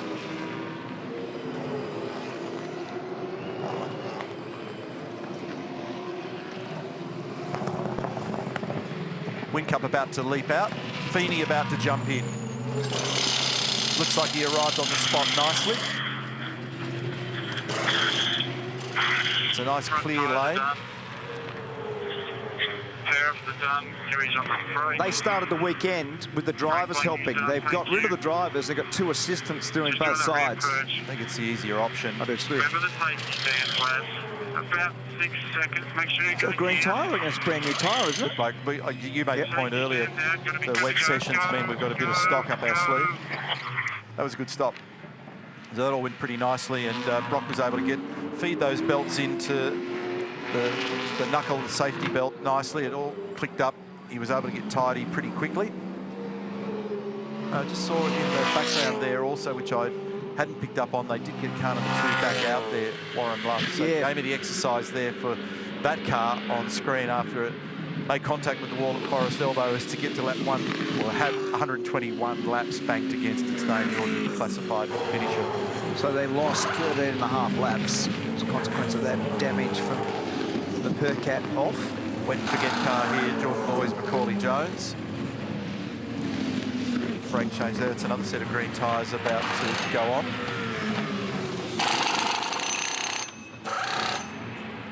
That looked like it could have been an ugly moment down there then. Is that Winterbottom or Caruso in the car? But it's Winterbottom. He was firing down the inside of the Caltex wildcard, and when he went out of shot, didn't look like that they were going to be able to get that move made. He was precarious spot, that little area of Forest Elbow, but he was able to emerge onto Conrod Straight with that position done, and that's actually 18th at the moment for Mark Winterbottom. So Mostert, Van Gisbergen, D'Alberto, Kostecki, Brody, Brock Feeney, Cam Waters, Lee Holdsworth, Will Brown, Craig Lowndes, Will Davison. That's the current 10. Fastest car on the track continues to be Chaz Mostert at the moment. So he's squeezing very, very hard out there, making a very good pace. Tony D'Alberto's come in car 100, Anton Di Pasquale's car. It's coming from 3rd position on the road. That shuffles Brody Kostecki up into position number 3.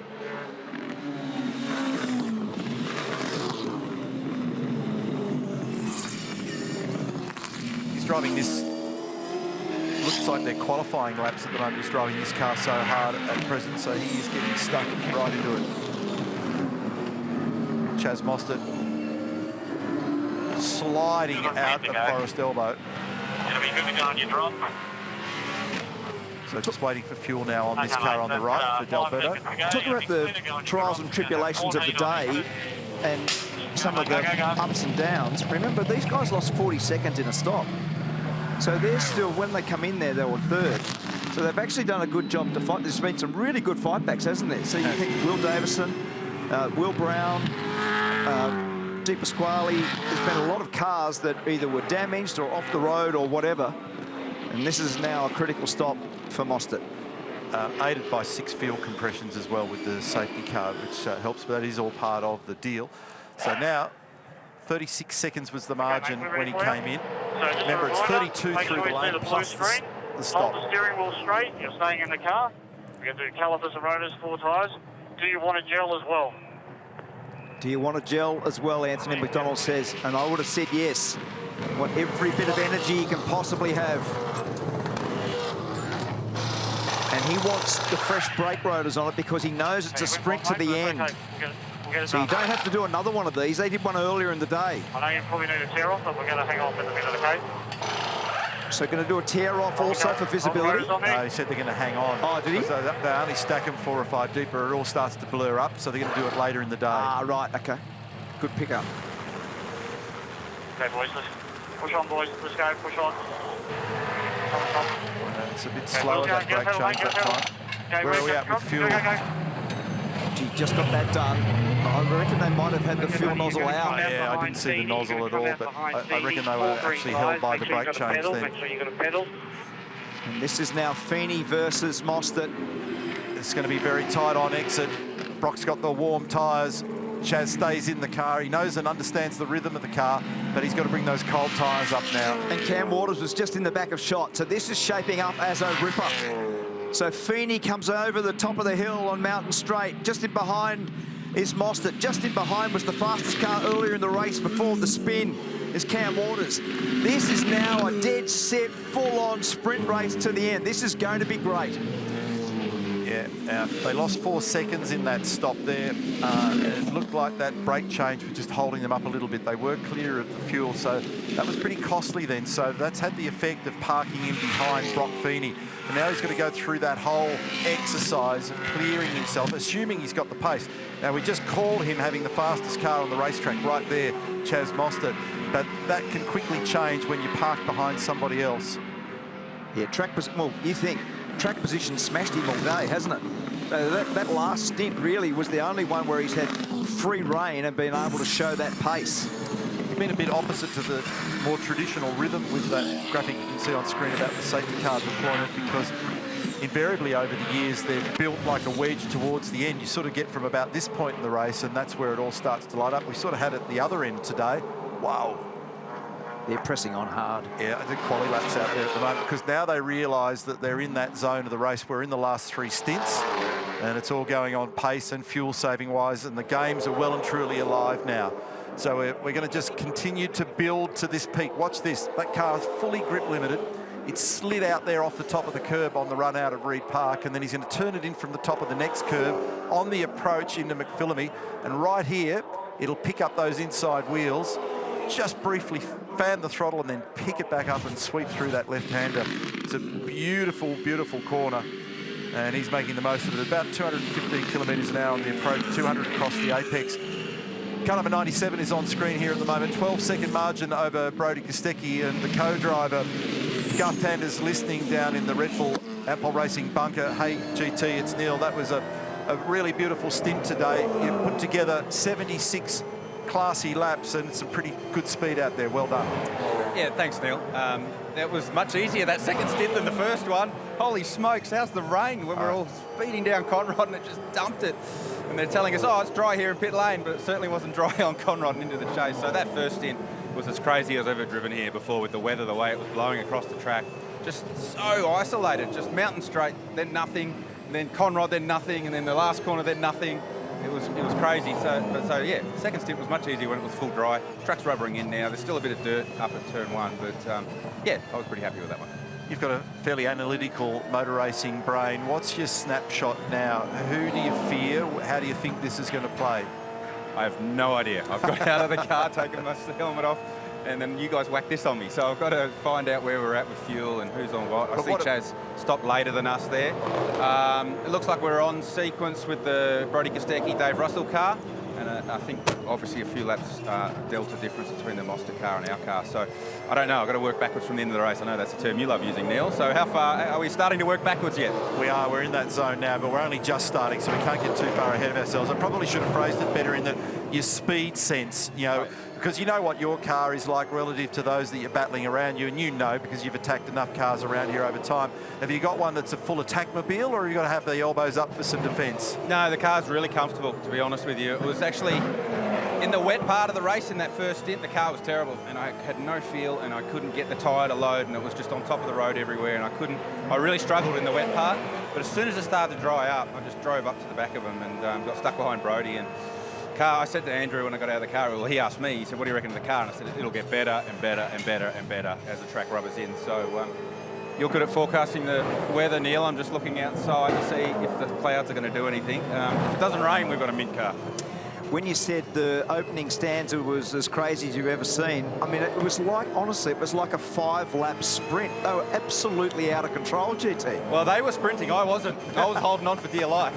So, yeah, I mean, I knew when we went to bed last night, the word that you needed in the first half of this race was patience and just get through that first phase. And then when that weather came through, it was crazy. So it was literally just get this bit done, tick the box, get Shane in the car as soon as possible, and then he can straighten it all up and we can get on with it. So, yeah, it seemed to work pretty well. Unfortunately, we got that 5-second penalty. Got a real problem with the radio, to be honest with you. So the radio is really crackly. You can't understand it.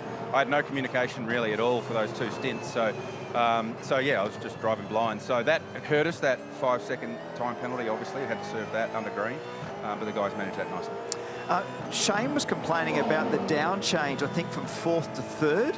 Did you feel a similar thing? Nah, car was perfect. So I don't know what's wrong with him. So I'll give him a famous lie. Car was perfect when I got out. Look, it's a little bit notchy on some of the downshifts. As long as you're nice and positive and don't relax on the downshifts, it's fine, no problem at all. Okay, so you've got basically now, so just to give you the snapshot, because you only just got out of the car, you've got a 12-second lead over the field right now. Okay. Now, so if you're green to the end, you're going to take a power of beating. I don't like those words much, Gav. So, okay. But we're in a good spot. Oh, I had a crash with my equipment here. We're in a good spot. You're hard on the cans there, mate. No, it's all fallen off. Yeah. It's all fallen off. So, yeah, I can't hear you guys now. Yeah, it's good. 12-second gaps. Happy to have that. Car's got good speed. Let's just manage it to the end. I just got to fix it. Yeah, good luck, M-I-C-K-E-Y. I feel like I'm on MASH now. I'm holding this up against my ear. Yeah, okay, go and have a rest. Go and understand the route. Might come back to you a bit later. Thanks for that, I'll finish breaking your stuff. See ya. Yeah, see ya. Lucky you weren't that hard on the race car. 12-second margin now, Van Gisbergen over Brody Kostecki, but it was a very good stint by Garth, and there was a lot of wisdom in that opening stint of his, because you could tell he didn't want to have a bar of all the madness that was unfolding all around him, and that's one of the key secrets to making sure that your car's somewhere where it is right now, which happens to be at the top of the tree.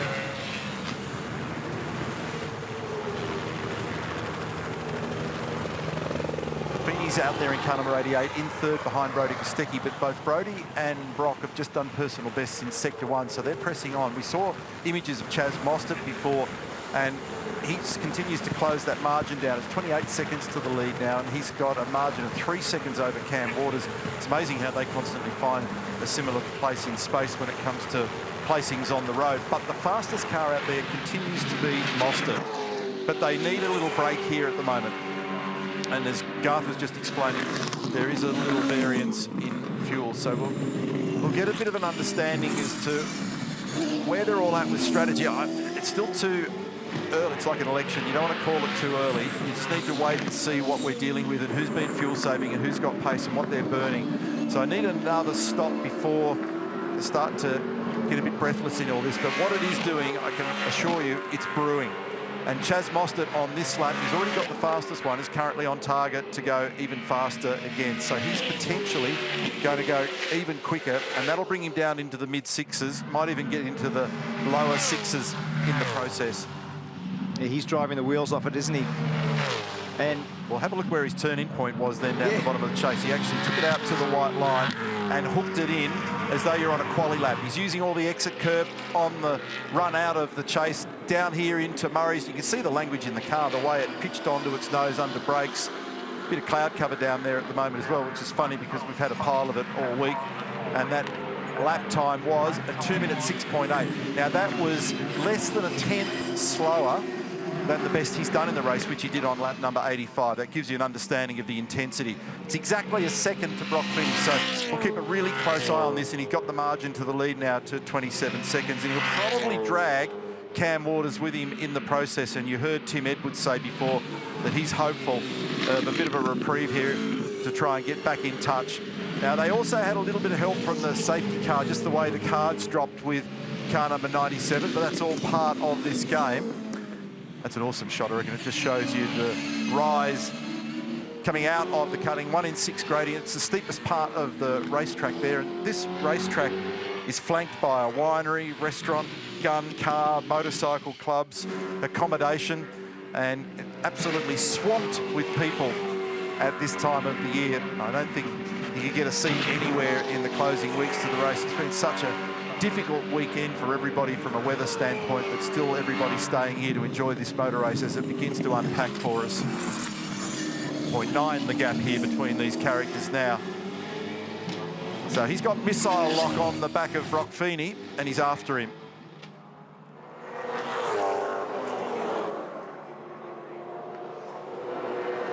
To go now, Mark. Personal best on the last lap for Van Gisbergen. Personal best on the last lap for Brody Kostecki in second. A time for the guy in fourth place, Chaz Mostert. That is an awesome shot. Microflight chopper on the right. Chaz Mostert did a 2-minute 6.8. It was only a 10th away from his peak speed. So everyone's pushing on really hard out there at the moment. So at the top of the tree, we're seeing lots of greens and a purple. So we're seeing qualifying laps here now as they start to jostle to get themselves in position for these last stints. Mark? Rompo, I'm with you, mate. It's brewing, isn't it? Something's going to happen. So let's just pause and have a quick snapshot of what this race looks like right now. Now, I'm not even going to try and tell you about the pit stops up to now because there's been so many safety cars. It's all over the shop. But what I can tell you, there's 161 laps in this race, right? Currently, we're at about lap 110. Now, the top 6 gaggle of cars that are really in this all stop, let's say, round lap 100-ish, right? That's kind of where it is. Now, critical lap. Our critical lap number, because the cars do about 23, 24 laps on a tank, is 138. So that's the earliest in the race you can fill up your tank and make it home, right? So if we come back another 23, 24 laps from that, about 114. So I'll turn my texter on. So about there is where our window opens. So if there's a safety car or you want to dive in, then you can. Now, if you can fuel save, at the moment, about 4.7 litres a lap.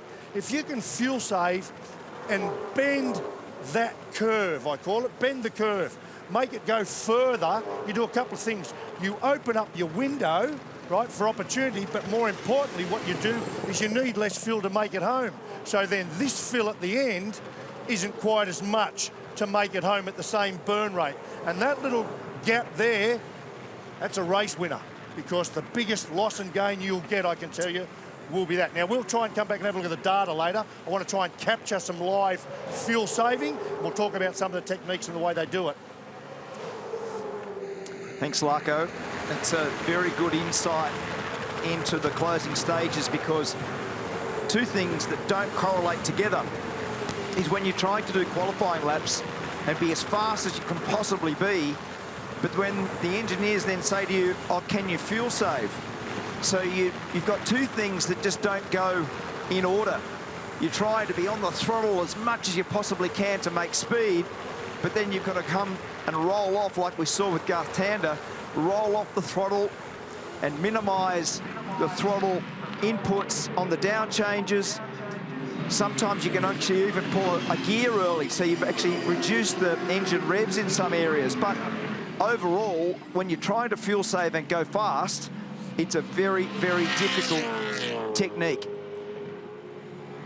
What we've got with just over 50 laps remaining is the real heavyweights about to have a real arm wrestle. So Van Gisbergen from Brody Kostecki, that gap has remained at 12 seconds.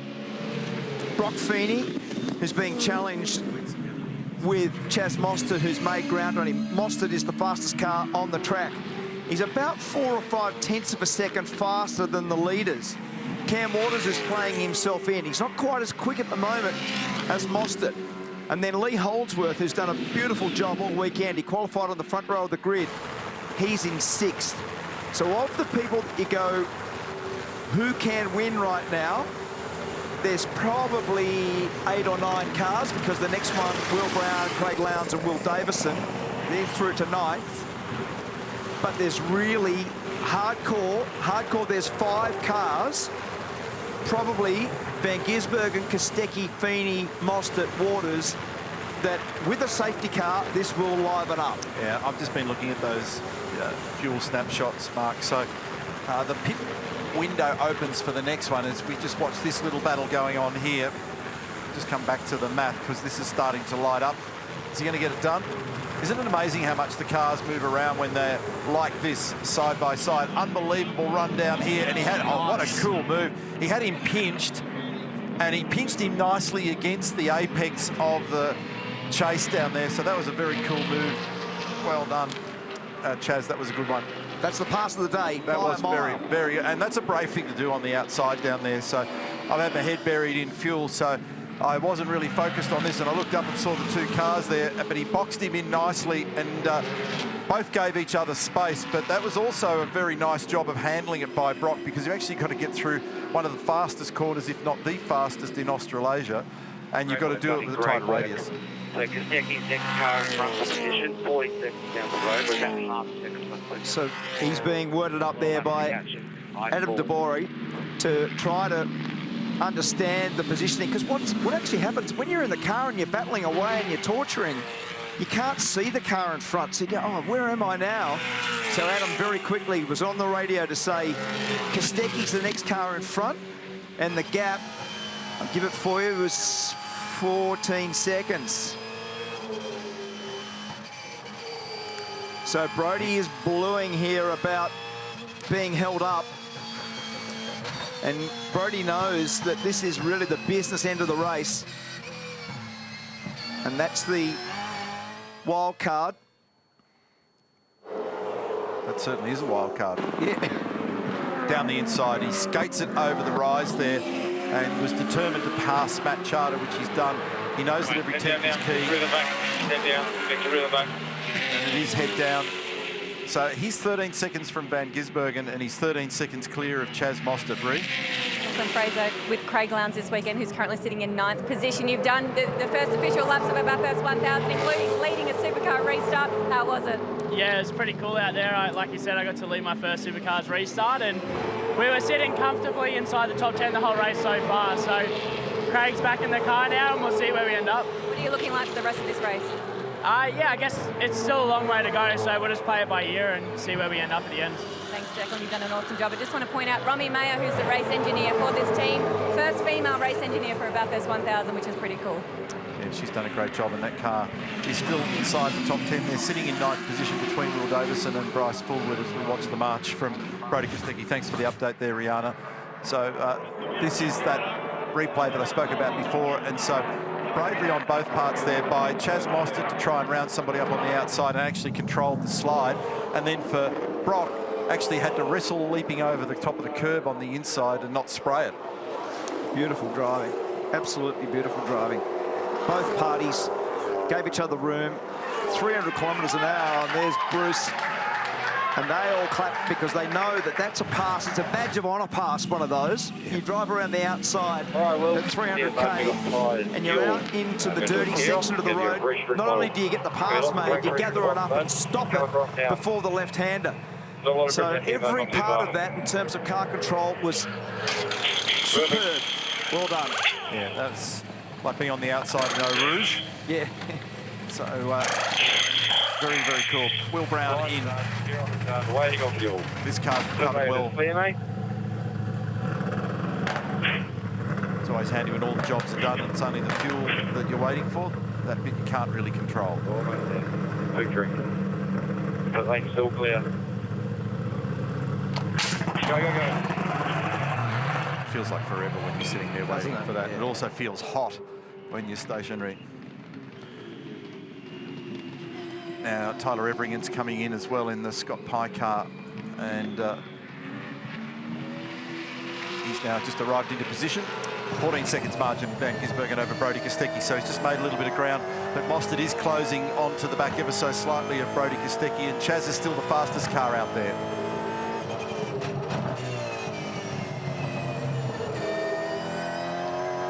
It's the race leader. And he's just gone faster in the 3rd sector of the racetrack. And so has Brodie Kostecki. So that'll be a little bit what Garth Tander was talking about as well. We're reaching that point in the day where the cars have been running around long enough that it's rubbering in on the race line nicely. The temperatures are ideal out there. There's no sign of rain. They've found their rhythm. They've got good tyre quality as well. I was going to make the point before we saw that awesome move by Chaz rounding up Brock Feeney before, Mark, that we're We're not far away from the window opening if you choose to, but you've got a bit of fuel flexibility the way the race has unfolded today. So it opens in about a lap or two, and it closes in this sequence, depending on who you are around lap. I'll go for a middling number and call it lap 125. Yep. So there's that stop to come, and then one further, and then that's the critical lap that gets us home. So we're right in the jaws of the key part of this race at the moment. And for Tickford fans, for Cam Waters fans, vitally important at the moment that he keeps the clawback coming. He's 30 seconds from the lead. He's 3 seconds from Brock Feeney. His mate Chaz Mostert has just cleared off a little bit with the pace that he's showing in the recent past. He continues to show rocket speed out there at the moment. He's got the margin down to the lead to 26 seconds. But those guys that we're speaking about, Mostert, Feeney, Waters, they need a break. They need a little lucky break to just make this job that much easier, because they're using a lot of everything, including themselves, to be able to do this job at the moment. Yeah, that's 100%. And I think when we took that long waiter shot there before, where Van Gisbergen went through turn 2, and we looked back and we saw Kostecki, then we saw Mostert, and we saw Feeney, and then we saw Waters. Those 5 cars, basically in the length of Mountain Straight, are the cars that are in contention. But to your point, Neil, you just need a little bump there. Was that actual contact between the 2 cars there? There's certainly some brake instability getting down into the turn-in point there for Scott Pye. He only just went out because Tyler came in. They did a handover. So, yeah, so he did get a whack, and it's actually got some damage. So that was him on the radio. And he's got some smoke. In fact, I think he's rolled out of it a little bit because he'll be concerned about popping a tyre at high speed there. So that was James Golding in the subway entry. But sorry, what I was about to say was you do need a little assistance now. To make this all happen, you've got to have a safety car to actually get back in the game. And the safety car that Van Gisbergen and Atanda got earlier worked perfectly for them in terms of their status. Van Gisbergen has just done his fastest lap of the race with a 7:11. Copy, mate, copy. We'll be on the land, mate.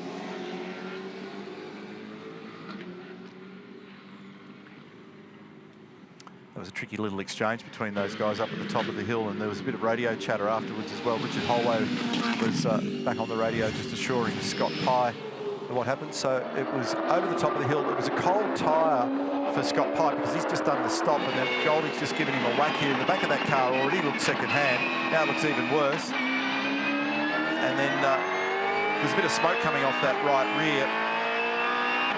Jeff Slater's engineering car number 31 this weekend. He's an accomplished and successful engineer.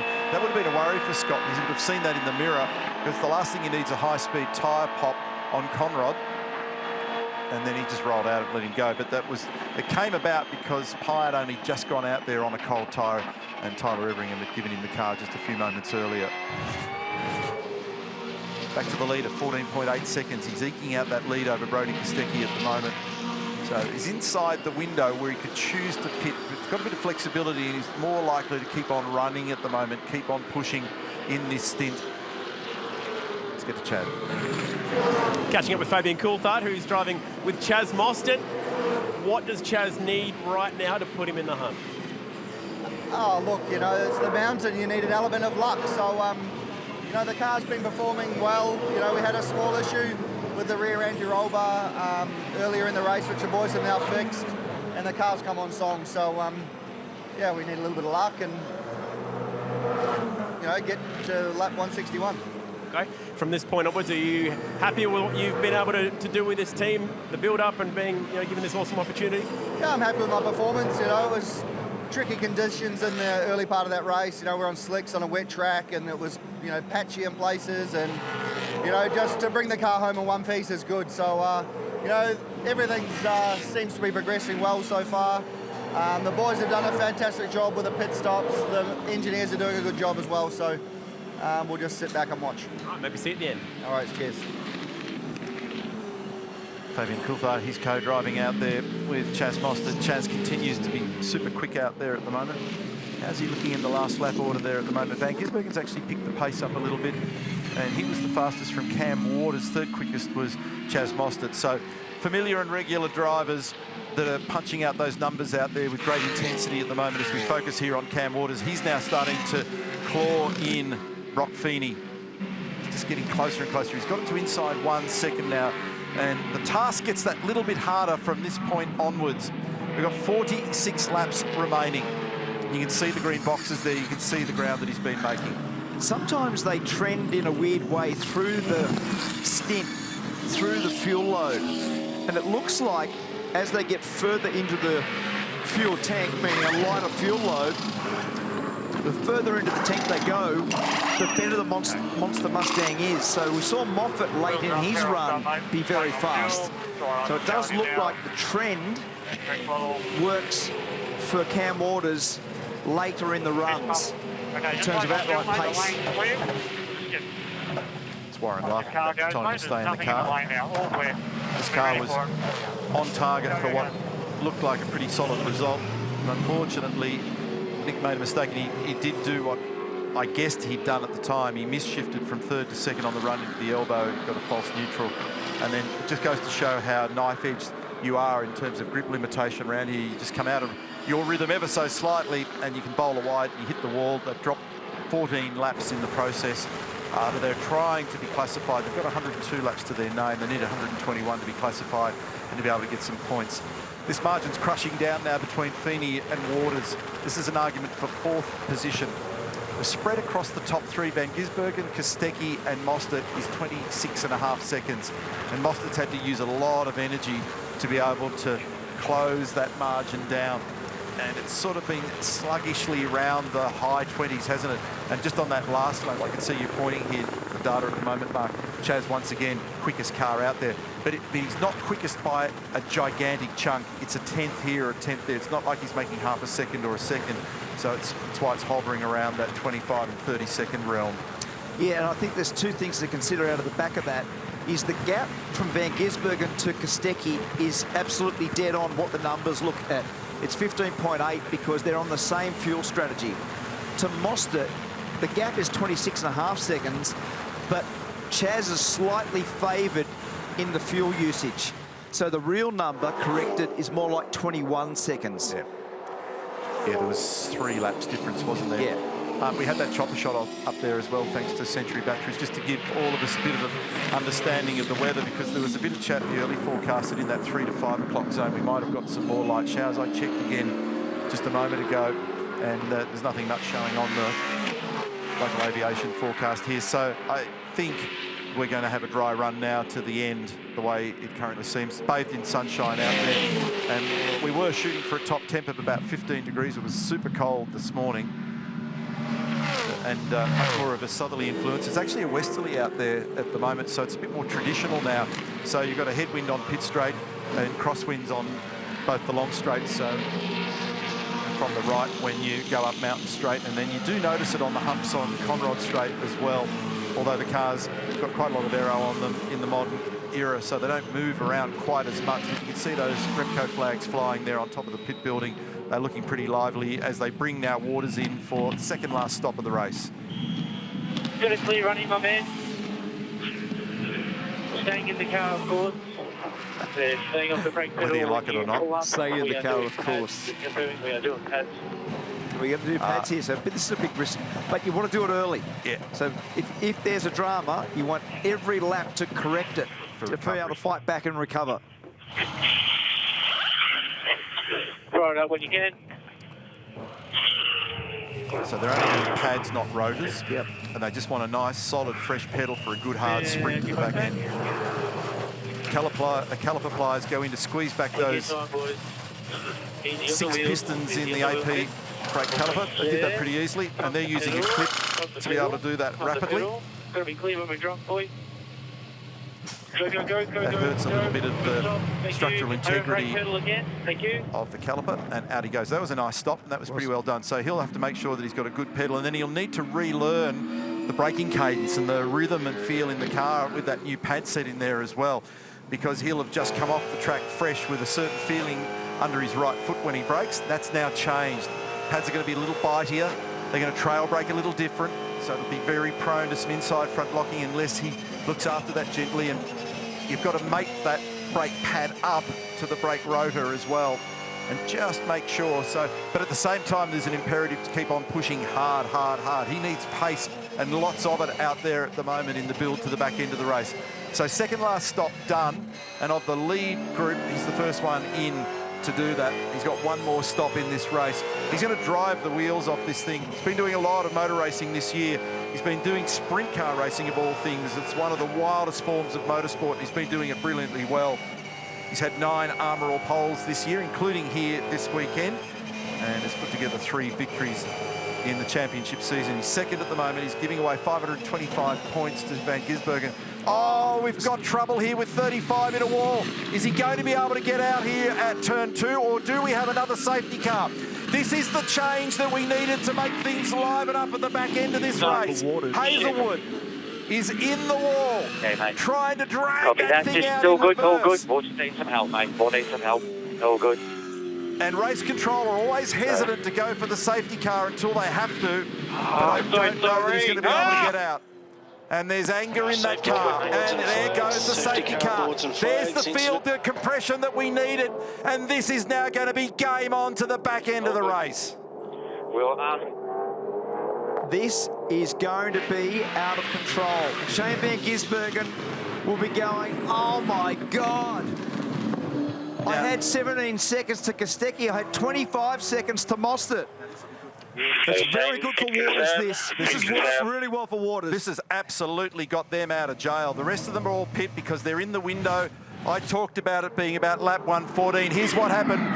Huge pace into the outside wall. Turn 2, Todd Hazelwood, the truck assist entry, has clobbered those tyres. He did his level best to be able to get it out of the tyre barrier, and he is filthy angry with himself. Was that Shane going straight by? I think the first car past the accident was Shane. We'll get another look at that when we can, because I reckon he saw it. He would have been the guy to go, he would have reported straight back in and go, hey, there's a car in the tyre wall. I reckon it was him.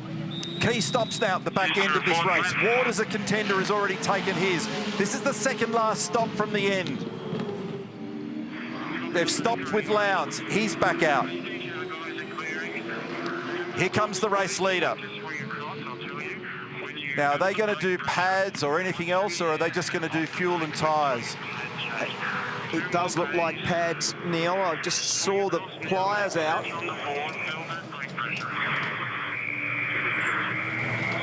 there's caliper pliers down there. So they want a fresh brake pedal for the last 2 stints here as well.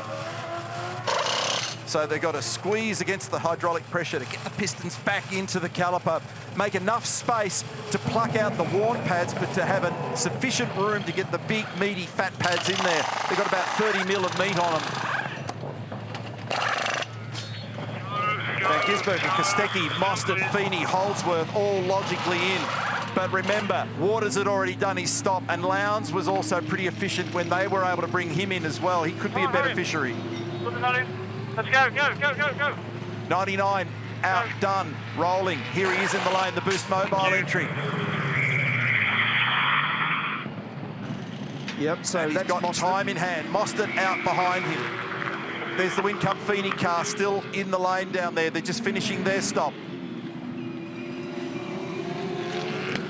A lot of chat on the radio about getting brake pressure. BP Ultimate Safety Car will have the control of the field. They'll restart this portion of the race nose to tail. This is going to be fantastic. 42 laps remaining, an absolute sprint race with the top contenders in play. Van Gisbergen, he would be exasperated by that. He would have seen that accident and gone, oh my God.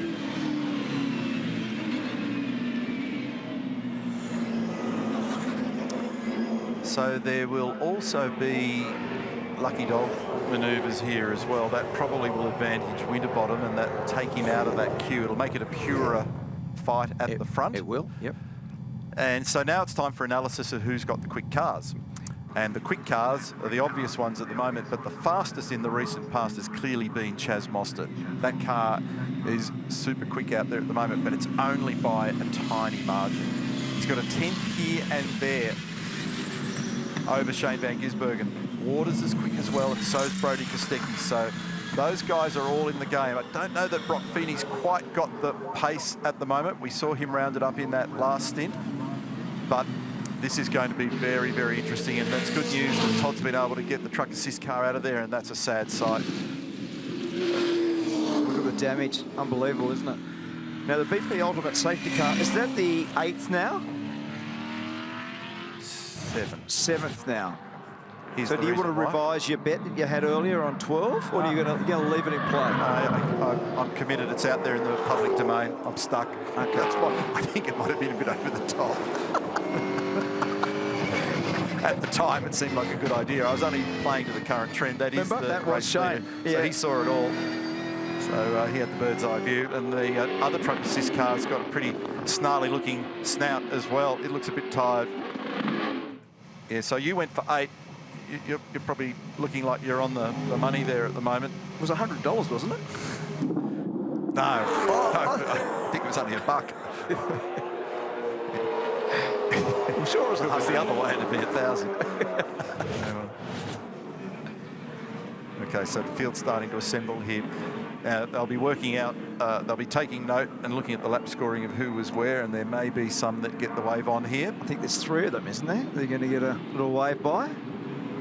So we're going to work that out in a second. Yeah, they'll wait for the official word on the race management channel. Oh, you mean you can't pass the safety car without being told? A few blokes have tried. Unsuccessfully. Just gone rogue. So, well, that partially solves the problem anyway. So, turns out that both the Team 18 cars are coming in to take the stop. And who's going to be in the way? Is that Jake Kostecki in car 56? He's going to be in the lineup. Yes, he is. He's behind Van Gisbergen, in between he and Brody. And he's down in 17th, and he's a lap down. So chances are he'll get shuffled by on Conrod Straight next time round. And that'll put Brody onto the back of Shane, and it'll put Shane onto the back of Brody.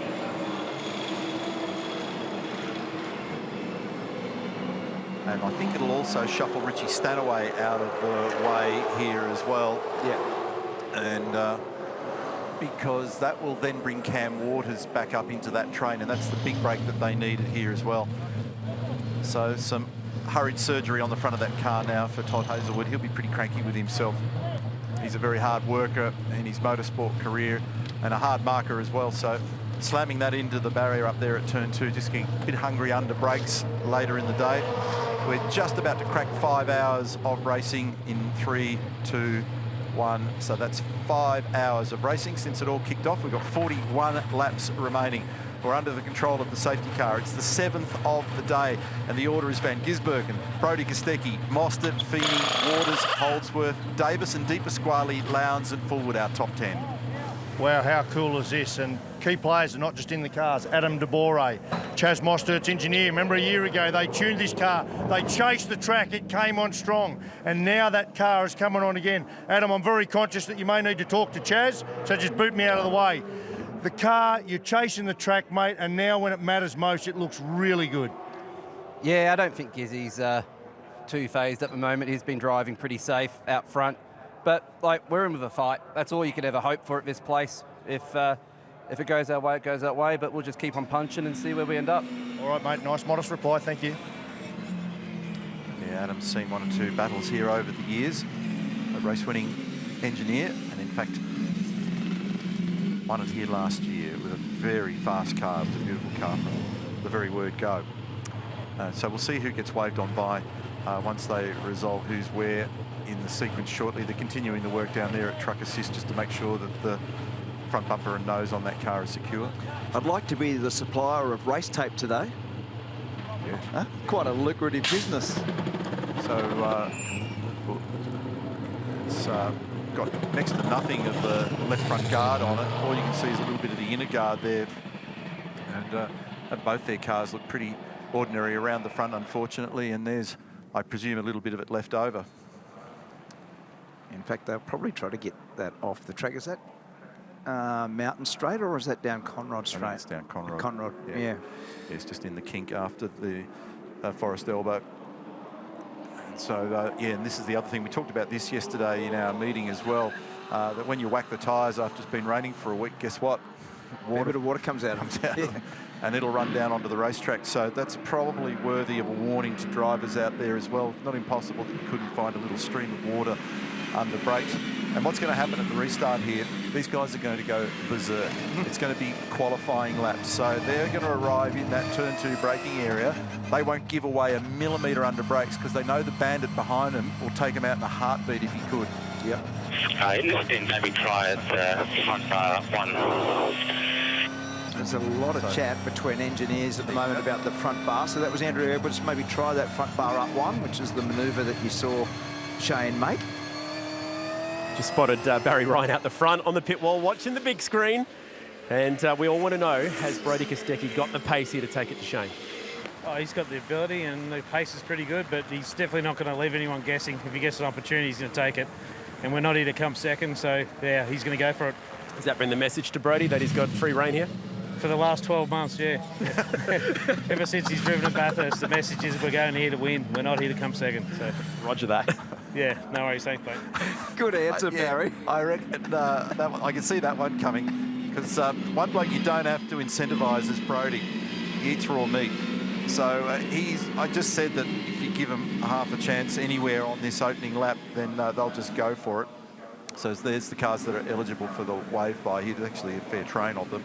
So he won't waste any time, but everybody out there is well qualified to be able to squeeze on this opening restart lap. So there won't be anything left behind.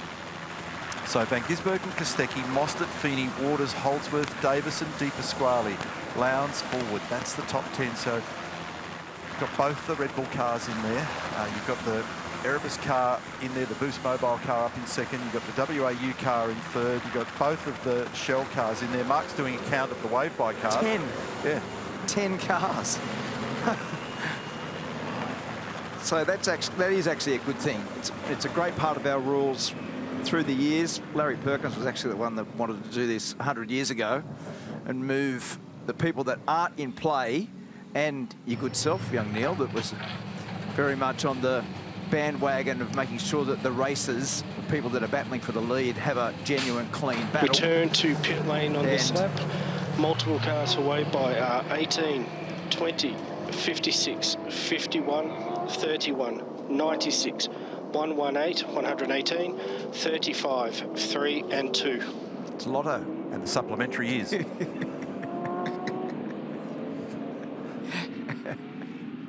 So that's James Taylor, the Motorsport Australia race director. Now, is Waters okay for fuel here? Yep.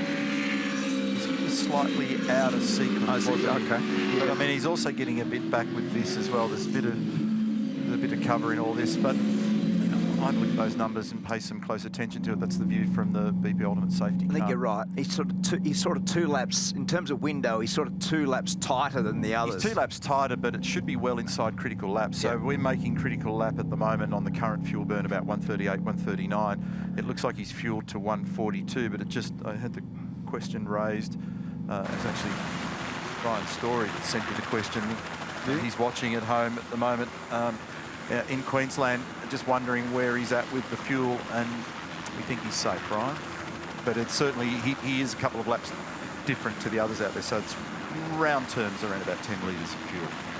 Matt Payne driving with Lee Holdsworth for Penrite Racing. Have you guys got the pace to win this race?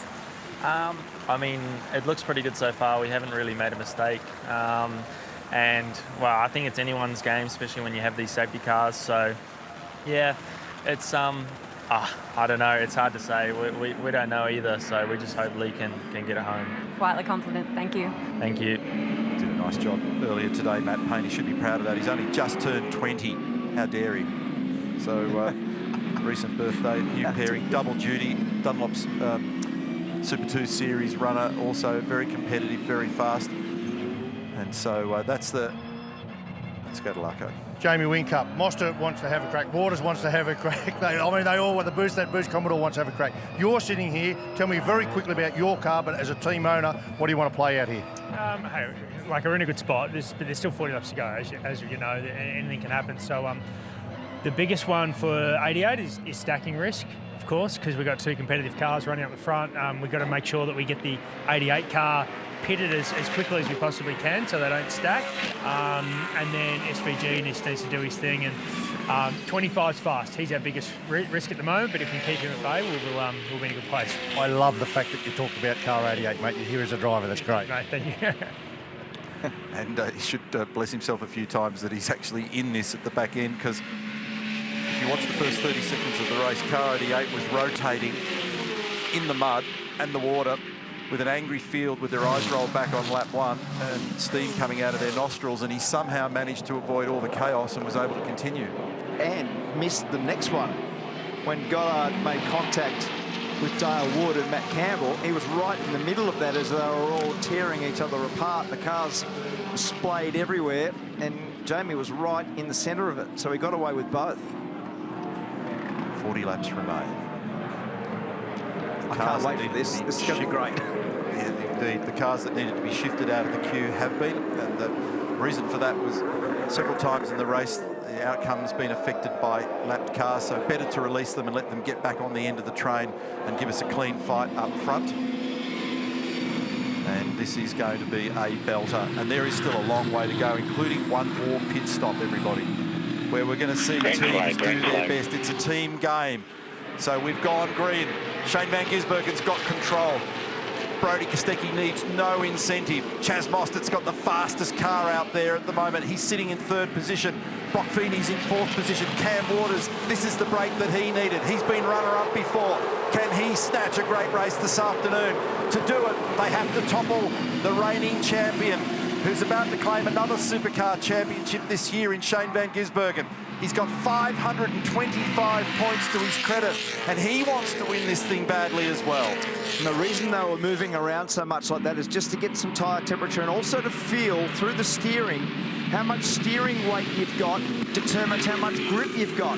So you'll understand when you go to turn the wheel or stop the car at the first corner that you've got a reasonable amount of tyre grip and understand what that grip level is. So it's very, very much innate. The driver has to understand what that is before you commit to the corner. Heavyweights are at the top of town. We've got 39 laps remaining. Van Gisbergen's got a 0.4 margin. He opened up a little handy margin in that opening couple of corners to take some of the pressure off. But Kostecki is going to throw everything at our race leader. Innate. The driver has to understand what that is before you commit to the corner. Heavyweights are at the top of town. We've got 39 laps remaining. Van Gisbergen's got a 0.4 margin. He opened up a little handy margin in that opening couple of corners to take some of the pressure off. But Kostecki is going to throw everything at our race leader. So too is Chaz Mostert. They all understand that this is an opportunity to make gain, to make profit, to get stuck into their opponent. Over the top at Skyline, they're temporarily on two or even one wheel over there, plummeting off the top of the hill. Two wheels through the dipper, and Van Gisbergen grabs third gear, plunges down the hill, feeds it second over the blind rise, and have a look at Mostert down the inside. He's given some space by Brodie, but it isn't quite enough.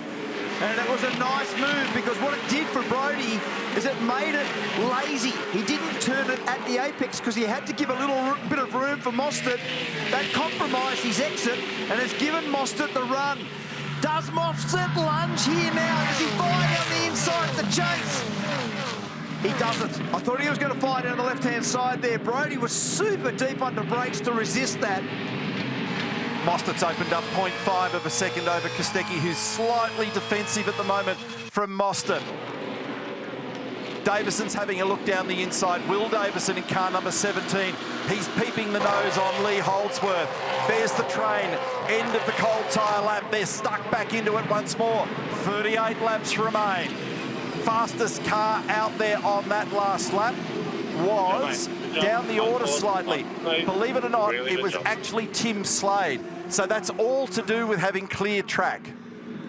And just so you know, on that opening lap, after the restart, they've been doing low 7s. That was a 10.3 for Van Gisbergen. So when I spoke about tyre grip and tyre pressure and understanding what that grip is, it's 3 seconds a lap slower on the first lap of race commencement.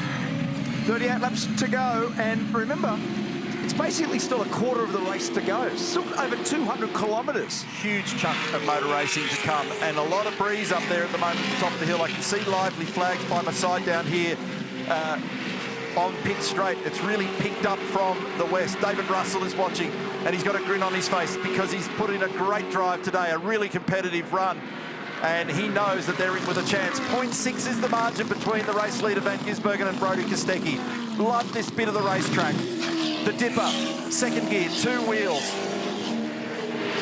It's about 90 kilometres an hour. Running down the hill, squeezing down these S's. They peak out at about 185 Ks. And a look down the inside for Waters on Feeney. So close.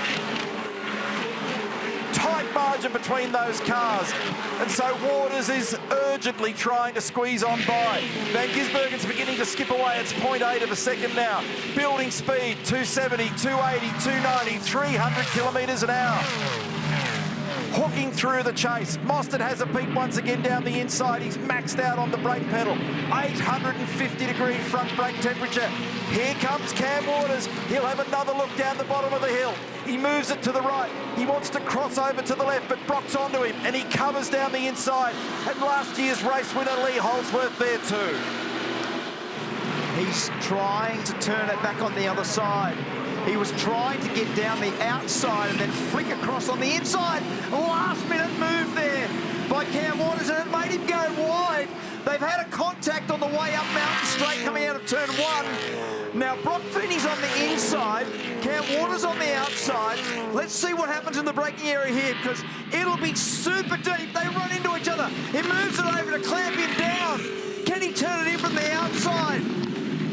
There's no room there. No way can you do that. He's vulnerable when he does that, so Cam was a bit cranky there because of the side swiping off turn 1, but a bit of it was grip limitation there as well. He feeds it up the inside. It doesn't work. And have a look further behind. There's a queue of shell cars in there as well behind Holdsworth. Moving under brake. So there's chat on the radio about moving under the brakes. Look at the breeze over the top of the hill. Trees are moving around there at the moment. So Waters is blowing up at the moment, but putting himself on the outside there at turn 2 was awkward because he makes himself vulnerable to the following car, which was Holdsworth. It's bold. I thought he was going to try to turn it in there on the outside, which would have been an absolute nightmare. He gave it away, he pulled back in behind him, and as you said, that let Lee Holdsworth into play. So Cam Waters just trying to find a way by. Now, Mostert has effectively been held up all day, or been in a battle with Kostecki all day. He's got to try to find a way to make a bold, bang, authoritative move. He's got temp worries. They're asking him to find some cooler air in car number 25. So he's making water temp at the moment for whatever reason. There might be some junk still in the rad from earlier in the day with all the dirt and all the mud and all the garbage that was floating around at the top of the day. I suspect that they've got less than ideal temperatures in that car at the moment, and I suspected it earlier in the day. But he's now right under the rear wing of Brodie Kostecki. This is going to be a full-blown fist fight as we tick down 36 laps to go. 1.3 seconds the margin, Van Gisbergen to Brodie Kostecki, and the battle is on for the minors at the moment. And these guys have skipped away ever so slightly. That was an awkward little slide there by Feeney on the previous lap, but he's now got a margin in hand, and he'll tidy it up this time. Keep that focus forward. A little bit of time on the pink for help. You'll be all good. There's a fair bit of chat going on between the two parties here. And what you've got to do is try to find the spot where Kostecki is vulnerable. Mostert will be looking. He'll know where his car's slightly better. And then you've got to set it up. You've got to construct the pass.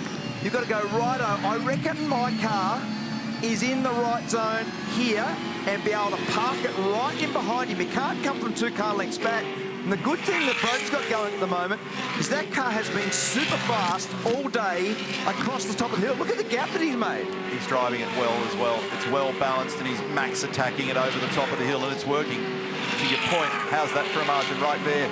at Pertec McPhillamy. He's opened up a gigantic margin over the top of the hill. Now they are pushing everything out there, and roll the clock back 365 days and recall in warmer temperatures, we had a bit of tyre trauma. Remember what happened to Mostert earlier in the race last year. Remember what happened to Van Gisbergen late in the race last year. Lap 154, they hurt the right front tyre on that car. So is there any question mark? We've seen no evidence of it so far, but driving this hard, this far out from the end, can everybody withstand it? Yeah, that's a very good point. I hadn't thought about that before, but you're 100% right. And the propensity to make a mistake still with the edge of the road as it is still very high. I'm interested to see how much road they're using now on the way out of turn 1. Much more than they were earlier in the day, although there's still some water there. Fabian Coulthard's watching in the Walkinshaw Adretta United garage. He knows the deal, shakes his head. It's a pressure moment, and he wants to be able to clear, have his teammate clear Brodie Kostecki. That is not going to be an easy task. The margin, 1.79 seconds. Call it 1.8 for Van Gisbergen over Brodie Kostecki. And on that last lap, fastest third sector by Brock Feeney. So Brock's picked his pace up. And Van Gisbergen, he is absolutely a machine, the big Kiwi. Seriously, he's just done a 6.86. That's his fastest lap of the race. He's cleared out by 2 seconds on Brodie Kostecki. So whilst he can look back and watch Mostert attacking Brodie Kostecki, slowing each other up slightly, Van Gisbergen is capitalising. He's putting his best laps together to get that little gap out, because we know there's a little fuel margin between Mostert and Van Gisbergen. Fresh air serving him well, and he's making the most of it at the moment. We're on board here with Cam Waters over the top of the hill. He's about to grab 4th gear and build to more than 200 kilometres an hour. Metal grate on the right, floats it up over the curb on the run out of Reed Park. Now up to McPhillamy, a little more than 200 k's off the throttle briefly, back on it hard once again, uses the apron on the exit. Blind approach over the top of the hill. He makes ground on Feeney here. 3rd gear, 2nd gear through the S's. And then it's a blind approach to the dipper. Chuck it sideways, 2 wheels through the dipper, 3rd gear in the gutter. Down the other side of the hill for about 180 k's. Does he have a look on the inside? He's thinking about it. He's thinking about it. They're both grip limited. 2nd gear, left-hander, gives him a hello and welcome as he punches into the back of it through the left-hander at the elbow. And he is right with him, Cam Waters. Absolutely. Now, what happens in terms of straight line speed? Because Larko reported they took wing off that car, remember, earlier in the day to try to improve the straight line speed. He's right there at the turn-in point for the chase. Can he fly down the inside? If he's ever going to do it, he's going to do it now. He's there, but they're going to be alongside each other. He's on the wrong side of the road, and Feeney goes off. He's through. Cam Waters through to 4th position. A little mistake by Feeney in the end. And drops 2 spots in the process. Now in behind Lee Holdsworth. That was pressure motorsport. Nothing in it. And it was a gigantic attack then from Cam Waters, who put a move on and moves himself up into 4th. In the process of all that after the restart, he's now 2 seconds behind Chaz Mostert. Does he have anything in hand to be able to close that margin? Feeney now in behind Holdsworth. Lee's having a ripper run. Here's the replay from above. Century Batteries chopper through the chase, down the inside. Both of them got nothing left under brakes, and running out of road to the right was Brock Feeney. Nothing he could do. Both of them were at the absolute max. Here's the onboard. Nice driving by both of them. In fact, Brock just couldn't pull it up. He's on the dirty side of the road by then. Wasn't even a touch. No, didn't make contact. Beautiful driving.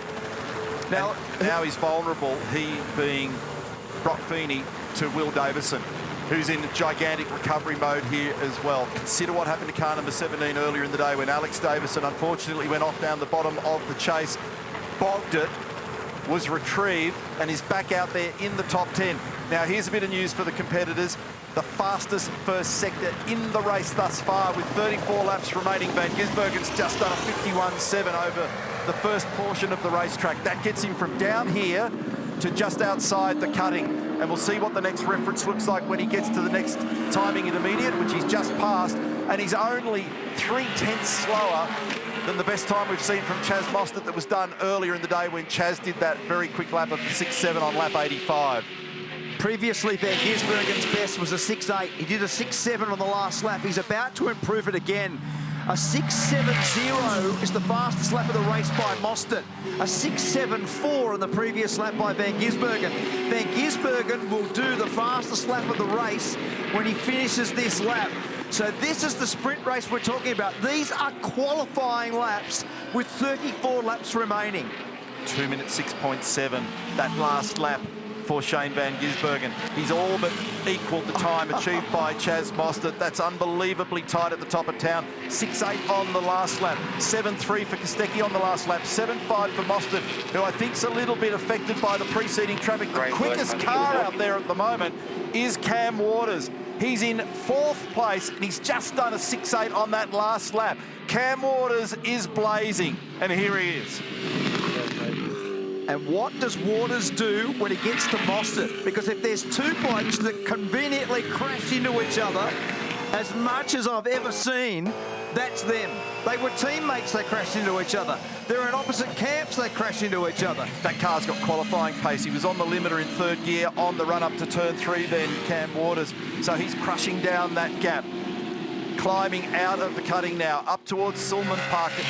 Blind pop out up over the top, 3rd to 4th gear. This, in my opinion, is the best bit of racetrack on the planet, where you bomb through the metal grate, out the other side of Reed Park, over the top of McPhillamy, all more than 200 kilometres an hour, absolutely into it. Maxed out, not a millimetre left. And doesn't he make some ground down the hill? That car is very, very nice down the hill. And that serves you well because it puts you in contention when you come off the cutting to put a move on, which we've seen through the course of the day. Cam Waters puts a move to down the inside at Forest Elbow.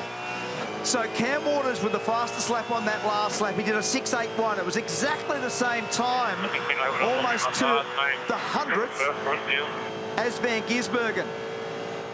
And what's it do for Mostert now? Because he'll see the Monster Mustang looming in the mirror. As that Monster Mustang gets bigger and bigger and bigger in the mirror, he'll be energised to find a way by Brodie Kostecki. I would rather put a move on Kostecki than have Waters attack me. They got together in the chase here in 2019, Waters and Mostert. And try as he might, Mostert is unable at the moment to unlatch himself from the back of Brodie Kostecki. That's giving Shane Van Gisbergen the breather he needs. It's 3.3 seconds, it's a cushion. And the fastest car on the track again on that lap was Cam Waters. He's fully incentivised. He's proving to us why he was the Armour All pole sitter on Friday. That car wasn't good on Thursday. They did turn it around. They tweaked it, tuned it, made it better, and it's the fastest car out there at the moment. And he's going to join this party in a heartbeat. And can Brodie hang on? Because the pace that he's got is basically from there, from turn 2, right down to Forest Elbow to come on to Conrod Straight. So his pace, the reason they've got speed is they've got beautiful car balance and flow across the top of the hill. That's not just about the car, the Boost Mobile Commodore. That's about Brodie Kostecki putting 100% effort into this bit of road that you explained last lap, Neil, to be the best bit of road on this side of the planet. And this car is only in that position because it's so good in that area. But gee, he's throwing some load into that right front over the top of the hill, because every time you see the shot of it, it's bottoming out, it's bringing up blue smoke. The Repco Warcam specialty shot there is so cool. You see the cars blazing right next to the concrete. A lot of shadows in evidence up on the top of the hill now as well.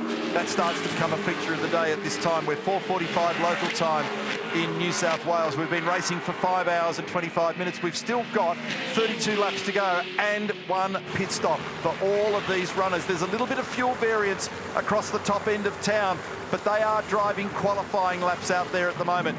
And 2nd, 3rd and 4th, nothing in it, and Waters has joined the party. Oh, he's sliding it. He's asking a lot of those tyres, Cam Waters, but he's seeing it on the stopwatch as well. So he is getting a yield for the investment. 3.5 seconds is the gap, Van Gisbergen to Kostecki. It continues to build.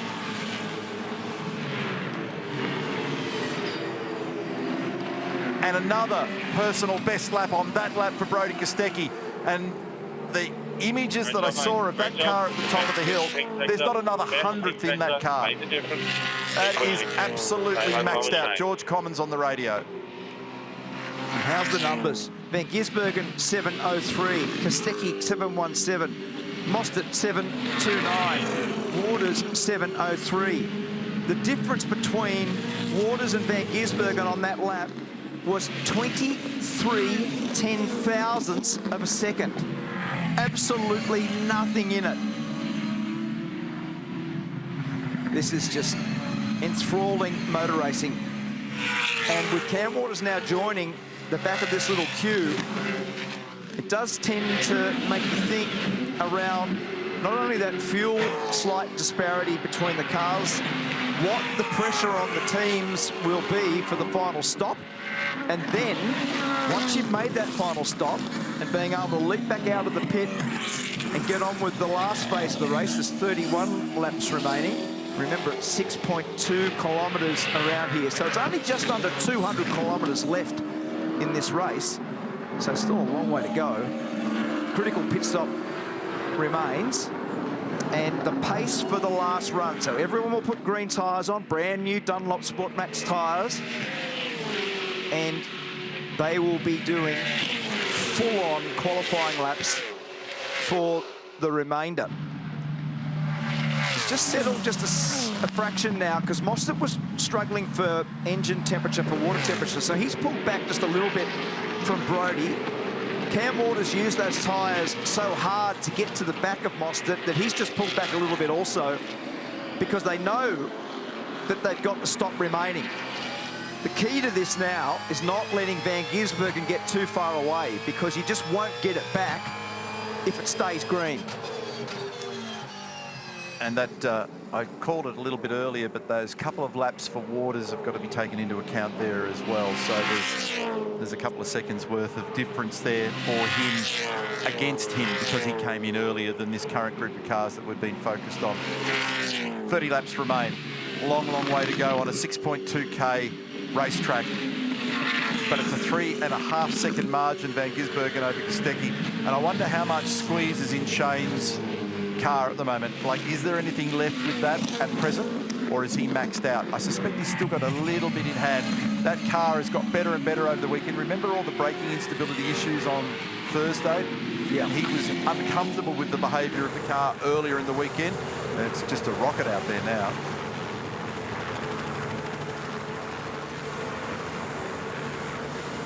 The margin across the top 4 cars is just 5.1 seconds. And most of that is first to second. Van Gisbergen to Brodie Kostecki. We're with Will Davison here, the Shell V-Power Racing entry. 1,000 championship races for Dick Johnson Racing this weekend. Special celebration. It all started at Simmons Plains in 1981 in the XD True Blue Ford Falcon. And there was a little celebration and a speech from Ben Croak this morning to Dick and Jill Johnson. An emotional moment for them. And a tough day, because car 100 was in the wars on the opening lap, and car 17 was buried in the mud and had a mud bath, unfortunately, about middle of the day. But here they are. They're inside the top 10. They are currently 7th and 8th, but they'll be hungry for more, because this guy has been going through a real golden patch in the recent past. 9 Armour poles, 3 victories in the championship years so far, and he's sitting 3rd in the championship, Will Davison, so he'll be somewhat annoyed that he isn't further towards the front of this, and he's about to throw a punch at Brock Feeney.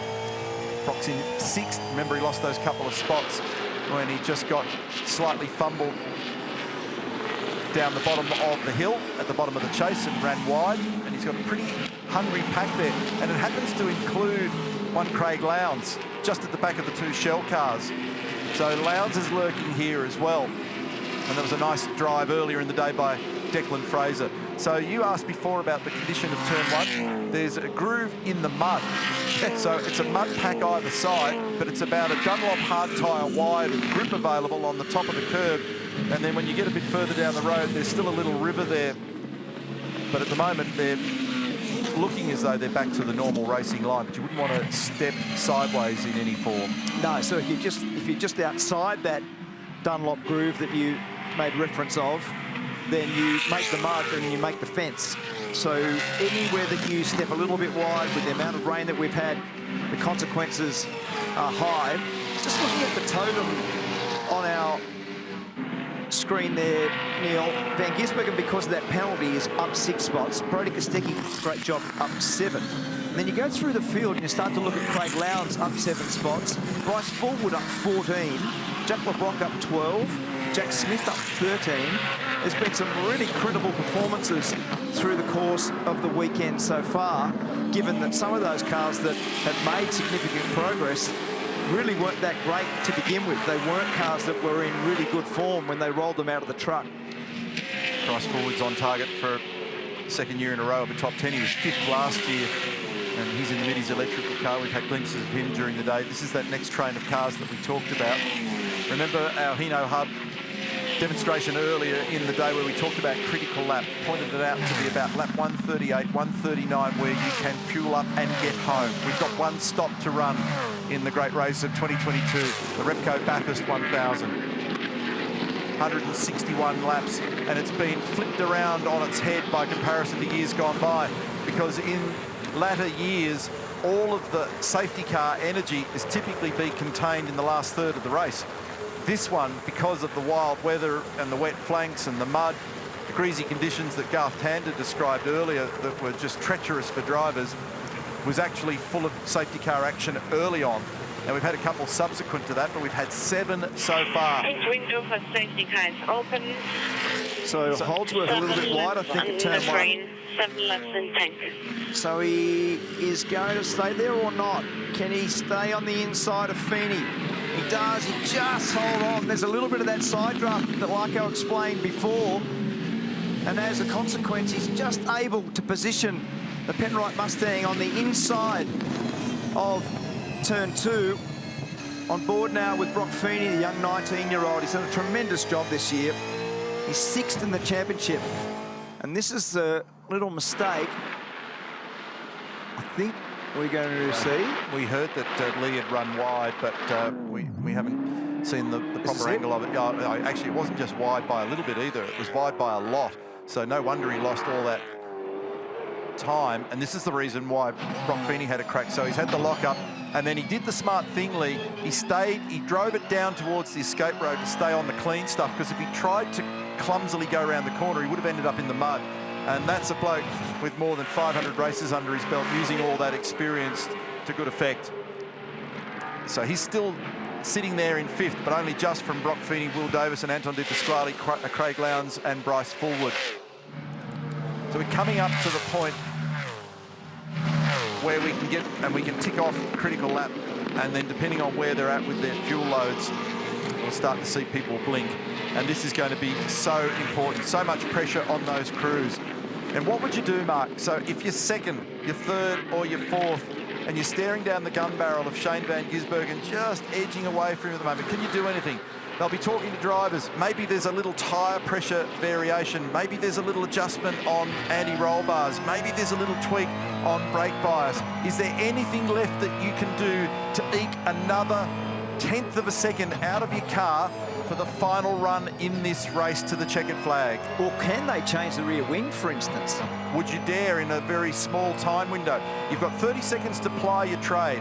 Anything that costs you more than the fuel stop is game over. Absolutely. But it's game over if you can't pass. So the thing that's really important, we saw that stop with 88 earlier, and they changed the rear wing. They wanted better straight line speed. Now, I think you'll actually find that when you look at the Kostecki car versus Mostert, one of the real things straight away is I will bet that Mostert's got less wing than Kostecki, because Kostecki's car's so good across the top of the hill, and Mostert's so good in a straight line. What does happen as a consequence of having less wing is it doesn't stop as well either. So even when Mostert's been right there with Kostecki, he can't stop the car at the chase.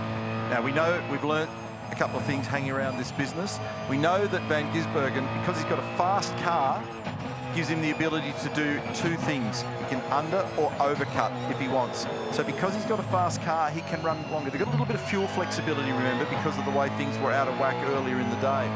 But there could be somebody else here who says, well, you heard Barry Ryan before, so I'm only interested in winning. The rest of it turn into nuts and bolts after that. So do you undercut at some point? Do you put on your new tyre and go out there and try and claim track position. And that'll have an effect on the others. Whichever one of this next group decides to play one of those games will make the other do something. Yeah, you'll either, okay, we're going to run long and try and overcut you, or we'll do what you're doing and try and beat you in the pit lane. So there's a couple of other things up their sleeve, but the options are narrowing. Is Waters forced to do that? So we're thinking that he's maybe got a little bit less fuel flexibility, Waters. Does that force Waters to do it? And I've got another one up my sleeve, and we've seen it done, and we see it happening in other events in motorsport here and there. Do you just short fuel and play the game? Do you bet against a safety car or not? So if you short fuel, you might get track position, but you rob Peter to pay Paul, and then you're going to have the fuel save and go fast in the back end of the race. I'm just putting it out there as another wacky idea. So there's a little menu of stupidity that you can sit and stare at to go, well, what will I try and do here to deal with the fact that Van Gisbergen is on target at the moment? So what are we going to do? Do we try and save a second in fuel? Do we tweak a tyre pressure? Do we under or overcut? What are we going to do? Or are we going to accept being beaten? Well, you've got to be bold. I agree with that. I'm not going to be bold enough to not put enough fuel in to get home. I'm only talking about half a second or a second. Yeah, you're probably right. Now, that last lap, there's something happened to Cam Waters because he did a 10.2 and everyone else is doing 7s. He's lost a massive amount of ground on Mostert. So we just need to find out what happened to Cam Waters there, because he was the bloke with the best speed and the guy that was probably going to do the undercut on everybody. So have a look at that. There's the margins. There's Van Gisbergen just in behind's a lap car, but over the rise, we'll just give you those little gaps. So there's Brody Kostecki, there's Chas Mostert, and a long way. Have a look at that for a gap. Yeah. So he's dropped right off. He might have used, like, the car's sliding a lot. So, and I've seen a couple of shots of it now where I can see it oversteering a little bit. He might have just hurt the tyre 22nd fastest on the last lap. So that's actually a significant drop in pace, isn't it? I reckon he might have got caught with the first corner somehow, I think, because in the first sector of the last lap, he was 2 seconds slower there. I'm, by the way, not suggesting that you run out of fuel at the back end of the race. I'm just putting the menu down there for, okay, what are the things that you might do? And really thinking about what teams might consider. So when you're sitting at home looking at this going, okay, well, what do you do if you're competitive? How do you play this? Well, that's not it. So 22 corners to go, and we'll check the rest. Yeah. Somebody got through there totally fine. But I thought it was the first sector where he had the time loss. Tim Edwards there contemplating life, understanding that this last section, 25 laps of the race, is the biggest prize, the biggest, best race that we have, at a place that is all or nothing. I heard Tim say earlier today, it's win it or bin it. Especially this one. Yeah. Doesn't necessarily apply to the others during the year, but this one, absolutely. 4.3 seconds is the margin, Van Gisbergen over Kostecki, and it's a 5-second spread, 1-3 at the moment. And we're on lap 37. We're very close to critical lap where you can get to a point where you put fuel in and get yourself home. Now, here's a little more to the story. Yes, it was turn 1. He did run wide, and he went out there well and truly onto the mud and dirt, and that hurt. So he's been maximum attack, and this time it's bitten him. He's just locked up slightly. Once he's on that, I was going to call it the grey. It's actually the brown. It's normally the grey on the outside of the corner. Then you're in stripe, and that's where all the time loss was. Race leader. Humming through the chase. 4.3 seconds.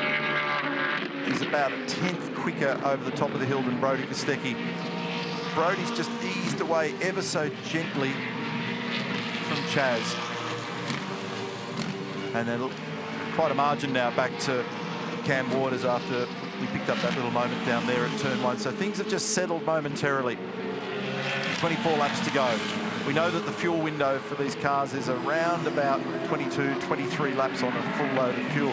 But there's a little bit of fuel variance based on the fact that it was a slightly unstable race early in the day where people pitted and took opportunities for fuel. Chain's only one For the safety car. Keep doing what you're doing. Keep focusing on that elbow and the thing. George Commons refocusing Brodie Kostecki's thoughts. You know, I think he talked about the elbow there, how important it is to make that run down the chute. And Anton De Pasquale's talking about understeer in his car. Just hasn't quite got the pace today. That was lousy, wasn't it? Giving that fence a bump. I think he put his signature on there. Yep. Have a look at this. I'm good for it. That was thin and crispy against the Pizza Hut sign, that one. Because there was nothing left. The thing actually ground against the wall all the way to the edge of it and out the other side. How many times do you reckon Lowndes has bumped the fence over the years? Mind $1. They're riding with him here, and he's tucked in behind De Pasquale, who's not entirely happy with the car balance, I think, at the moment.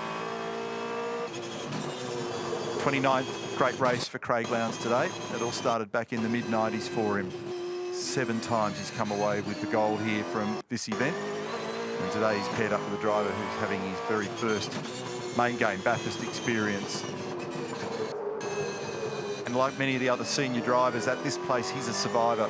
He's a safe pair of hands. Quite had the pace. Oh, trouble for the Smith car. And again, more trouble for Brad Jones racing up here. Right front corner, ripped out of that car. Does this change the nature of the race again? It's a lot of damage on that right front. Just go steady. I think that looks like that'll be the fence at Reed Park. Chad? Well, Garth Tander's paying very close attention to what he's seeing on the screens right now. And he's also just on the comms right now. So I'm just going to give him a second. All of the mechanics, as you can imagine, at Triple Eight jumped to attention because it looked like this could be a BP Ultimate safety car and potentially a pit stop. I will quickly duck in with Garth. Sorry, mate. Hell of a time to have a chat, isn't it? Your thoughts on when the 97 might be coming into the pits? Probably when it runs out of fuel, Chad. Well, that would make for a very short fill at the end, wouldn't it? I'm not too sure. I don't run the fuel numbers. I'm just an interested onlooker at the moment. Hey, I've done your job, and I'm doing this job, and I'm not going to tell you anything. Well, you know I have to ask at least. Yes, correct. Thanks for asking, but I'm not answering. Hey, Chad, why don't you just say his media stuff is about what 97 is like all year now. He's turned into Shane Van Gisbergen. Yeah, exactly. Scapey reckons you're turning all SVG on us, mate. It's a car 97 thing, definitely. A lot of words for Shane. You get it in the pre-race manual, how to answer questions from TV people. I'll stand here and I'll wait, and when the car comes into the pits, I'll know it's pitting. Correct. Won't be long. That interview gave us absolutely zero. Other than we caught up with Garth. I hope you're well. All right, so Jack's been able to get that car back in, so Up under the boom, buddy. against the odds. We'll put fuel in it, then put it in the garage and see if we can get the thing And pretty Paul quick. Forgey's the voice on the radio there.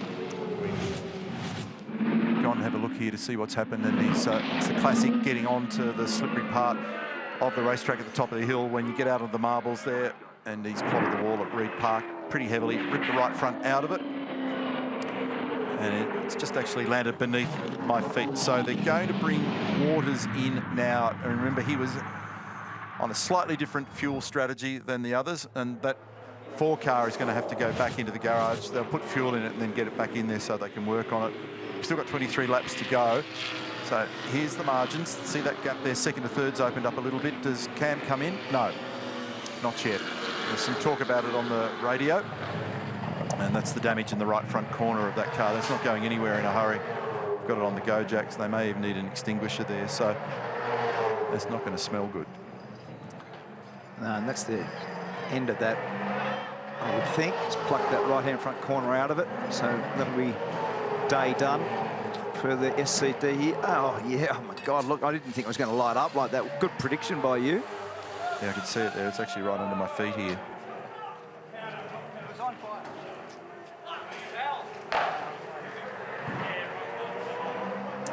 Yeah, so now they don't want powder all over it because that just creates another job, but they wouldn't have seen how much flame was involved in it. So one of the brake ducts or a bit of an inner guard or something is tyre or whatever, because here's the reason why. So back up to the top of the hill on the replay, wanders wide and thuds into that wall. He's got left steering lock on. It's not responding to the helm at all, and he slams into the wall between Reid Park and McPhillamy and does not trigger a safety car, and they get it back into the lane. So 5.2 seconds margin between Van Gisbergen and Kostecki. And we're getting close to seeing people coming back into the lane now as the shadows grow at the top of the hill. He was running 13th. So Jack Smith and Jackson Evans, with a few dramas through the day, actually had rebounded pretty well up to that point. Yeah, they had a tour through the Conrod mud as well down the bottom of the chase.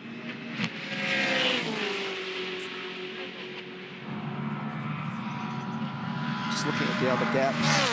So Waters is 10 seconds adrift. As you said, he's going to be the first one to pit. I thought he was going to do it on that radio chat from last lap. Van Gisbergen, who just continues to apply his trade, makes very, very few mistakes. Who's got the lockup going? Is that Lee Holdsworth? Right-hand corner, yeah, Lee Holdsworth.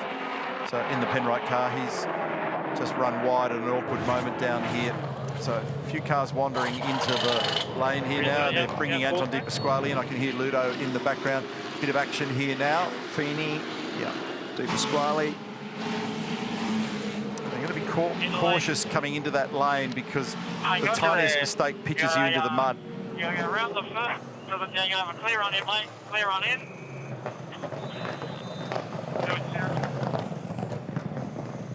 Fuel to the end, bud. Keep coming down. I'll let you know when to turn in. Keep coming, mate. Okay, turning in.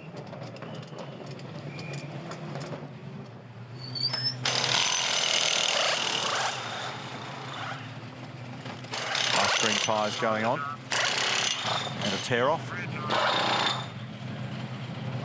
got about 15 to go here on fuel. You'll be clear to go on your drop. Go on your pit lane. You've got 10 minutes. 10 seconds, sorry. Okay, mate, that's 5. Getting close. Go, mate, go, go, go. Pretty straightforward for both of those cars, and in fact Will Brown in there as well. And out they go for the rejoin now. They're fueled to the end of the race. We've got 21 laps remaining as we pick up our race leader now. So remember that we've gone a little bit beyond because of the flexibility in the fuel from the strategies earlier in the day, which weren't really strategies, they were triggered by the safety car interventions. So we're inside that moment now where you can refuel, and I just heard them call box for Chaz Mostert. So we're going to see Mostert in on this lap. Box this lap, no option for Craig Lowndes. And tyres and fuel to the end as they continue with the number 97 car. That's got good pace at the moment, and if they've got some fuel in hand, they're fine. Here comes Chaz. Last stop of the race for him, bombs it into the pit lane, 40km/h pit lane speed limit. And Cam Waters, I think I saw in the background, yes, he's confirmed in the lane as well. And a mechanical black flag for car number 22, Chris Piffer.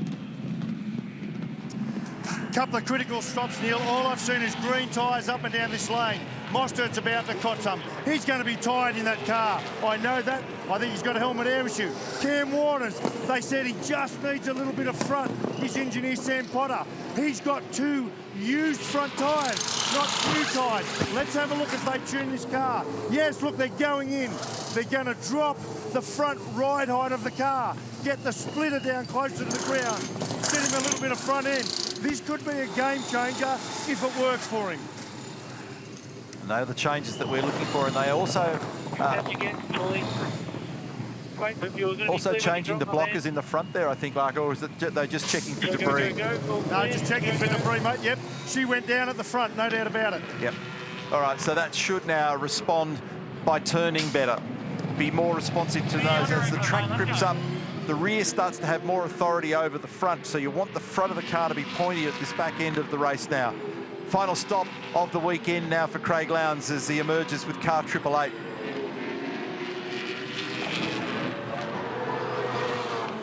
I've just stood by the Chaz Mostert pit, second time in a row that these guys have had a pit stop. And on both occasions, I've watched them wheel the tyres out the back, and one tyre has been in quite a hurry to be rushed out the back. And I think that's 2 stops in a row that I've seen an issue on the inside camber side of one of those tyres. Now, that is a guy that had issues with pits and punctures towards the end of last year. At the end of their runs, they're definitely sorry, Chad, we've got to stop you there, mate, because we've got Will Davison in the fence at turn 2. So is he going to be able to get out, or is this Hey, mate, the you okay?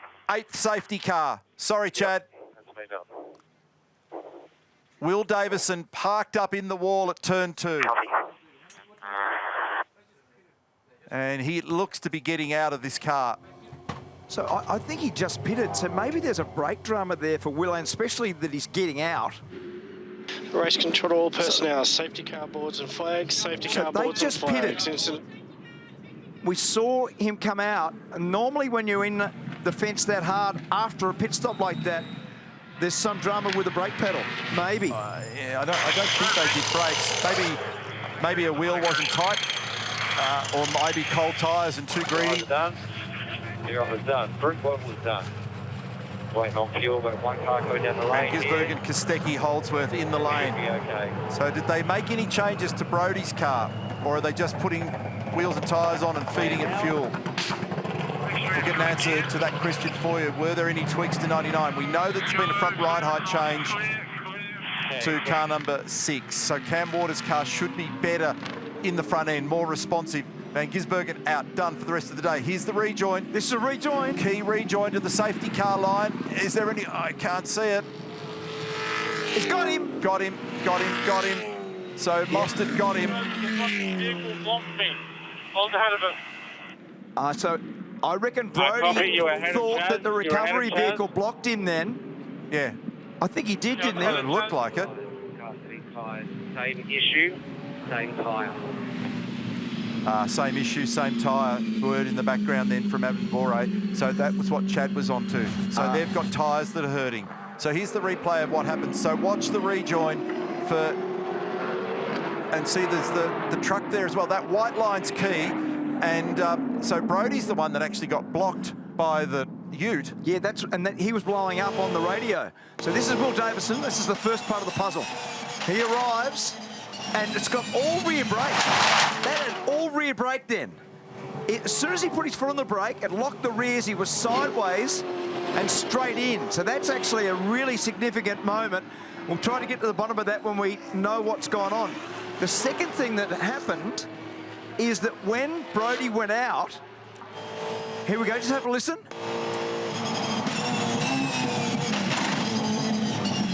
Yeah, they just locked the rears. I reckon there's dead set something that's happened in front of that car with the front brake. It just all rear brake, and it never looked like stopping. Alex Davison. It's looking like your first DNF there.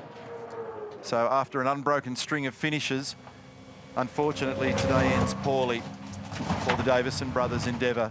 And that's gone heavily into the wall there and put big damage on the car. Will Davison safely out. There is a weird question mark around that. He's way too experienced, I would think, to just arrive up there, lock a brake and fire in. So it's been a torrid day for this car. 3 seconds difference in favour of Mostert over Kostecki in that pit stop.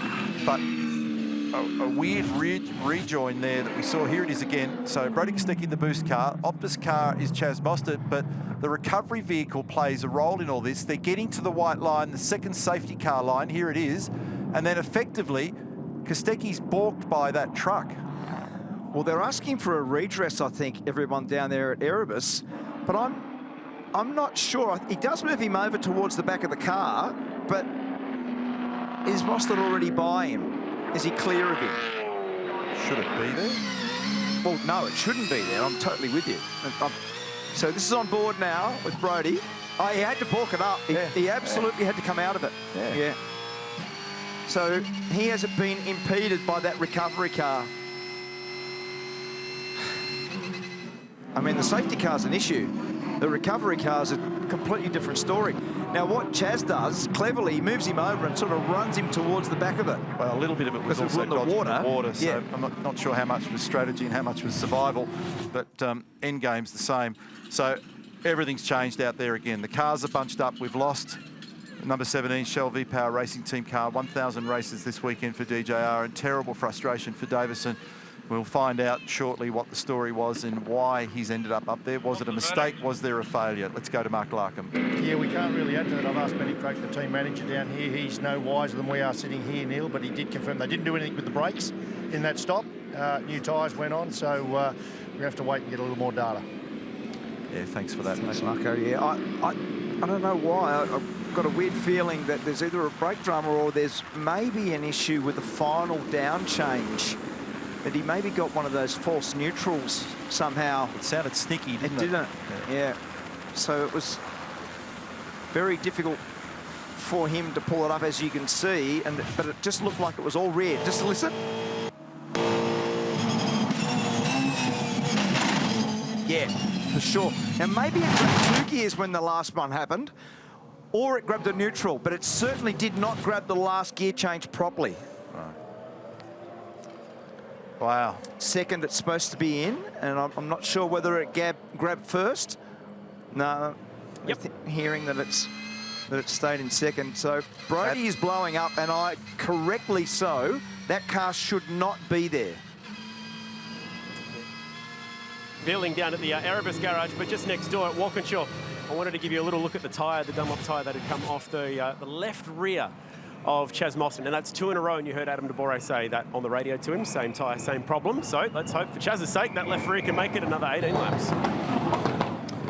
Well, it's got a better chance because of the short window now, and it's got a fresh set on there, so every time they click off another lap with the safety car, it's 1 lap safer to home for that tyre. He's been pushing very hard as well. Remember, we called him lap after lap as the fastest car out there.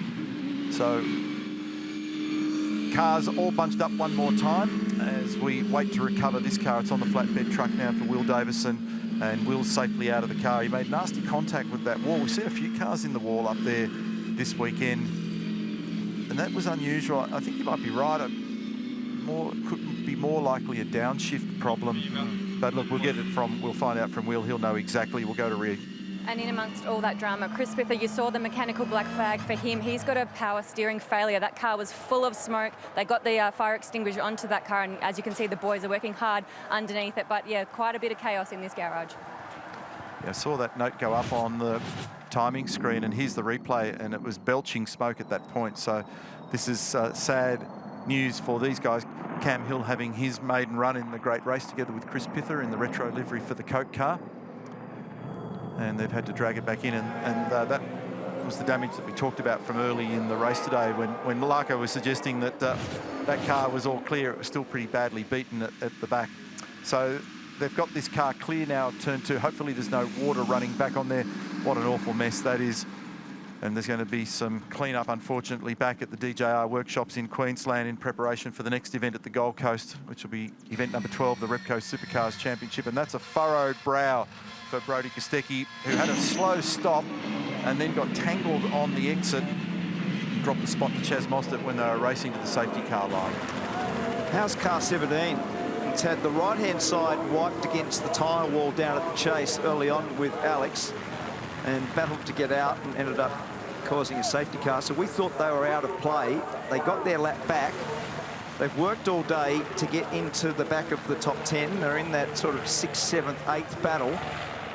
And then I'm sure there's something to do with that last gear change has caused the issue. So have a look at the right-hand side. It's just complete mudfest.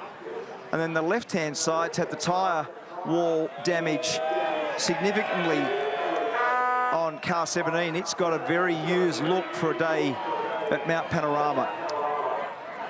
And 4 cars are eligible, I beg your pardon, 5 cars for the wave by in this sequence as well. 22 Pither, which was actually in the garage there before. Car number 3, also Tim Slade. Car number 35, Todd Hazelwood. They're also in the lane. Car 2 is eligible to go by Nick Percat. And car 118, Matt Charter. He's sitting 18th at the moment. And Matt Charter is actually parked right at the front of the field, I think. So Matt, just in terms of car position, I think I saw him in behind. There he is. So he's in the wildcard entry in behind Van Gisbergen, between Shane and Chaz. So that's a critical one for him to be out of that lineup.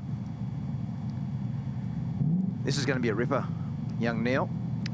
It'll be a full-blown sprint race to the end, and I don't think there'll be a tyre question for anybody given the short stint now to the end, but you never know.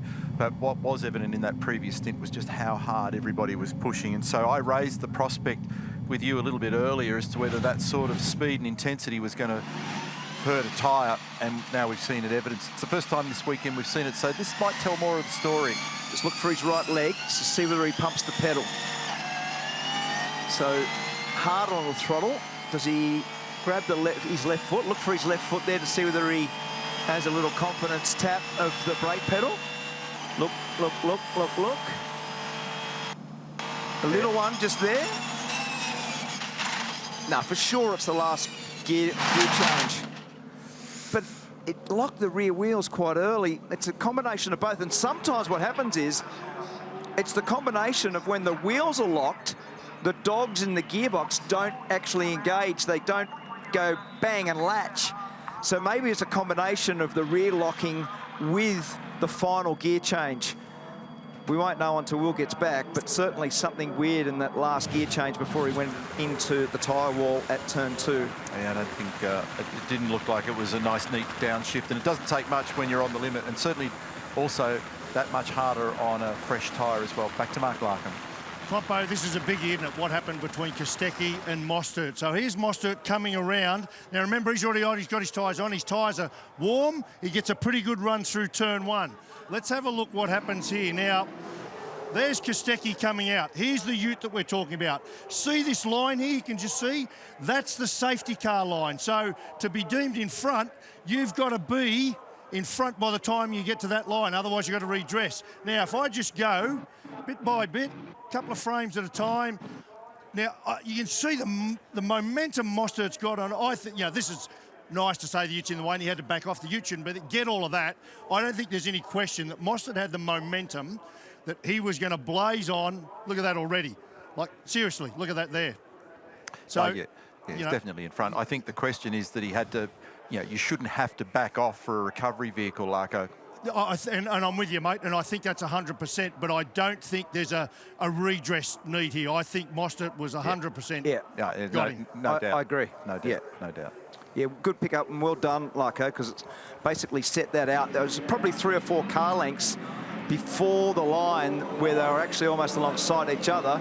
We did go on board with Brodie Kostecki and we did hear him come out of the throttle, but it was already happened. The momentum and the pace of Mostert coming off turn 2 was good enough to get to that safety car control line. So I think that was worthwhile covering. Yeah. The point that you made prior, Neil, is that, yes, the issue really is that car shouldn't have been there and impacted in any way, but the performance of Brodie to that line was always going to be gobbled up there by Mostert and being on track with warm tyres. Larko's 100% right in that regard. He definitely had the momentum on the side to be able to exit turn 1 and blaze on by. So, and I'm sure if you were in the Erebus garage, you'd make that play.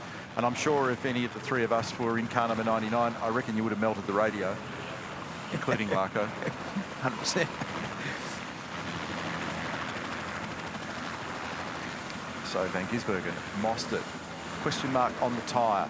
Kostecki just lost a spot. He'll be cranky. Waters in 3rd. Quick car. Feeney. Holdsworth made a little mistake at the bottom of the chase just recently. Di Pasquale, the sole remaining shell car. Lowndes in the game, 8th. Bryce Fullwood, 9th. 2nd year in a row for a top 10 for him. Will Brown, who could have been over Red Rover at the start of the day with Jack Perkins, tangled in all of that mess on lap 1. He's currently sitting in 10th place. Yeah, it's been a great recovery, hasn't it? Absolutely superb. And even Anton Di Pasquale, remember in that pit stop, they had a problem with their brake rotor change. They lost 40 seconds. Anton Di Pasquale and Tony D'Alberto. So if you think through the field, some of the things that have unfolded, your point about Will Brown and all the damage at the start of the race, they actually got a full lap back through the course of the day. There's been a lot go on. It's been a pressure motor race. We always expected it to be influenced by the weather and the odd safety cars. But the other thing that's evident is because we're not doing a lot of longer endurance double driver races with all the fuel, tyres, brakes, there's only one now in the calendar. you're seeing mistakes. You know, all this business Get it done on of the doing first driver lap, changes yeah? in no time at all. That's not 17 happening. A lot of them have goes actually been the determinant. Sorry, They've 16 been longer goes than the on fuel. Yep. Yep. I'm worried that with that last gear change of Will Davison's, that it might have locked the gearbox up. It might actually be a transaxle issue. And that's what, because Will wouldn't normally be so keen to get straight out. He would have parked himself in the car still. And for a fellow of his level of experience and success, you know, how many times has he left here on a cold tyre and driven around the track? So he's got no problem managing all of that. This is race control 514 to for him safety in his car. career. When you reach turn 10, please reduce speed to 80 kph. Lights out, please. Lights out. Return to pit lane this lap. There are cars eligible for drive. Wave by cars 22, 3, 35, 2 and 118. 35 and 2 will not be undertaking. Car 22 is in pit lane and no longer eligible. And twice a winner, also the point to make about Will Davison. So they're the cars that'll be waived by. There's a further rule in relation to the safety car as well. That's probably worth understanding as well, that once we're within the last 8 laps or less, or 10 minutes if at time certain, which this one isn't, it just keeps going, then one or more cars have, if they're down a lap, have got to reposition via the pit lane so that they don't interfere. Let's get to Chad. I'm standing down next to David Russell. He's, of course, down at the Boost Mobile team, and Brodie Kostecki's co-driver. I'm seeing loads of nervous people up and down pit lane. You don't look like you're one of them. Yeah, I don't know. It's yeah, I'm probably hiding that a little bit. I'm definitely pretty nervous about the finish now. Yeah, but look, Bush is he's in a good position, and we had a quick car before the safety car, so he managed to hold the other guys out in the last time, so he can do it again. So I'm interested to see what games the other guys in front of us will play, and whether they can, you know, hopefully they run into each other and take themselves out. Straight line performance on the 99, is that back yet? Oh, I don't know. I don't know if you can quite just flick the switch. It's anyway. It's we've had a good car underneath us today, so you know, hence while we're in that spot we are. So I know Bush will drive the wheels off it to the finish, and he's the right man for the job. And we only saw, you know, how well he drove last year in these moments. He can put it all together, and yeah, let's hope he can pull off some moves like he did last year. Enjoy the show. Cheers.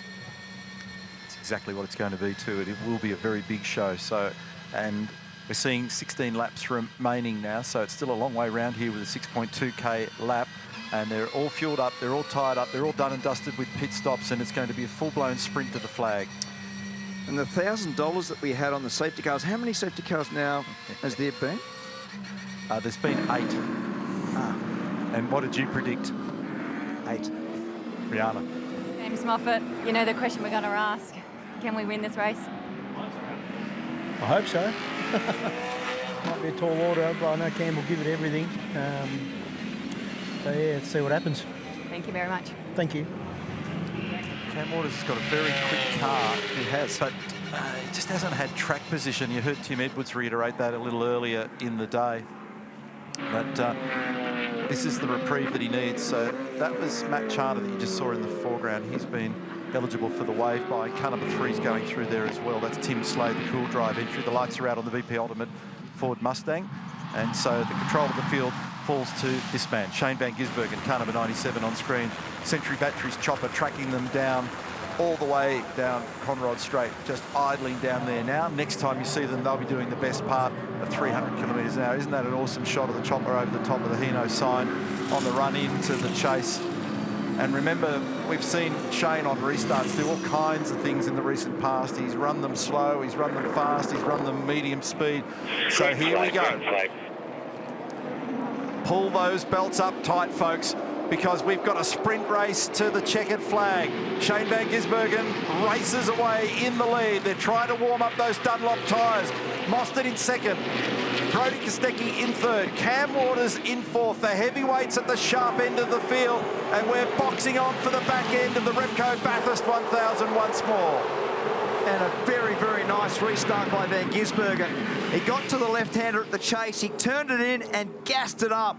and he caught them all unaware slightly. He was able to open up a car length or car length and a half, but now the man that's probably had the best pace through the race, but with a little tyre concern, has been Mostert. We haven't seen it all day as a dead set hand-to-hand battle. Here comes Waters. Great run by Cam Waters. Straight down the inside. Great authoritative, impromptu move. Bang, got it done. They would have come to their feet at Tickford on that one. I reckon that was a bit unexpected. Brodie was able to typically cover down there in the battles that we've seen earlier today, but he got snipped under brakes into turn 2 big time. Cam Waters is on the march over the top of the hill, and this is going to light up the Ford fans. We've got Van Gisbergen, we've got Mostert, we've got Waters over the top of the hill, and we've got a 15-lap sprint race to the flag. And we've got the serial protagonists between Waters and Mostert. They find a way to get together all the time. They were teammates, they crashed into each other. Now we're racing for the biggest prize in the country, the biggest race of the year. They got together here in the chase in 2019. Let's see what happens. And Mostert covers at the elbow, because I knew that Cam would have a look. Shadows at the elbow. Van Gisbergen the leader. We jump on board with Waters. Third, fourth. Here comes fifth gear, building speed. They'll get to more than 80 metres a second at the bottom. Are we going to see a dive bomb under brakes? Top gear, sixth gear, over the hump. There's a crosswind at the moment from the left. He's starting to get a little bit closer. Taps the brake. Does he have a lunge? Gets closer, closer, closer. Bombs down the inside, but has to pull back out of it. Cam Waters has finished 3 times in a row second. He will not want to finish second again.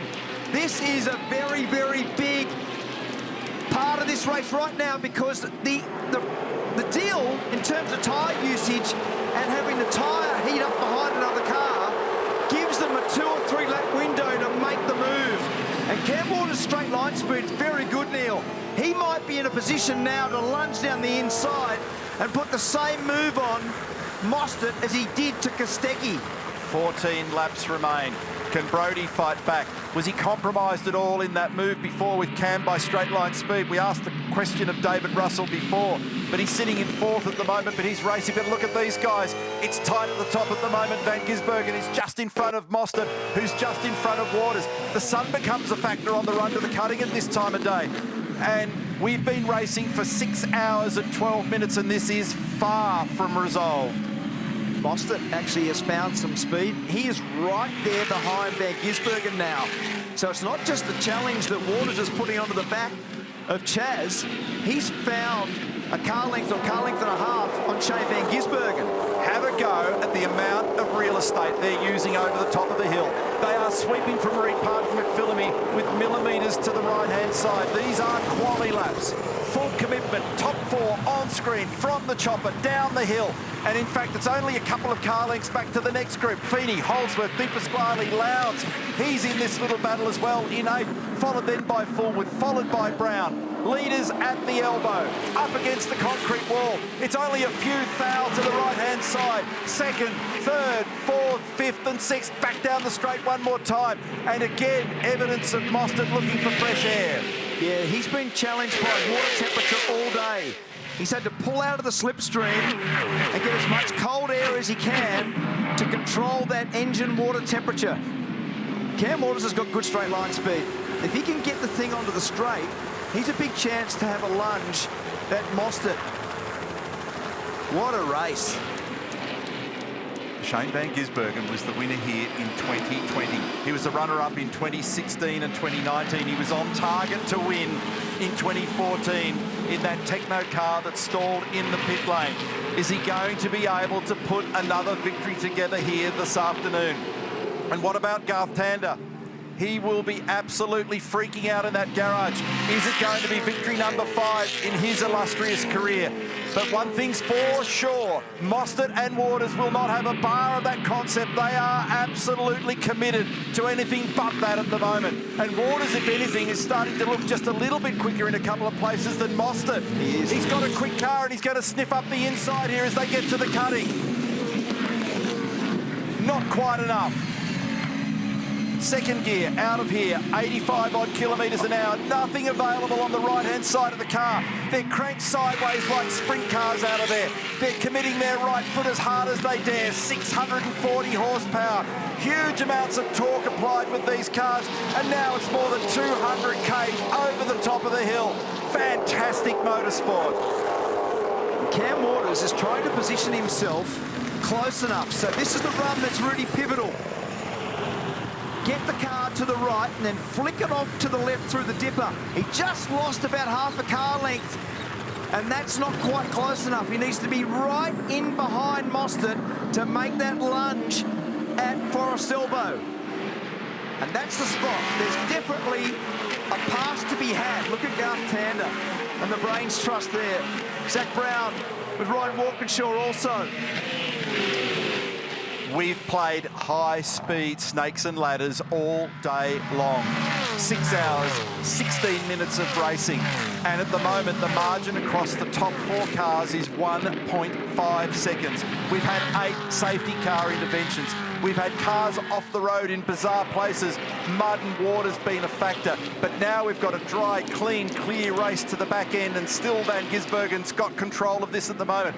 He did a personal best middle sector over the top of the hill on that lap at the back end of the race. 12 laps now remain, separating Van Gisbergen from a checkered flag. This time Mostert just opened the margin ever so slightly over Waters. Great job and then there, a mate. little 12 margin again back to 12 Brody. to go. Just miles behind. Looking at the last lap order. 1, 2, 3, 4, 5, 6. First 6 cars, fastest cars. As you can see, they have just gapped the rest of the field. But this man, Waters, who continues to apply the pressure on Mostert. And will Mostert be slightly conservative about that tyre? Does it really matter? It's less length. The stint length that we're talking about is less than before. He doesn't quite have the pace at the moment. He's 0.6 of a second behind Van Gisbergen. We're only talking about millimetres different, but in a couple of key spots, he doesn't quite have the pace at the moment, Chaz Mostert. And that's a bit of incentive here for Cam Waters. I think in that shortened length, the answer to the question is I don't think the tyre will be a factor, but you just never know. And we heard before that it was the second time today that they'd had that problem of taking a chunk out of the tyre. Brody Kostecki sitting there in 4th position, back down to Forest Elbow. Shane's got it right up against the wall before he turns it in. He wants to eke out every kilometre an hour for corner exit speed to maximise the straight line run here. Brock Feeny was slightly wide through there that time. A glimpse there of James Golding sitting in 12th position in the subway entry. That time over the top of the hill, Mostert has actually cranked out the fastest mid-sector. So he seems to be very strong over the top of the hill, but there's a couple of other spots where he just doesn't have the pace. Yeah, it's weird, isn't it? There's certainly areas of the track where Shane's got a little advantage, and there's other areas where Cam Waters looks like he's the fastest. But with Mostert fastest in Sector 2, Van Gisbergen fastest in Sector 1, and young Brock Feeny, the 19-year-old in car 88, who's in 5th position, he's actually fastest in Sector 3. That was the fastest lap of the race. That lap right there, a 6.45 for Shane Van Gisbergen. That's Van Gisbergen lighting up in response. So that puts pressure back on everybody now. So the splits, Sector 1 belongs to Van Gisbergen, over the top of the hill to Mostert, and the final sector to Van Gisbergen. And the best lap we've seen, a 2 minutes 6.4550. Last weekend, this guy finished 9th outright in a World Rally Championship round in New Zealand outside Auckland. He finished 3rd in his class in WRC2. He lives to drive racing cars. He's won this race before. He's been the champion, and he's also on target to become the Repco Supercars Champion of 2022. Is he going to be able to hang on with 11 laps to go? That's the margin, 1.2 seconds. And again, he's gone faster in the first sector than anybody out there. Yeah, that's the fastest first sector. That's actually a number that's qualifying like for sure. And especially when you were talking earlier about the compromised run out of turn 1 and the mud and debris on the outside of the road, it's got faster and faster and faster as the sunlight has dried the exit of turn 1 up, and those numbers now. So he's almost 4 tenths faster than Mostert in Sector 1. This is going to improve the lap time again. He's done the fastest second sector on this lap too. 51.7 in Sector 1, 33.4 in Sector 2, matched almost identically by Mostert.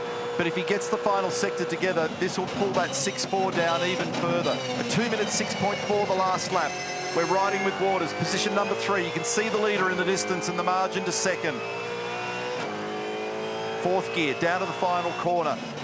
Brake balance is critical down here. The second big hot hit of the front brakes. All of these guys are so accurate in their driving, hitting those targets beautifully, and that lap then was the best we've seen in the race. A 2 minute 6.2663 for Shane Van Gisbergen. Remarkable performance, but it makes me wonder the opposite way, because this 10 laps here, mate. 10 more to go. Is the opposite of what we saw last year. Van Gisbergen in behind Mostert, putting all the pressure on, but Mostert drove away. Van Gisbergen is doing the same thing to Mostert this year, isn't he? He's got better pace now. He does. He's got the margin out to 1.2 seconds. There's 62 kilometres or a little less now of racing to come in our edition of the Repco Bathurst 1000 in 2022. Still a long way, 10 laps, 9.5 in fact when they get to the top of the hill. Cam Waters just lost a little bit of ground in that last half a lap to Chaz Mostert. So here's where your favourite drivers are. Kostecki, Feeney, Holdsworth, Di Pasquale, Lowndes, Fullwood, Brown, Stanaway, then Golding, further back to Macaulay Jones, LeBrock and Winterbottom. That's your top 15. Off the top of the hill. And how's the millimetre placement of the cars at this end of the day? In the hands of absolute professionals. They've got these things on a string, putting the cars exactly where they want to put them on this racetrack, extracting the last 100th of a second with extraordinary technique. And if only you could bottle and share what they can do, because their craft is very impressive. It certainly is, and it's been impressive all weekend in trying conditions. Mad wet conditions that we've had through the course of the weekend. We've had wet drive, we've had everything chucked at these drivers. They are the best operators of these things in the world. The best touring car drivers in the world, bar none. Mostert's responding. Personal best Sector 1. Fastest now over the top of the hill. Responding to the time that was achieved by Mostert. In fact, he took 0.3 of a second out of him over the top of the hill that time. He might challenge for a new fastest lap. It looks like Cam may have lost touch here ever so slightly. 6.3 that time for Mostert, fastest car on the racetrack. Mostert was the quickest. Van Gisbergen second fastest. Waters the third fastest. Brody Kostecki the fourth fastest car. And they are at the top of the tree for all the right reasons. And it's back to under 1 second. Under 1 second now. So we just said that Van Gisbergen was going to clear out. It's now not that at all. They're responding to each other. So Shane wants to try and break his spirit. Chaz wants to make sure that that message doesn't land. So they're responding, but they've got to extract a lot from their car, their tyres, their brakes and themselves to be able to do that. It's not an easy game to play. And right now, they are playing very high-stakes poker, because if they make one false move, they buy the concrete. Because there is nowhere to go when you're at this pace, because they're at or over 100% commitment. There is no space. There is no getting out of stride. You get yourself into a corner here at the moment, and it's basically going to be win or bin, as you've heard others say today. So they do not care. They've got these things dancing on the edge. In fact, if anything, he's closed the margin even further now, Mark, coming down the hill. So this is a big attack by Mostert. He's keeping the energy in the race for us. How's the big slide there, Van Gisbergen? Battling to get it stopped for Forrest Elbow. And that's now the fastest Sector 2 of the race by a mile, Mostert. He's 0.3 faster across the top than what Van Gisbergen was. Each responds to the other. Fastest first sector for Van Gisbergen. A response from Mostert. A 33.3 over the top of the hill is running with him. Does the battle that included 3 now become 2? Because Waters has drifted ever so slightly. Van Gisbergen's got the fastest lap of the race, a 2 minute 6.2. And that last lap for Mostert was his best in the race. It was only 1/10 of a second slower on a 6,213 metre racetrack. Extraordinary stuff. Can you believe that pace between the two of them? And on that lap, there's 8/100ths of a second between Van Gisbergen and Mostert. They are trading punches. These guys are... Oh, massive slide. Mostert, he almost gave it away. When you spin to the infield of the grass, if you make that grass, you are in the fence hard, and he gathered it up. He's got extraordinary car control, but he had to use every little bit of it then because he was too hungry over the exit curve, and he made the water. Watch this. That's the mud, and oh my God, that is so close to going straight across the road into the fence. There you go, there's Zach and Ryan. Same reaction as Neil and I had in the commentary box. I thought he was in the fence. Yeah, and he may have thought that too for just one moment there. And you heard me say only a few moments ago, they've got nothing left. So if you arrive at one of those corners a K too quick, ask too much of those tyres, crack that throttle too early, that's the end game. He missed the apex slightly, it ran him high on the curb, and that cost him about 2 to 3/10 of a second. So what was 1.1 seconds at that time quickly became 1.3. And you know what? Van Gisbergen, because he's got such a high racing IQ and so perceptive in the car, he would have looked in the mirror and seen Mostert have that monster moment. He would have gone, oh, wow, thank you. That's half a second. That's give me an unforced error. But it's not really an unforced error because it is a forced error based on the pace. The reason that you make a little mistake like that is because you are pressing on so hard. Again on this lap, 0.4 of a second across the top of the hill between Van Gisbergen and Mostert. Next time through, it is 7 laps to go in the great race. That's Shane Van Gisbergen in the Red Bull car. In the Mobile Optus car is Chaz Mostert. In the Monster car just behind is Cam Waters. The shot into the final corner, bathed in sunshine. What a great image. And that is 1.2 seconds, that gap that you can see on screen. And it's almost the same margin then back to Cam Waters. Holden's last Bathurst. The final time that the famous red line will be at Bathurst. And between these two men, they've both been the factory teams. Factory team in Red Bull Ampol Racing. Previously, WAU was the Holden racing team. They're both vying for the final supremacy, the final time that we'll see the great Holden brand at this famous racetrack. Now he's trying to reel him back in. Ilru dropping those couple of tenths, but he's got a quick car, Chaz Mostert. He's shown in the mid-stint of the race, and you could hear those tyres chirping in the background then, that he had a car that was quicker than anybody else out there. There hasn't been this pressure on Van Gisbergen at any other point in the day than there is now. Wait for the shot. Isn't that absolutely glorious? The arrive and depart over the top of the hill. Unbelievable speed. So with the pressure on now, are his tyres at the extreme edge as well, Van Gisbergen. 1.2 seconds is the gap once more. So Mostert, in some fresh air, has been able to just pull that gap back ever so slightly.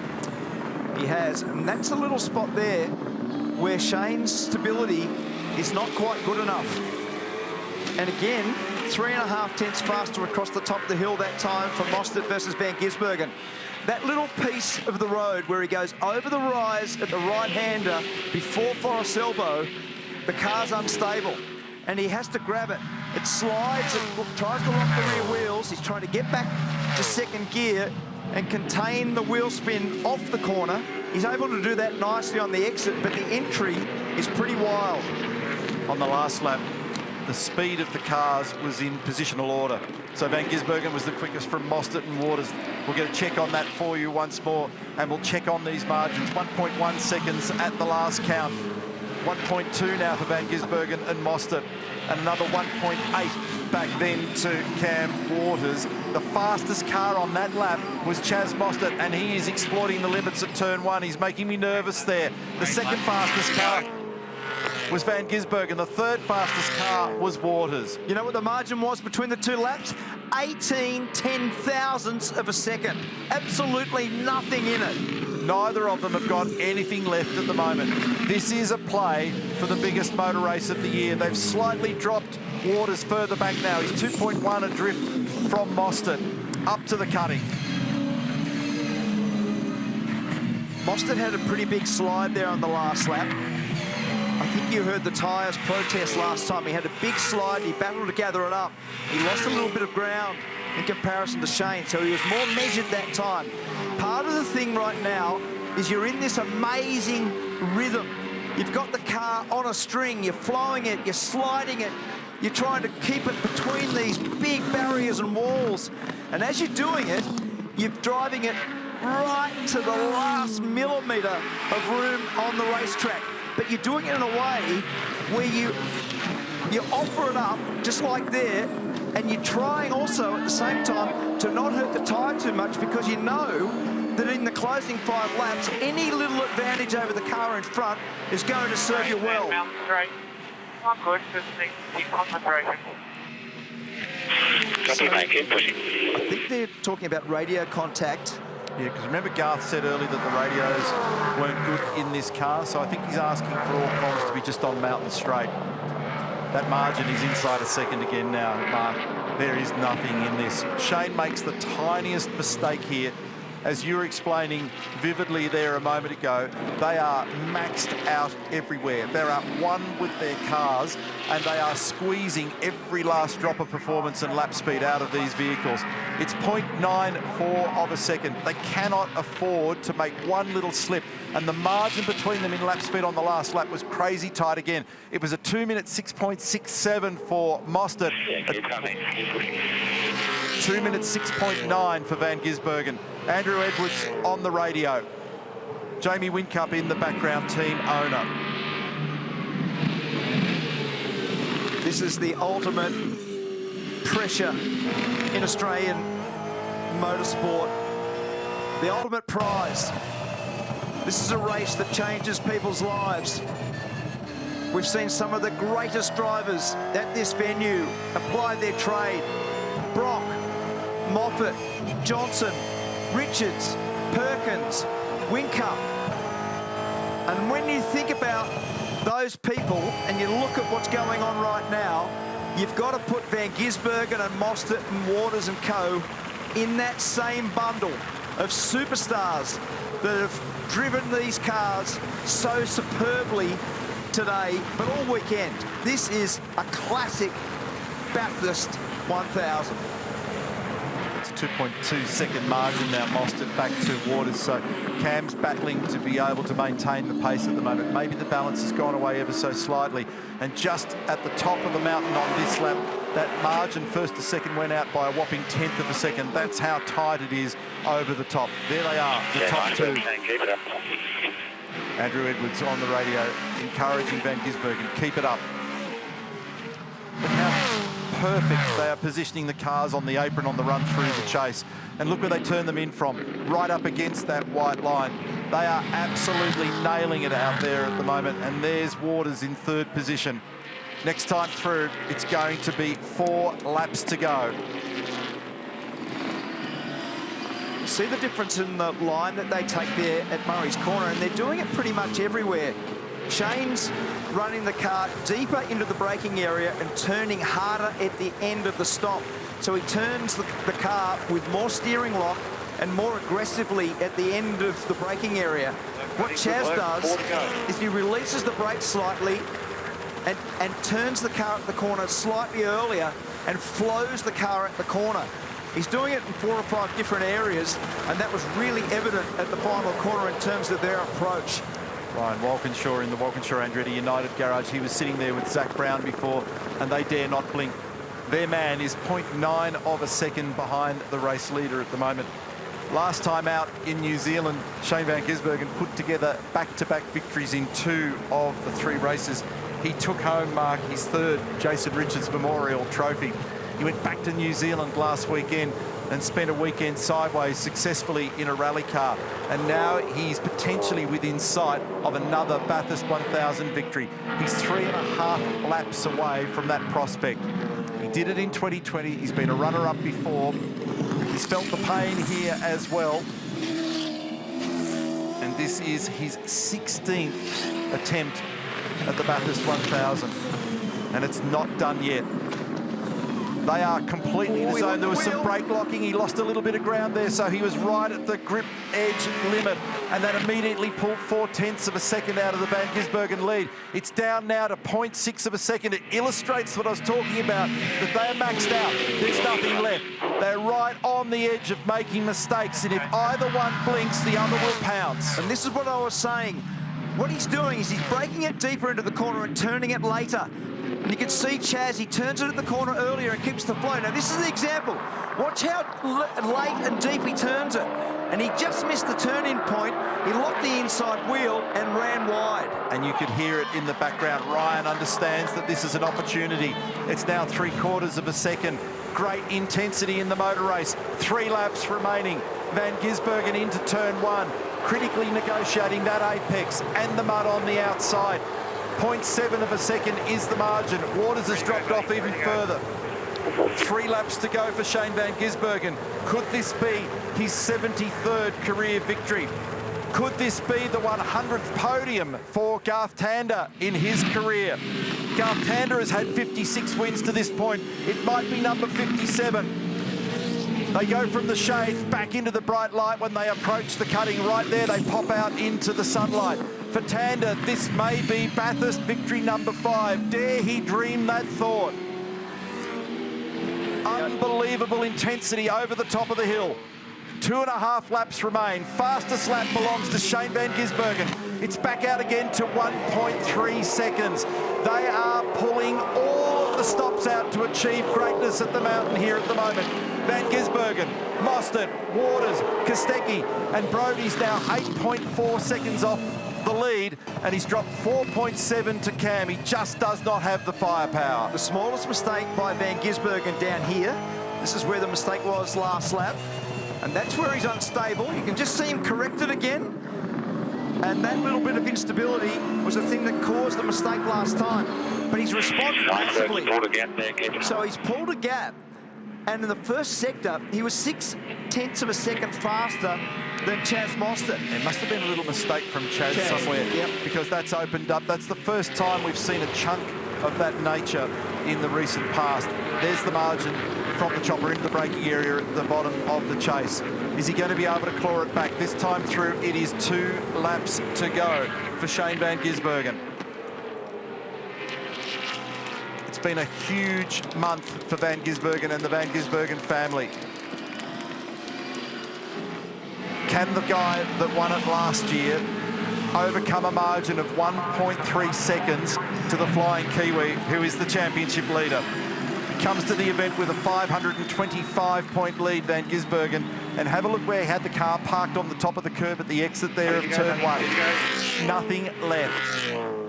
2 to go. Clear blue skies over the top of the mountain, and they're fighting for the grand prize. And the New Zealand racing gods have shone brightly as Garth Tander nervously watches on. But those New Zealand racing gods at Pukekohe, he went from 8th in the final race to win on home soil in front of a very parochial and proud New Zealand crowd for the final Pukekohe race at the previous race meeting. And they're shining brightly again on him today. That gap's out to 1.5 seconds now. And he is doing an absolutely superb job. He's going to break the record for the number of wins in a season. And he's going to be able to win for the final time for Holden at this prestigious event. Came here with 18 victories, equaling what Scott McLaughlin achieved as a record in a season. He's made another mistake there. This is the weak spot for him at Forest Elbow. It's that point that Mark made about that wide turn-in line there, and he's getting a lot of inside front locking, so he's lost margin again. It's down to 0.9 of a second. He cannot afford another of those mistakes. The 2 garages, the respective bunkers. This time through, it's going to be 1 lap to go for Van Gisbergen. Into Murray's corner for the second last time now.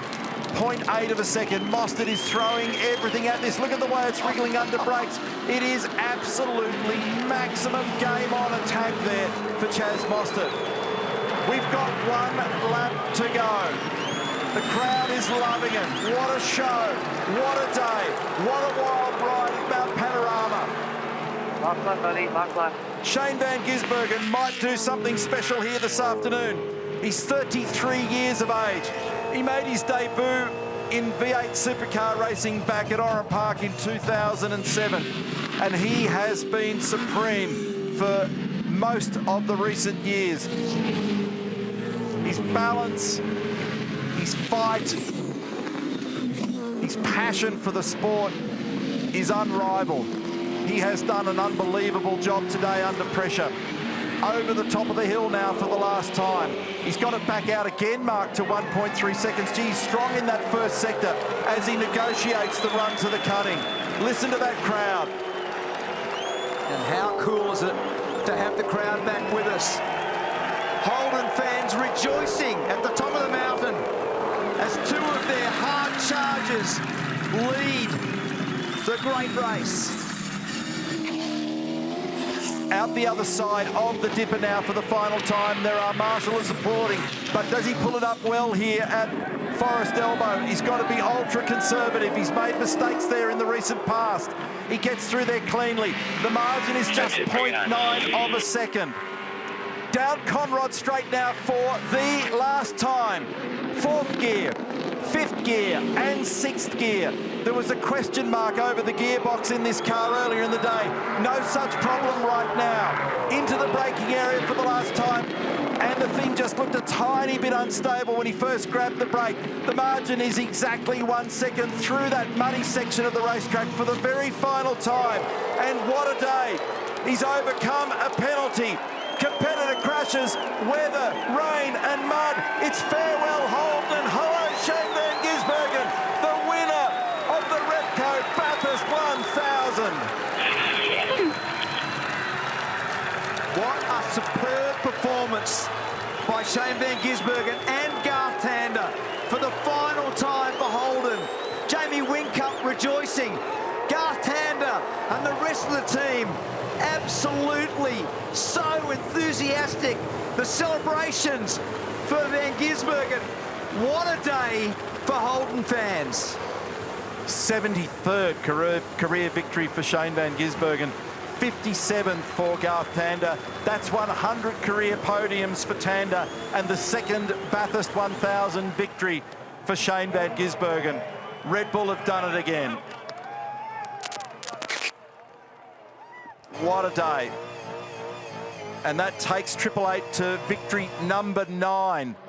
And actually climbing over the top now of the old Holden racing team and Walkinshaw Andretti United for team victories. So a big, big run at the end. And that margin, after 6 hours, 43 minutes, was 1.09 seconds between first and second. What an outstanding drive today from Van Gisbergen and Tander. Hearty congratulations to Mostert and Coulthard. And in 3rd place today, Waters and Moffat, a beautiful drive to get on the podium. Rihanna. Massive congratulations happening down here, and I want to get into Andrew Edwards. He's the race engineer. He has no idea I'm even here. Andrew, we just want to quickly speak to you. Congratulations, your first Bathurst victory as an engineer. I got nothing. I don't know. I don't know where I am. It's crazy. Yeah, no, it's appreciate the team for bringing me on and letting me have this experience. I mean, it was faultless by everyone today. It was awesome. I can see you physically shaking. This is your first Bathurst win. That we can see the team, what this means. What does it mean to you personally?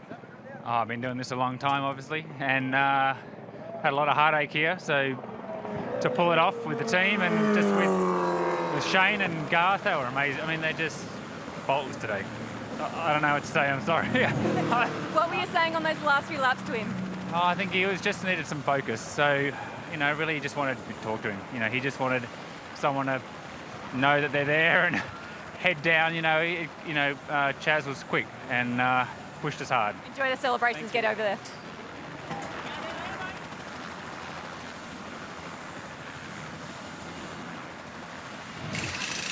Pertec victory lane today belongs again to Shane Van Gisbergen. It's victory number 19 in 2022. That was a pressure motor race, Mark. Unbelievable, wasn't it? How good is he going at the moment? I don't remember. I mean, we've seen Brock, we've seen Jim Richards, we've seen some of the best drivers in this part of the world apply their trade, Alan Moffat. But at his best, he's as good as we've ever seen. He's certainly going through an extraordinary patch in his career at the moment. It's that combination of experience. He's still young. He's seen it all now. He's seen the hot days, the cold days, the slippery days, and boy, this one was about as slippery, as tricky as they get. Garth Tander's making his way down there. Victory number 5 for Garth. One race this year in a supercar, and he wins it. His 5th win at the mountain. They've led 110 laps of the day. It's unbelievable, isn't it? Well, on a day where anything could have happened and did, on a day when the field could not have been more open, Shane Van Gisbergen, you become a 2-time Bathurst winner and the last driver ever to win on the mountain in a Holden Commodore. Congratulations. Just talk to us about the emotion right now. I know how special this moment is for you. Yeah, that's pretty cool, but you're singling me out. Garth's not here yet, but he won the race too, and it's a team effort and a fan effort, like all the support for Holden and stuff. It's special. I'm wrapped.